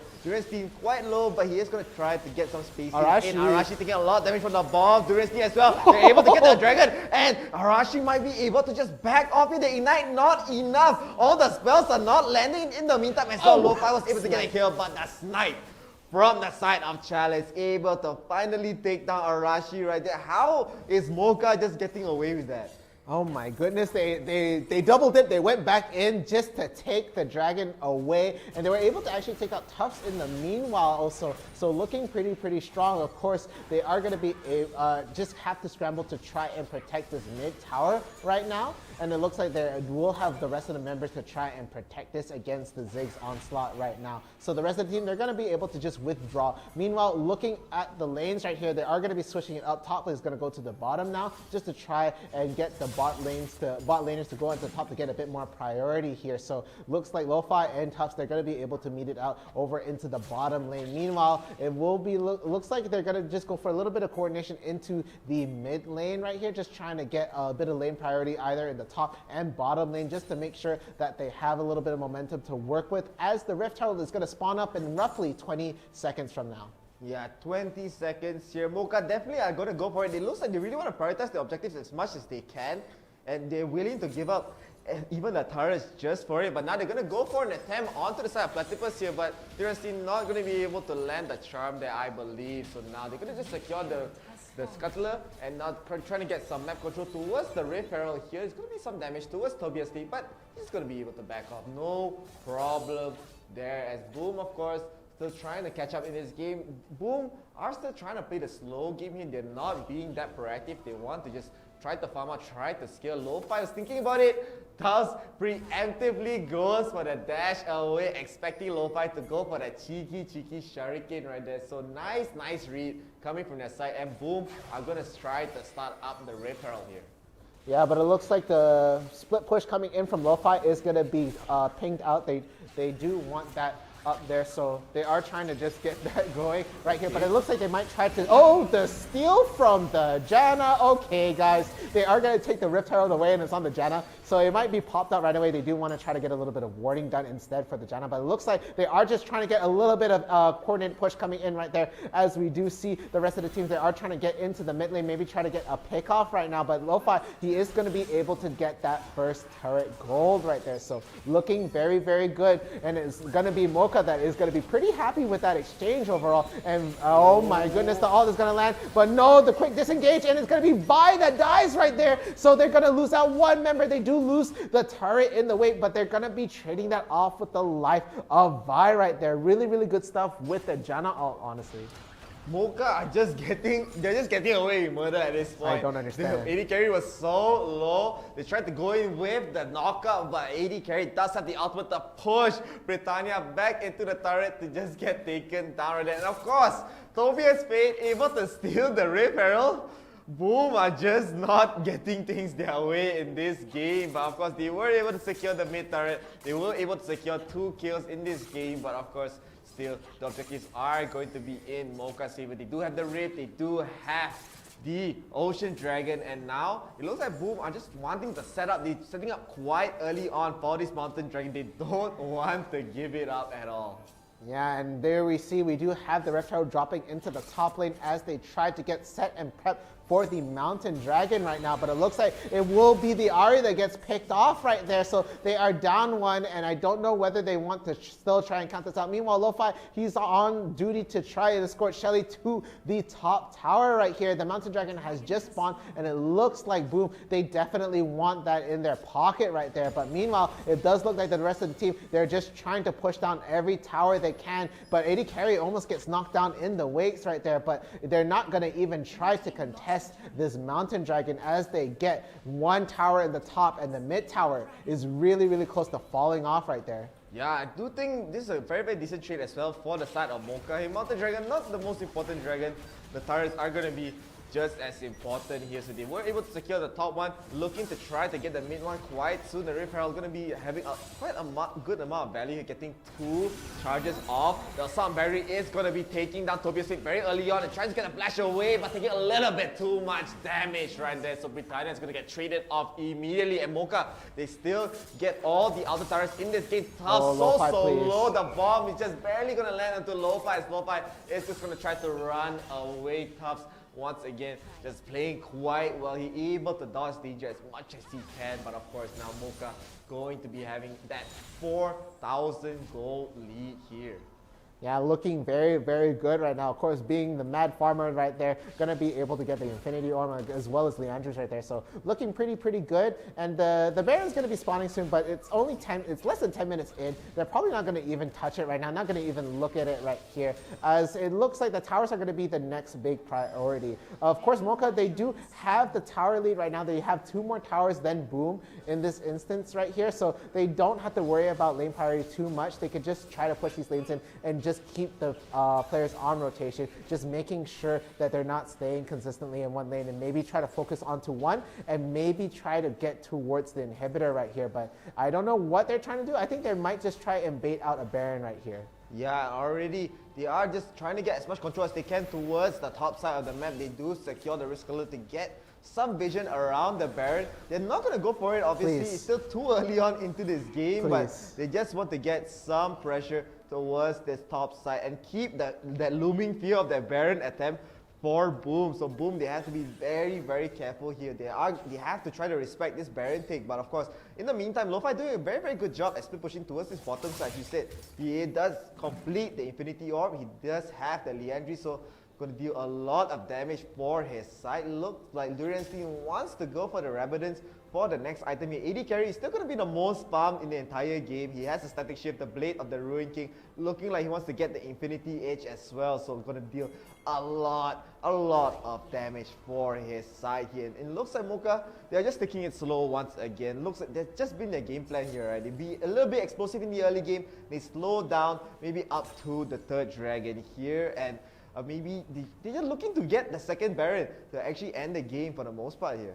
Yeah, so they're actually slowing down the pace of the game. It is 4-4 in terms of kills right there, but they do have a nice healthy lead of almost of about 5k in gold right now. So it is going to be a little bit of an advantage. Again, in this part of the game, it does count because that is going to be a lot of how you get your sustain and how you get your damage right there. But okay, dodging a lot of those hits right there, the Vibe manages to recall before she gets spotted out at this point. So they are just going to have to re-ward around the side of the Baron right there. They're actually de-warding them. They want them to be very afraid of the imminent Baron. I feel like it's not going to be happening anytime soon, but they do have to think about it. And they bully Tufts out of the Krugs right there. Just does not want him to get any more money.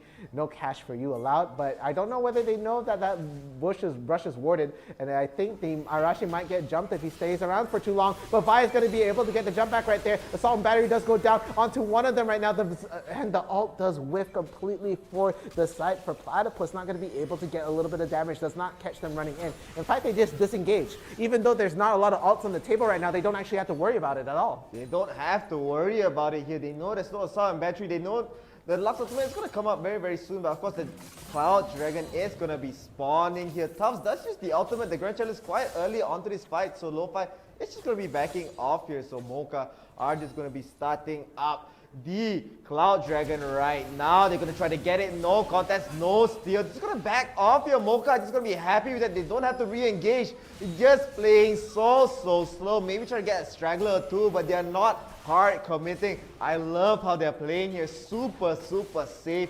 Super compact. They are not taking any risk. And in the meantime, Tufts is going to try to go for another fight against Lo-Fi. Once again, Lo-Fi is going to get the ultimate, but Tufts still wins the fight right there. So very nicely done. Tufts still quite strong there. Lo-Fi tried to get the split push, but not able to win this fight.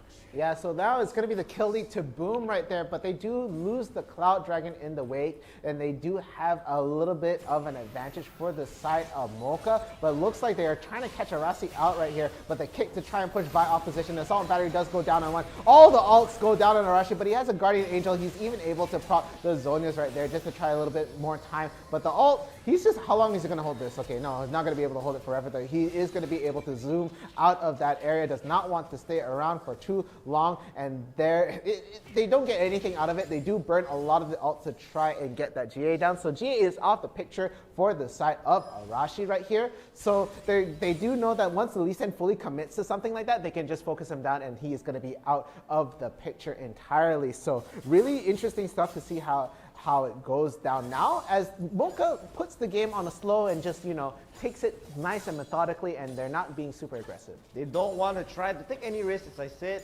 And I mean, Lo-Fi still trying to do a lot of work towards this bottom side here. But of course, I mean, Mocha, their next game plan is definitely going towards the Baron. They really want to go for it. They really want to go for that game-ending push. But Boom are doing a great job at keeping them at bay here. Even though they're still down around 3,000 gold. 3,000 gold, still very, very negligible in this game. Tongue twisting here. I should just use broken English.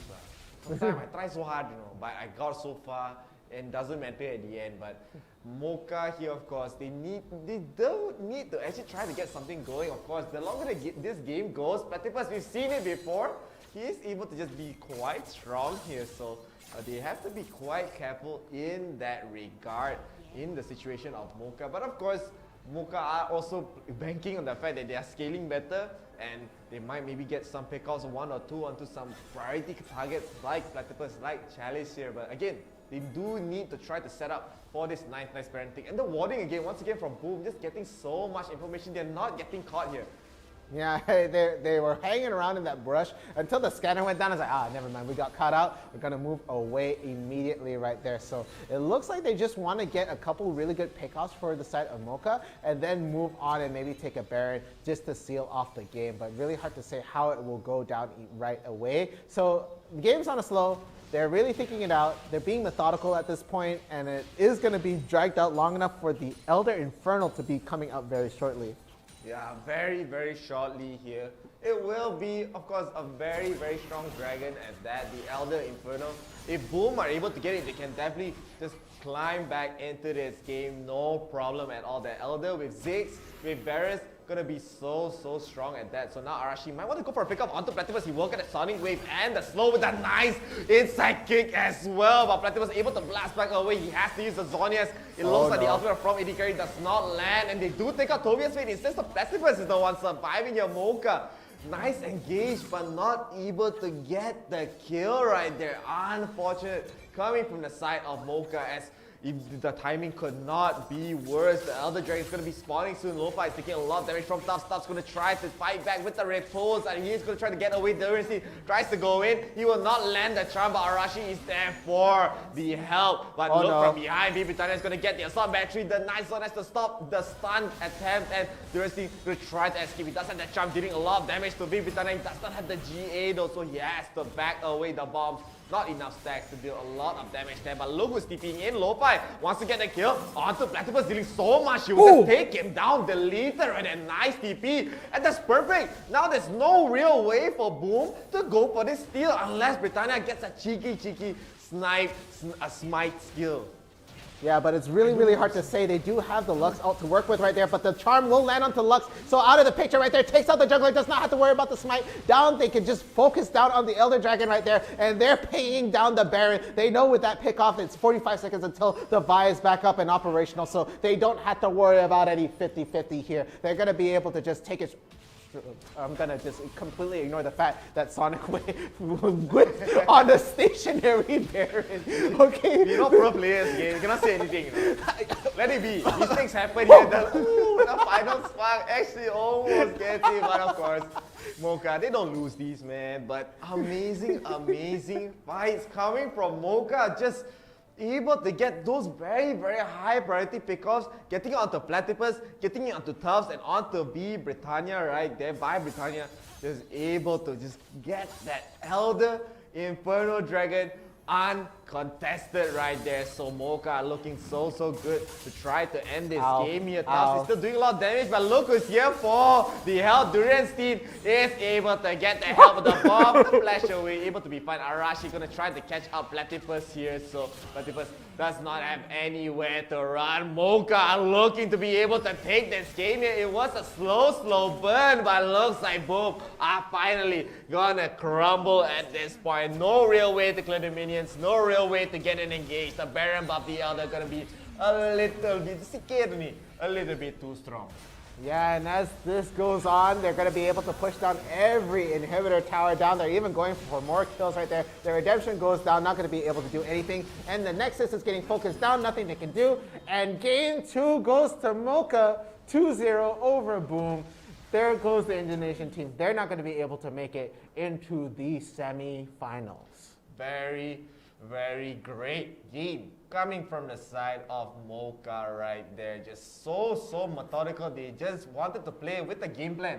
They did not want to run away from the game plan. They just stick to it till the end of time, and they just took it slow. Some people they no way lah. But of course, Boom were just not able to find any openings for their side. They got pickoffs, but it didn't really matter at the end of the day. What matters is if you lose your Ziggs, you lose your Vi, you lose your Fiora, it's all over. But let's not lose sight of the stats here. So let us take a look. The MVP will be Lo-Fi here. So dealing a lot of damage, most probably. He was able to just deal a lot to Tufts as well. But V Britannia will be the SVP. Tried his best. Went for the full tank build. He did not want to build damage at all. He just wanted to be very strong for his team right there. Chalice did not die a single time, but still not able to get a lot going. This is so different than what we saw in game 1 today. Oh yeah, for sure. So looking at how things went, of course this is a little bit different from the stats right here. So there we go. There we see a little bit of the damage right here.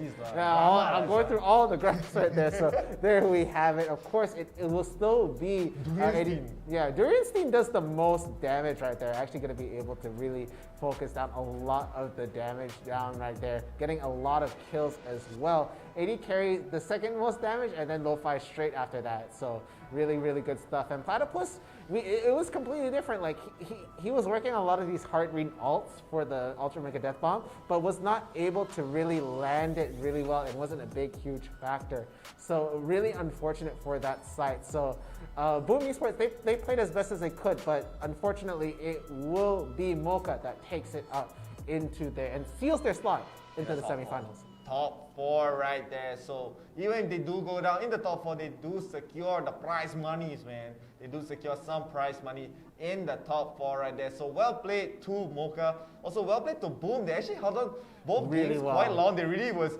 not giving up. But end of the day, of course, just the little things here. But you know what's not so little? The replay. So let us take a look lah. Let us see what's happening this round. Yeah, so going into the game right here, this was a very good play coming in, super clean. Gonna be able to take out Platypus right there. They do try to get the return kill right there. Assault and Battery does go down onto 1, but 3 members right there to back them up. And they go, okay, they were super low. Arashi had to run away. He double dipped Sonic Waves back into the Dragon, but ultimately he gets sniped out by the Varus right there. Beautiful stuff, able to return the kill right there. So really good plays coming in right here. And Lo-Fi, he goes all the way in, manages to get that kill onto Tufts in that early part, and was able to help steal away this Rift Herald. I don't understand. See? I don't know what's happening, man. My goodness. Boom! Nothing was really going their way towards from the early game. Like, yeah, they're really trying to fight back. They did have the Rift Herald, but it's trying to push this mid turret right here. Trying to go to AD carry. He got binded. He got final spark by AD carry with that one ultimate. Stays alive and gets a kill right there. But here, 𝐷𝐢𝐿 team gonna be caught out a little bit off guard. But of course, Mocha, they as I said, they gave up pickoffs 1 by 1 here. But at the end of the day, they did not matter. It was 4-4 for quite some time, by the way. Yeah. It's like 4 minutes in, they get that Cloud Dragon and just back off. They're not going for anything here. Yeah, 𝐷𝐢𝐿 actually does go in a little bit just to try and get something going. Actually manages to land the charm onto the Lux at the back right there. The flash kick just to try and get the kill. But ultimately, they do lose the life of their Janna right there. Gets ulted by the Varus, and then everything. They're just like, we want 1 dead at least. But Elder Inferno Dragon comes up very soon. they are able to get the kill onto Tufts, and I think they were able to take one more with them right here. So look at how much they're baiting that charm right there, but not going to be able to do it right here. And they take out Platypus. This is such a crucial kill right as they get into the Elder Infernal Dragon. God, that TP was so smart coming from Lo-Fi, and boom, they basically just lost one big way to try to climb back into this game. Of course, the Mega Typhoon so good to try to steal the dragon here, but again, this is a bigger steal. They get the jungler immediately, so no chance, zero chance to get this steal, and Mocha, they're just basically able to take this game here. Lo-Fi able to do a lot of damage to Tufts. Tufts actually almost able to fight back, but the Shroud just too annoying to deal with, and Durianstein just there for the kill secure. We call it kill secure. Arashi able to get the easy kill onto Platypus. He has nowhere to run. The Dragon Kick a little bit too good, and at this point, boom, they really had no chances to come back here. 3 dragons down, no, they got the Baron as well, no turrets left, and at this point, it was just going to be a quick end for the side of Bloom Esports here. Yeah, and they were able to, with this Baron buff, just end this game immediately right there. No chance for the rest of the team to try and push back. So boom, they tried their best. They actually played quite solidly at this game, so it wasn't at a detriment right there. So there goes the Nexus. That was game 2, and that is actually the last game for today. So such a just methodical game coming out. Especially in round 2, round 3, in the quarterfinals, we saw just great macro plays coming from this team. This is just the highest level review that we're seeing. So Mocha played that game so well. Boom were trying to mirror that game, but it just did not work out. It's just always the little things. These are slight things that makes the difference right there. The game plan coming from Mocha is just so solid. They execute it super well. Of course, they give out a kill or 2, but of course, end of the day, it did work out in their favor. So Mocha will be in the top 4. That will be continuing tomorrow. So today we're done already. Tomorrow we come back for the semi-finals and the grand finals being a best of 5. Yeah, so that makes one Malaysian team in the top 4. Of course, I do want to see the brackets later on. We'll only get to see that tomorrow when we see what other teams have made it so far. But with that being said, guys, that is all for today. So we're signing off for the Summoners Odyssey. I am Downright Fierce. I'm Shiv. And we'll see you guys tomorrow. Bye.